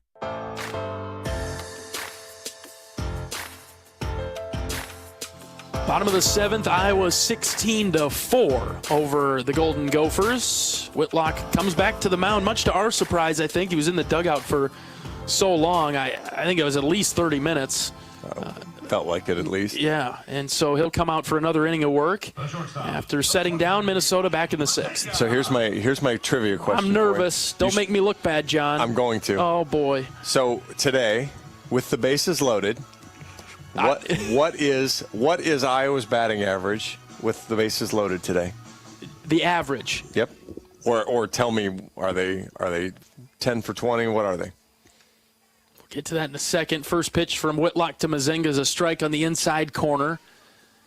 Well, this seems like it'd be a trick question. Iowa was 16 runs. They've had the bases loaded a couple of times. I bet it's not as high as we think.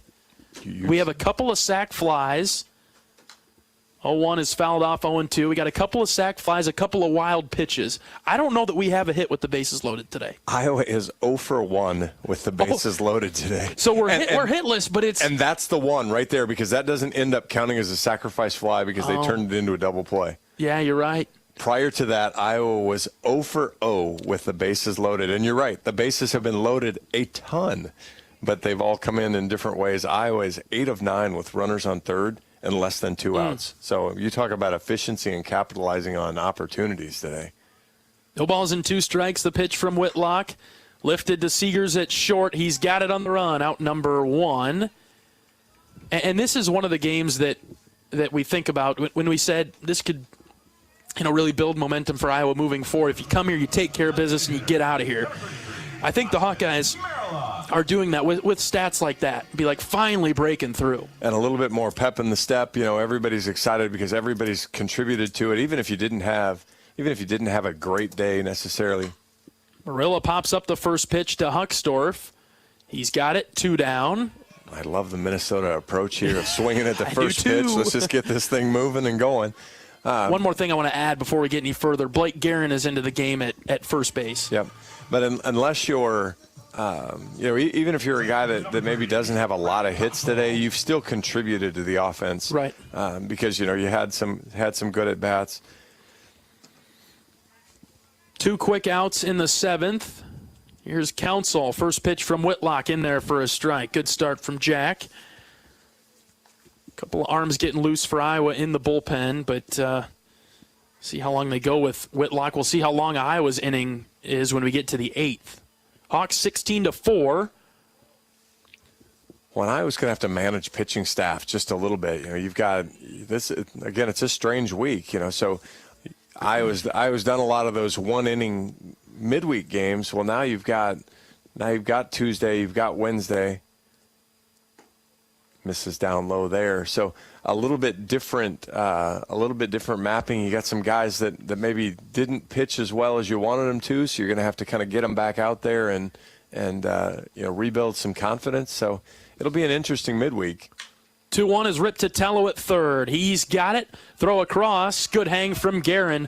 A 1-2-3 inning. What a play by Tello right there. That was a rocket. Good to have the sure-handed mitt of Tello back at third. 16-4, that's our score. Hawks lead it. We head to the 8th right after this. This is Hawkeye Baseball from Learfield. We all love a good win. Catching up with friends, saving money at the pump, soaking up the perfect Iowa day, sitting down to a really, really good meal. These are the everyday delights that make us smile. These are the moments that connect us all as Iowans. And these are the wins that, more often than not, start with Iowa's farm families and the crop they're growing. Because when corn grows Iowa, Iowans win. Learn more about how to share your own wins at iowacorn.org/Iowans win. At US Cellular, we believe in having healthy relationships with our phones, so we can have better relationships with each other. Introducing Us Mode, a way to set your phone for less distraction and deeper connection. So dinner can sound less like this and more like this. What'd you learn today? The sauropod was the tallest dinosaur ever. Oh my goodness. Visit US Cellular in-store or online, and we'll help set your phone to Us Mode, even if you're not a customer. US Cellular, the 5G network built for us. See uscellular.com for details. Iowa 16, Minnesota 4. So we get to the top of the 8th inning. Back to the bullpen for the Golden Gophers. They'll go with a 6'5" senior. He's a right-hander from White Bear Lake, Minnesota. Is that not a town in Minnesota or what? White Bear Lake. I think it's right. I think it's amazingly close to here too. You might think it's like right up north by the Canadian border, but I think it's actually here in the Twin City area. You cover a lake, you cover a wild animal. All right, here comes Trent Schoberl. Second appearance of the season. And that's the highlight. It's the second appearance of the season. He did not record an out in his first appearance. Gave up a couple hits, gave up 3 runs, hit a guy, gave up a double and a triple. Fastball is going to be about 80 miles an hour, and it's going to be about what? About 81, 82 miles an hour. Fastball? Low 80s? I didn't stutter in any part of that. All right. Here's Frazier to lead off the 8th. First pitch to Braden. He popped it up. This will find the seats behind the Iowa dugout. Boy, that ball started coming back. Whoa, it did. I thought it was going to hit the little indoor concession stand bathroom facility to our left, and it ended up on the top of the Iowa dugout. It was really cool watching that. You could watch that ball track up from where we were sitting, and all of a sudden it looked like it was in the metal bleachers at least a handful of rows up, and just started to curve right back and caught on top of the dugout. I gave up on it. Clearly, it almost came back in. 0-1 is the count to Frazier. Here's the pitch. He drills this one down the left field line, hooking. It is foul. Oh, it landed on the train tracks out there, but just barely foul. Do you think Frazier's fastball hunting? He might be. He got turned around on that one. That's the first one he fouled, kind of pulled back, and then that one still couldn't wait long enough on the 80-mile-an-hour fastball to keep it in fair territory. No balls and 2 strikes. The pitch. Frazier hits this on the ground to short. Charged hard. Braden hustling. Here's the throw. Safe at first. Braden beats it out. Got stuck in Mazzilla's glove there. Just couldn't quite get it out on the first grip, and I'm sure that one will go as a hit. That was going to be, or Mazinga, I'm sorry. Yes. Kind of got caught in the glove. I think even if he pulls it out right away, it's going to be close. Because he had to kind of he had to circle behind it. Yeah, we've seen him do that really effectively a couple times, but if nothing else, I'm impressed with his pitcher. That was 3 strikes. Mm-hmm. There's a ball to Cade Moss. That was my fault. I'm sorry. We'll take Schoberl throwing pitches in the strike zone. That's all right with us. Moss 1 for 1 today. 1-0 pitch. Line drive into left. That's down for another base hit. The 12th of the game for Iowa. Runners at first and second. Back to the top of the order for Ben Wilmus. 2 for 2 for Cade Moss. And we're talking about maybe hadn't had the best luck at Indiana or then here. But comes out now, and as he came back in the game for Tallman, has been able to maybe get going and get a couple hits. Here's Wilmus. They took away that triple from him, didn't they? They put it down to a single. First pitch to Ben is in the dirt. Runners will stay put. So he's got a home run and a single, a walk, 3 runs scored, an RBI. Felt like they were singing happy birthday to somebody, but I think the fans were. I don't know if that was geared towards a player. I'm not sure. But I didn't think I thought Ben had a different birthday stretch. Ball and a strike to Wilmus. Here's the pitch. Way outside, 2-1. Yeah, Ben's closer to Thanksgiving. Fall birthday for Ben. You know it's a blowout. We're looking up birthdays, John.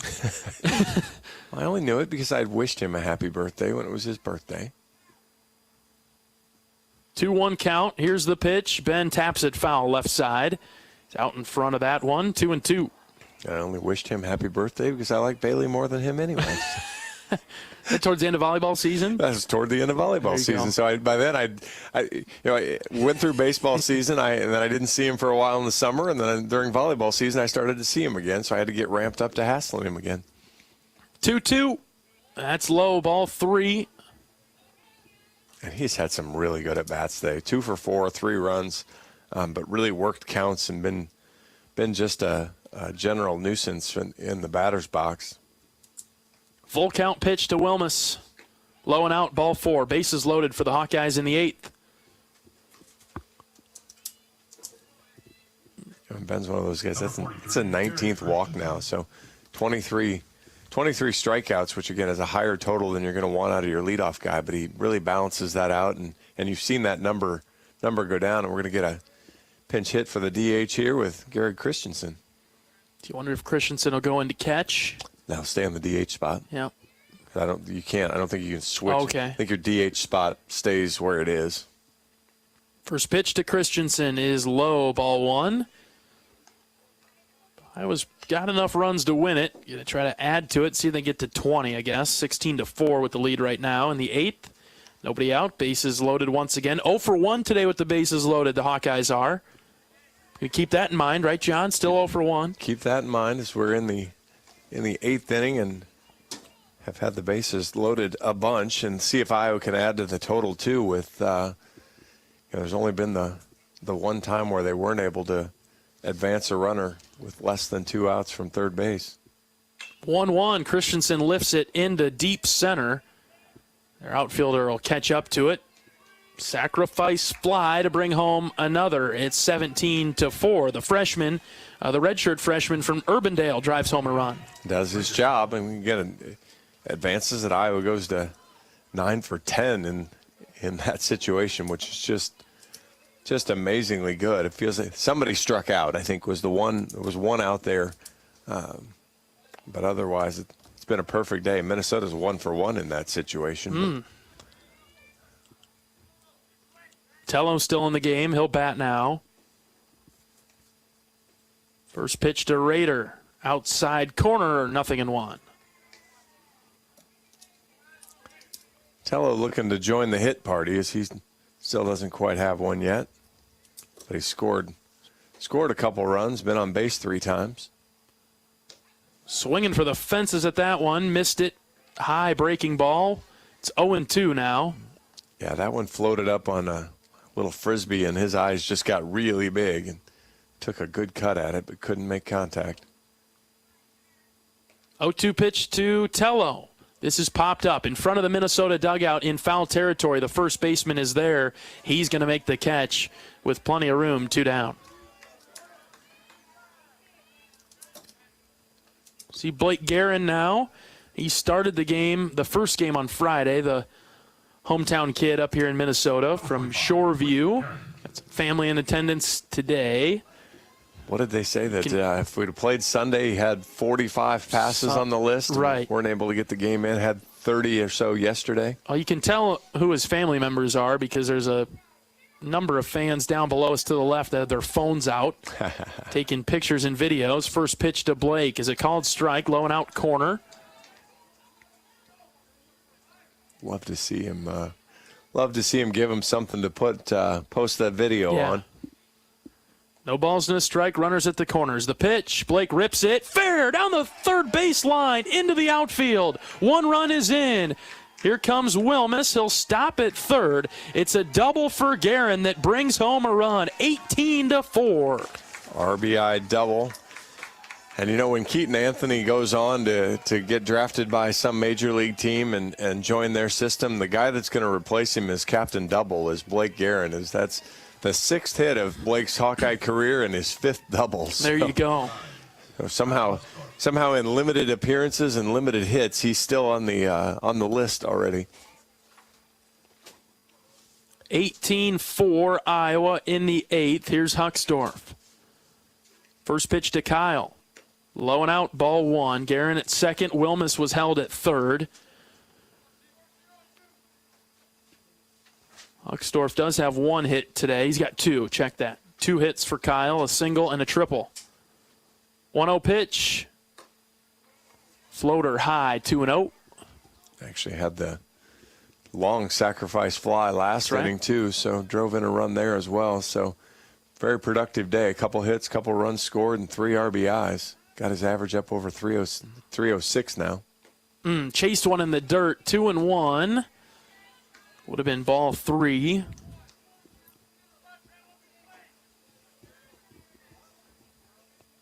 Still just doesn't look confident yet.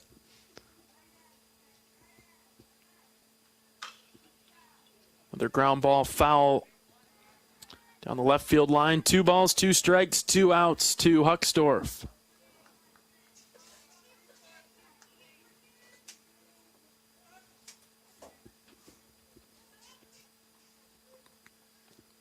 I don't see anybody. Ooh, this one hit Kyle on the elbow guard. Good thing he's got that because that would have hurt. I don't see anybody in the Iowa bullpen that actually looks like they're throwing to come in the game. So we might get, unless somebody's already ready, but I didn't notice that either. We might get Whitlock again, which he's throwing strikes, so I'm not sure why not. But other than it's been a long time sitting again. Again, yes.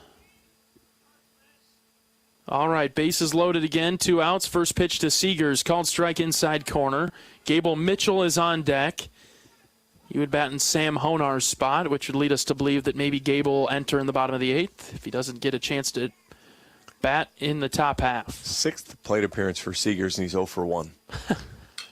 And he'll line one into center, and it'll be caught on a slide in shallow center. Michael lines out. A lot of plate appearances for Michael, but not a ton to show for it, although he's scored a few times today. Also had an RBI on a bunt. All right, Hawks lead at 18-4. Bottom of the 8th coming up. We're going to go to the bullpen. We'll get you the new Hawkeye pitcher right after this. This is Hawkeye Baseball from Learfield. Woo! Got my nachos, got my big TV, and my favorite chair. It's game time. But the only thing that would make it a little better is if I could listen to my local broadcasters while watching the game. Ah, hello. You must have wished for your game to be synced with TV and radio. I sure did. Do you have a DVR? You bet. Do you have a streaming device? Yeah. Blammo! Your game is now synced. It's that easy. Oh, boy. To see if you can get synced, head to syncmygame.com from Learfield. Syncmygame.com? Syncmygame.com. You probably know that a natural gas leak smells like rotten eggs. But what does a gas leak look or sound like? If you hear a whooshing or hissing sound, see dirt, dust, or water spraying from an area, or you get dizzy or queasy, leave the area immediately, then call 1-800-595-5325 once you're safely away. See MidAmericanEnergy.com for more safety tips. Paid for by the customers of Mid-American Energy.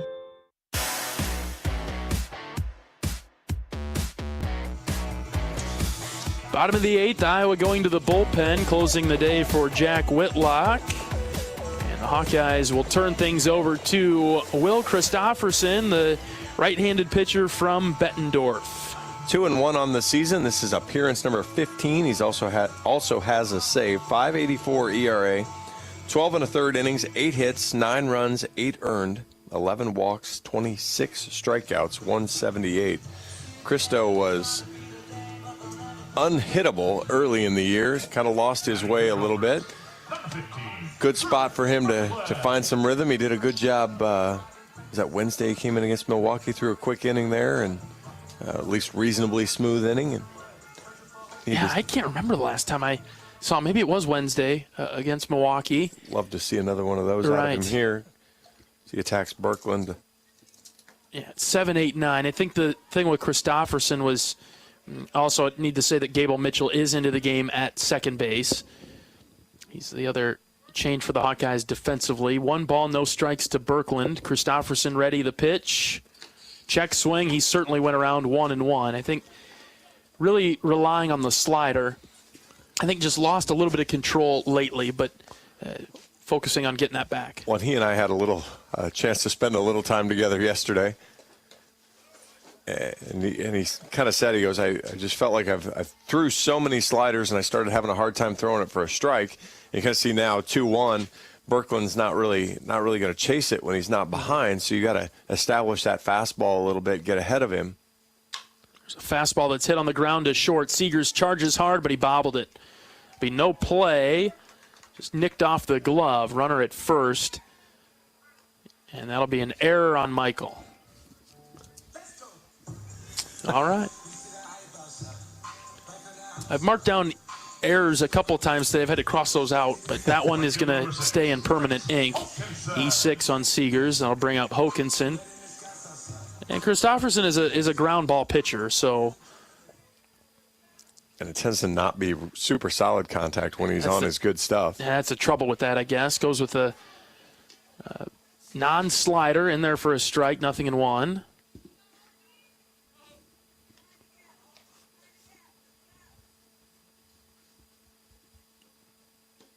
This one on the outside corner. I like what I'm seeing from Christofferson, going with the fastball a couple of times.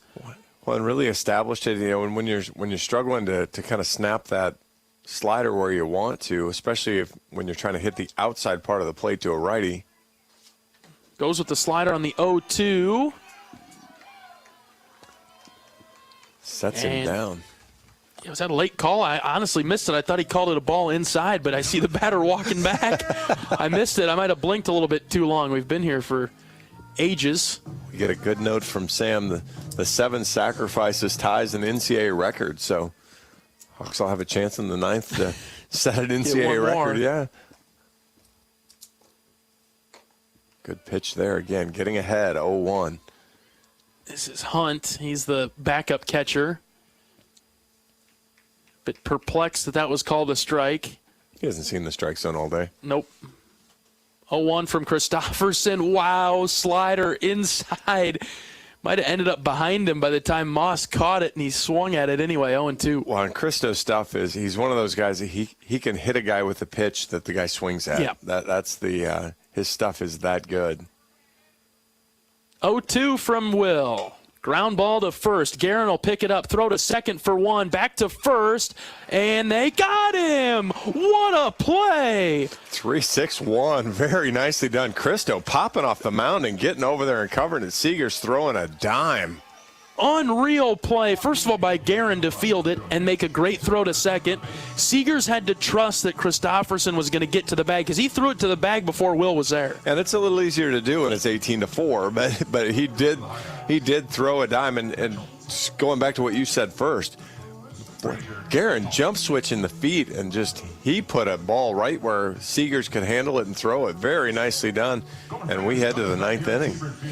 Iowa 18-4. The 9th is coming up after this. This is Hawkeye Baseball from Learfield. US Cellular, we believe in having healthy relationships with our phones, so we can have better relationships with each other. Introducing Us Mode, a way to set your phone for less distraction and deeper connection. So dinner can sound less like this and more like this. What'd you learn today? The sauropod was the tallest dinosaur ever. Oh my goodness. Visit US Cellular in-store or online, and we'll help set your phone to Us Mode, even if you're not a customer. US Cellular, the 5G network built for us. See uscellular.com for details. Knowing that I can make a difference in my patients' lives keeps me motivated every single day. Hi, I'm Dr. Kanya Ferguson at University of Iowa Healthcare. With academic medicine, we see the toughest cases, so we're always innovating. And we bring the best minds together to collaborate, so there's more brain power focused on you. Because that leads to exceptional care for our patients and our community. See how at uihc.org.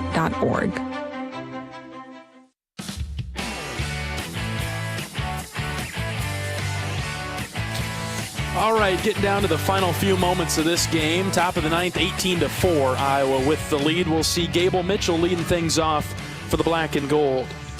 You better be right. You better not have just jinxed that.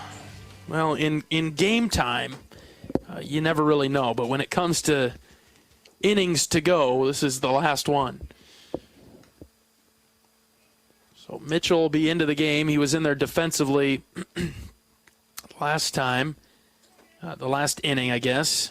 Get his first at bat now. Switch hitter will go from the left side. Next broadcast will be Tuesday, Iowa and Illinois Chicago over in Chicago. First pitch to Mitchell. He pops it up left side. This could be trouble, but the shortstop is over, and he's got it. Bit of an awkward play, and Mitchell is out on one pitch. What was that? It was Curtis Granderson Stadium, right? Yes. Looks pretty nice over there. We've done our research for the road midweek. Newish stadium with the, looks like a good view of downtown is the batter's eye backdrop there.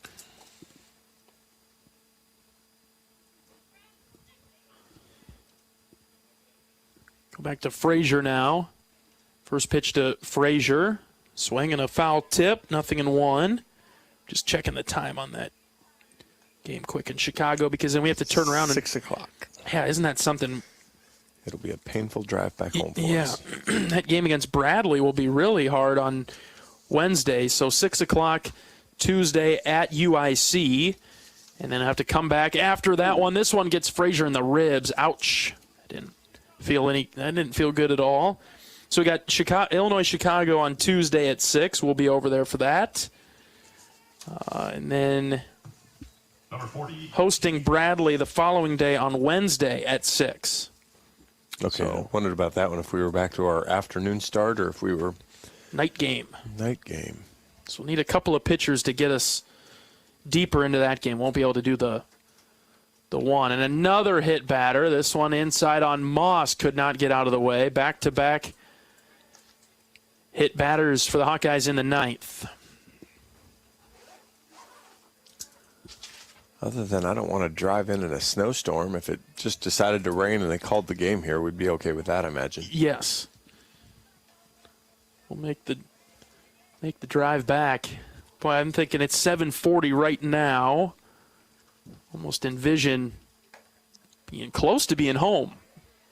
Would have started this game on time today. Yeah, in a perfect world, the game was over by 5, and I know you're going to Olwine, and you've got a longer pit stop there.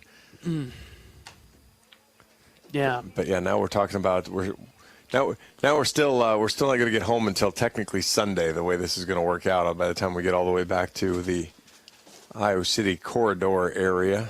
It'll be good to be home. 1-1 to Wilmus. Skies it foul out of play down the right field line. 1-2. We get our Sunday off a little bit. So, what's on the books for you tomorrow? Maybe you have a nice breakfast.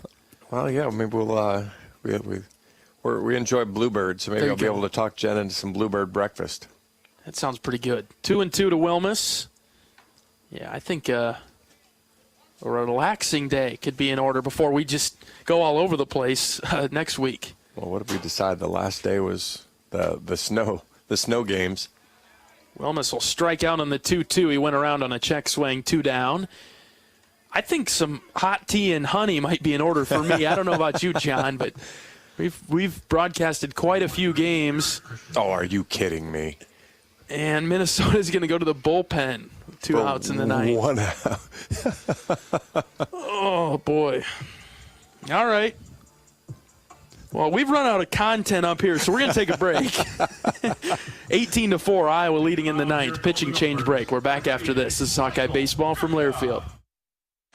At Oak Knoll, our mission is to provide exceptional retirement living and health services through life care. I'm Steve Rowe, Executive Director. We are a not-for-profit life plan community and have served Iowa City for more than 55 years. Our team helps residents create home by living our values of caring, respect, enthusiasm, awareness, teamwork, and encouragement. If you're looking at retirement options, visit our website at oakknoll.com. We want you to lead life your way. Go Hawks! We all love a good win. Catching up with friends, saving money at the pump, soaking up the perfect Iowa day, sitting down to a really, really good meal. These are the everyday delights that make us smile. These are the moments that connect us all as Iowans. And these are the wins that, more often than not, start with Iowa's farm families and the crop they're growing. Because when corn grows Iowa, Iowans win. Learn more about how to share your own wins at iowacorn.org/IowansWin. All right, new pitcher into the game for Minnesota, a senior, 6'3", right-handed pitcher, Michael Gurka. 3rd appearance of the season. He has a 27 ERA. Pitched an inning, giving up 3 hits, 3 runs. They were all earned, walked a couple guys. Fastball is going to be right around 90, upper 80s. And really, oh my goodness, as he spiked that warm-up a little in front of a little bit of home plate.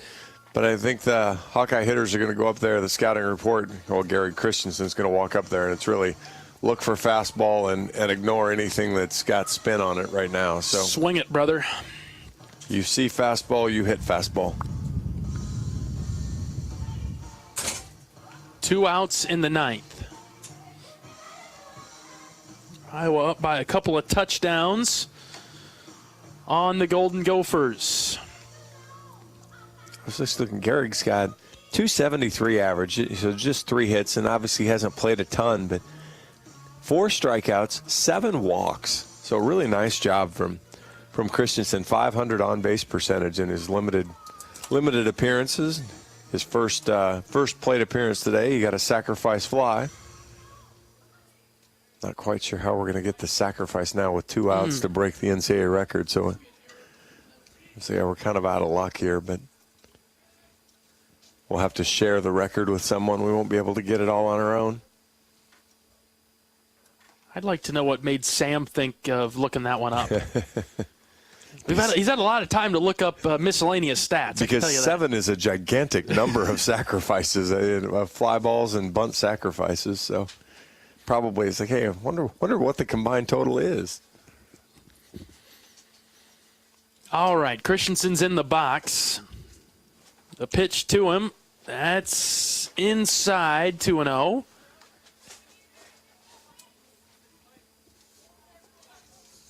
If you think about it, every game of this series has been a blowout. We haven't had a dramatic type of game.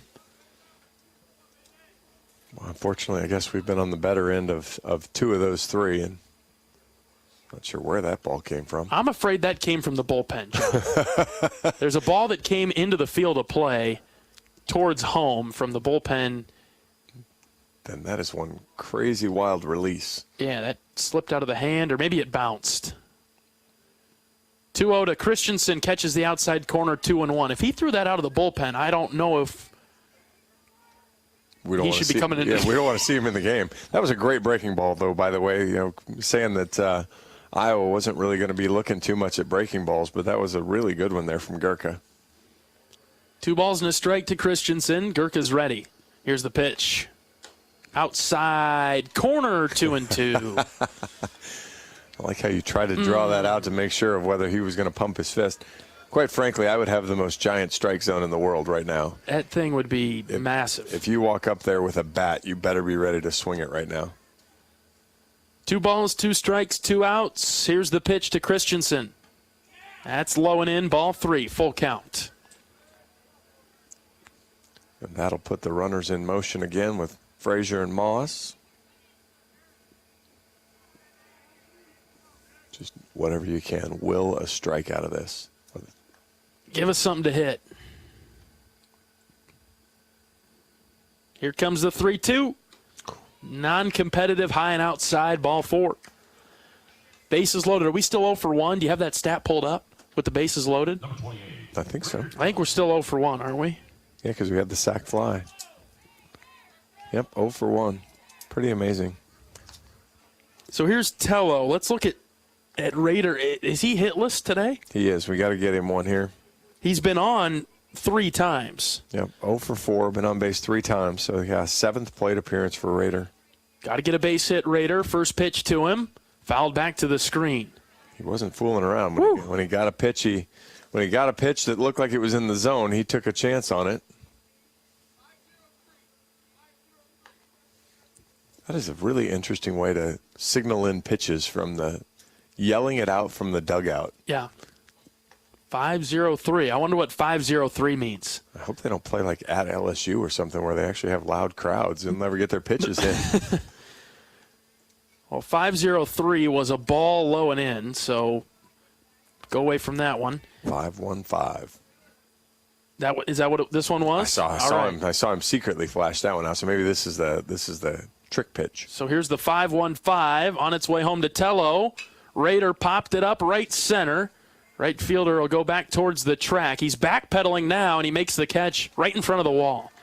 Rader drove it to right, but he's the 3rd out of the inning. Hawks will leave him loaded in the 9th, 18-4. 3 more outs to get. That'll give us a Hawkeye victory. We're back after this. This is Hawkeye Baseball from Learfield.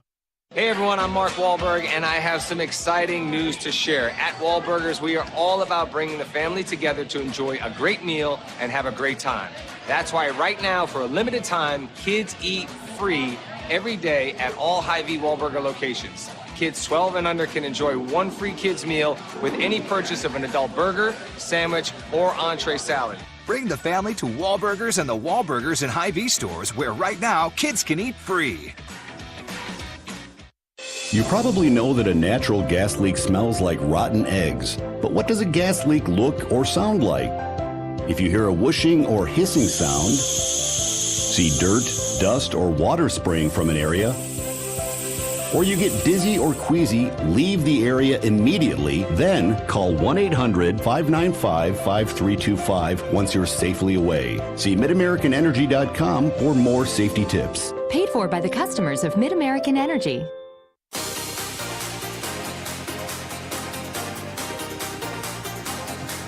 Bottom of the ninth inning, Iowa 18, Minnesota 4. It's been a blowout since the 6th. Iowa really opened it up with 11 runs since then. Put the Gophers away, and that's been the case for quite some time now. Just have to record the outs. We'll go with one more pitcher today, hopefully just one more. It'll be Jared Simpson, the left-handed senior from Clinton, Iowa. 3-1 on the season, appearance number 11 after one of those was a start. 6.49 ERA, 26 in the third innings, 23 hits, 19 runs. They've all been earned. 16 walks, 41 strikeouts, 9 hits batters though too. So Jerry was a little bit like when we're talking about Christo, really, really good at the beginning of the year. Kind of got into a little rut and is trying to find his way again. And so good spot for him here to come in. Still a Big Ten game, but a little less pressure. So come in, throw some strikes just like Christo. Get a 3-up, 3-down inning. Show your athleticism on the 3-6-1 double play if you have to, but get over there and get out and get on the bus and let's start feeding home. Yeah. Let's put this in action. We saw a couple of bodies in the Iowa bullpen, but Simpson is in for now.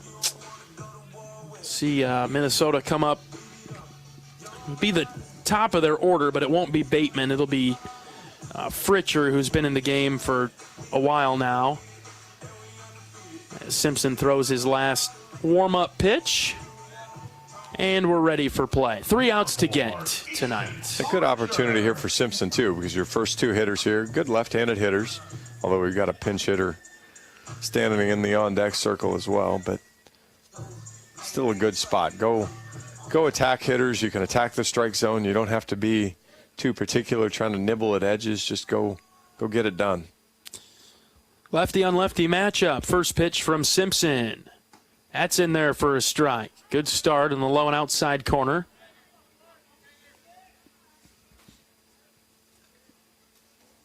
And Cade Moss is a champ in my book, catching 24 innings and 23 innings and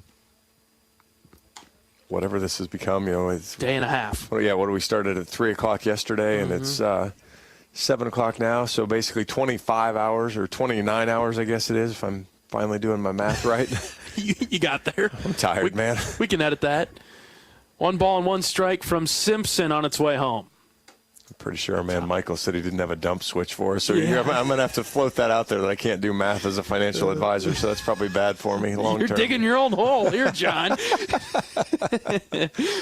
Oh, boy. 2 balls and 1 strike in the 9th. The pitch from Simpson. Oh, he let go of the bat. Look out. Swing and a foul ball. Ricochets off the net. It's caught by one of the assistant coaches in the dugout. I don't know if there's too many chuckles or laughs in the Minnesota dugout right now, but no, that would have been one of those you saw end up in the crowd. Although there's no crowd still stuck on the Minnesota side, but netting caught it and dumped it right back on top of the dugout. 2 balls, 2 strikes. Simpson's ready. The pitch. Oh, off the plate outside. I think Moss was set up out there, so it looked a little bit better than it was. Counts full. Again, I'm still calling that pitch. Yeah, no kidding. It's 18-4. I've called now. I'm going to go. Is that your next task? How many pitches have we seen tonight? All right, I'll let you get on that. The 3-2. That's a called third strike. Outside corner. 1 down. All right, good pitch from Simpson. Minnesota threw 216 pitches today. Iowa's throwing 144 now. Wow. 61% strikes for Iowa. So again, talked about that a little bit yesterday with the number game 1 versus game 2. Really good job of getting strike 1, especially it's been easier as you're ahead. You just attack the zone. Looks like a pinch hitter in for Minnesota right now. Although this could be the guy that... this is Danny Davis making his second appearance of the season. He's 1 for 1. It's a little cold-blooded to put a left-handed hitter against Jared right now. Yeah. Tough matchup. Simpson's 1-0 delivery is popped up on the infield left side. Raider Tello will swat away Michael Seegers and make the catch for 2 outs. Stay away, man. This is my ball. Good job there, and we are 1 out away from getting a Sunday off and getting to head home. Well, you drive safely, John. I'm also going to attempt to do the same. Might need to grab an energy drink on the way home. Don't want to let anybody get nervous about that. We'll be all right, but it's been a long weekend. This has been the longest weekend, and we've only been here for 2 days. Well, we did it a little bit unusual, as we drove up yesterday morning, but the doubleheader stretched that day out quite a while. First pitch swinging is Bork. Missed it too. Another pinch hitter. So yeah, we feels like we spent a long time here yesterday and kind of turned right back around and just got a lot of extra bonus time sitting here, which is almost more tiring than doing something. Yeah. Nothing in one pitch on its way home. That's low. What do you think? Low, maybe a bit outside, 1-1. I thought for sure. Low is the only way that missed the strike zone. 1 ball, 1 strike with 2 outs. Bases empty. Iowa's up 18-4 in the 9th. Pitch from Simpson. That's downstairs, ball 2. I have complete confidence in Jerry. He's going to come back here, finish this up. 1, 2, 3 inning. Let's get it, Jared. Hawkeye victory.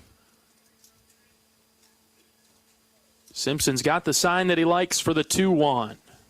Here it comes. Swing and a miss, 2-2. Jerry's stuff is so good. Just to keep his confidence up, kind of start finding that spot again. You're not really trying to just pick edges, just being comfortable with, we've talked about it a lot with different guys. My stuff is good enough, and then just believe that and go get somebody. Hawkeye fans on their feet for the 2-2. That's inside. Count is full. Not sure it was as inside as he made it look. Yeah, you got leaning forward a little bit. You start looking away, and he's kind of crowding the inside plate here. See if Simpson can finish it off. Full count pitch from Jared. Swing and a miss. Got him on a foul tip into the glove of Cade Moss, and that'll do it. Finally, Iowa wins it 18-4, although this game's been in hand since the 6th inning or so. Well, yeah, this baseball is the non-clock game, so you just have to go get 27 outs if there's no run rule, and the Hawkeyes did it, and really a big win. Bounce back. You had a lot of things working against you, just from the delays, the scheduling, everything else. But Iowa came in, got it done. Really good approach from start to finish, and I'm sure when you talk to Coach Sutherland, he's going to be really pleased with the way the bats. 1, 2, 3, 4, 5 scored in 6 of the 9 innings. Just a really good job. Iowa wins it 18-4. They get their first series win of conference play with the win over the Gophers today. Bounce back after a loss in the first game of the doubleheader yesterday. All right, we'll take a break. We'll come back with post-game coverage right after this. This is Hawkeye Baseball from Learfield. At Oak Knoll, our mission is to provide exceptional retirement living and health services through life care. I'm Steve Rowe, Executive Director. We are a not-for-profit life plan community and have served Iowa City for more than 55 years. Our team helps residents create home by living our values of caring, respect, enthusiasm, awareness, teamwork, and encouragement. If you're looking at retirement options, visit our website at oakknoll.com. We want you to lead life your way. Go Hawks! At US Cellular, we believe in having healthy relationships with our phones, so we can have better relationships with each other. Introducing Us Mode, a way to set your phone for less distraction and deeper connection. So dinner can sound less like this and more like this. What'd you learn today? The sauropod was the tallest dinosaur ever. Oh my goodness. Visit US Cellular in-store or online, and we'll help set your phone to Us Mode, even if you're not a customer. US Cellular, the 5G network built for us. See uscellular.com for details.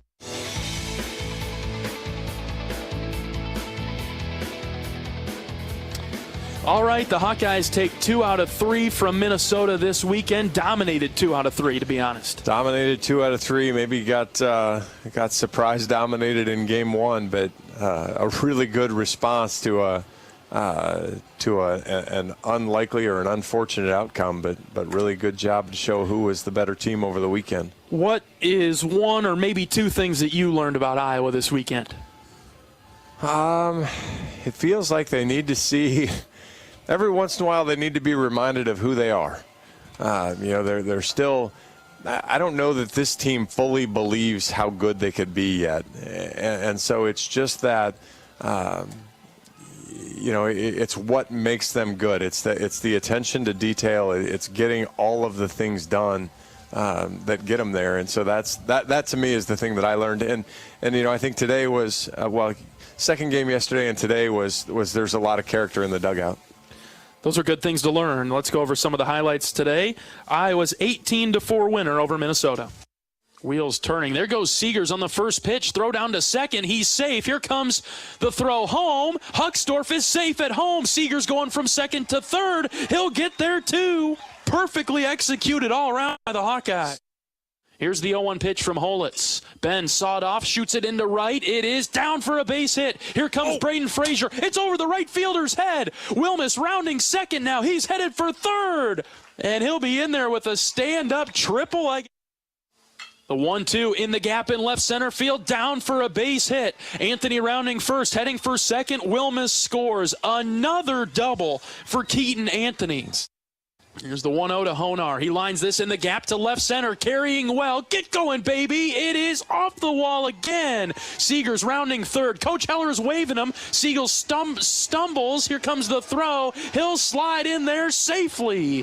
7-4. Seegers all the way from first after Honar blasts it off the wall in left center. Wilmus drives this into left. It's carrying well. Get going, baby. It is gone. Benny Wilmus. Warning track goes deep. Boom. 3 balls and a strike. Pitch to Huckstorf. Line drive to right. It's a fair ball and into the corner. 1 run is in. Get going, Raider Tello. He loses his helmet. He's headed for home. Here comes the throw. It is not in time. A triple. Huckstorf. He'll bring home 2, and it's 10-4. 0-2 from Will. Ground ball to first. Guerin will pick it up. Throw to second for 1. Back to first. And they got him. What a play. Full count pitch from Jared. Swing and a miss.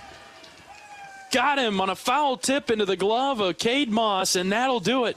Finally, Iowa wins it 18-4. All right, those are the highlights from today's game. We're pleased to be joined by Associate Head Coach Marty Sutherland right now. Coach, that was a heck of a win for your team today. Yeah, just really happy, offensively, especially with the execution. I thought it was a really high-level execution game.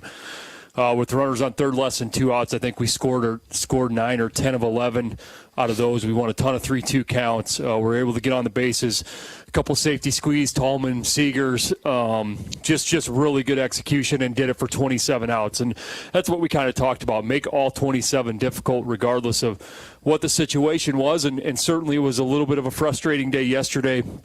Even though it was a split, we just, feel like we didn't have our best foot forward, answer the bell offensively, certainly. And Ty battled and did a nice job, and then the bullpen was tremendous. Jack Whitlock just did a great job coming in with a little traffic, getting out of that, and then putting up a couple zeros. And then obviously after that, having Will and Jared come in and get an inning was really big. So really good day. Just happy with the response, certainly, and that's all you can ask after a rough first game. Offensively, you talked about it earlier in the scout today, about the splitter and the plate discipline that we'd have to see against their starter. I don't know that we had to swing at the splitter one time today, Coach. No, and they did a really good job. And certainly you can put a plan together, and it's about them executing it. And they did it to the highest level, really all day long. And just really happy for them to bounce back with a good offensive showing. Certainly their pitching helped us. They gave us a bunch of free bases. But I also think it was our discipline and forcing them to get in the strike zone that was a big part of that, especially early with with Holitz and then Rooney coming in. Rooney's been really good for him, and we were able to get to him pretty well. And I think there were 7 or 8 extra base hits out of those 13. That's certainly going to be be a recipe to score some runs, and just really happy overall. What's one thing you learned about your team this weekend, Coach? Well, I think it's, again, you look at today, it's a productive lineup if everybody just kind of gets back going. Huck had a better day today. DeRigi had a better day today. Sam had a better day today. And those three we need to get going a little bit, and they certainly did today. Showed some signs, and then we just got production 1 through 9. This is the team we think we have. We think we're resilient. We've got tough kids. We just got to string it together a little bit better. We got to be a little bit more consistent. We didn't, the starts, we didn't get a pitcher past the 5th inning today. But the bullpen did a really nice job the last 2 games. That was a little bit of a problem on Friday. I think you learned Aaron Savory comes in his first opportunity to be in a Big Ten game. He shows really well. Jack Whitlock continues to do things really well on the mound, throw a ton of strikes. Great inning out of Will, and certainly want to get him back right, and same thing with Jared. So that part was all good. Now if we can just get a little bit better starts, I think we'll be in good shape. But it's going to be a tough week, man. You got to go to UIC on Tuesday, get back super late, turn around, play Bradley on Wednesday, and then you got the Huskers coming to town. And they certainly didn't have the season they wanted to last year, but this is a good Nebraska team. So we're going to have our work cut out for us. It's going to be a tough grinded out week with the travel, and we'll just need everybody's help. We need everybody in the lineup to contribute. We'll need a bunch of guys on the mound. Certainly there's going to be some guys who maybe haven't had a ton of innings to this point. They're going to have to get out there and compete and perform. So and really excited to see that. So that'll be good this week. And let's just get home tonight and get out of here before this white stuff starts up here. Yeah. Hey, Coach, congratulations on the series win. We'll see you on the bus to Chicago on Tuesday. Thanks, John. Associate head coach Marty Sutherland on our post-game show. Congratulations to him and the Hawkeyes on a great series win. Turned things around after game 1 of the doubleheader yesterday. Iowa wins at 18-4. We'll take our final break and wrap things up right after this. This is Hawkeye Baseball from Learfield. US Cellular, we believe in having healthy relationships with our phones so we can have better relationships with each other. Introducing Us Mode, a way to set your phone for less distraction and deeper connection. So dinner can sound less like this and more like this. What'd you learn today? The sauropod was the tallest dinosaur ever. Oh my goodness. Visit US Cellular in-store or online and we'll help set your phone to Us Mode, even if you're not a customer. US Cellular, the 5G network built for us. See uscellular.com for details. After a cancer diagnosis, it's natural to want to start treatment right away. But first, get a second opinion from a team that specializes in your cancer. I'm Dr. George Weiner, Director of University of Iowa Holden Comprehensive Cancer Center. Before you start treatment, you deserve to be confident you have the right diagnosis and know every option available to you. So whether it's with us or somewhere else, get a second opinion. It can change your care and your life.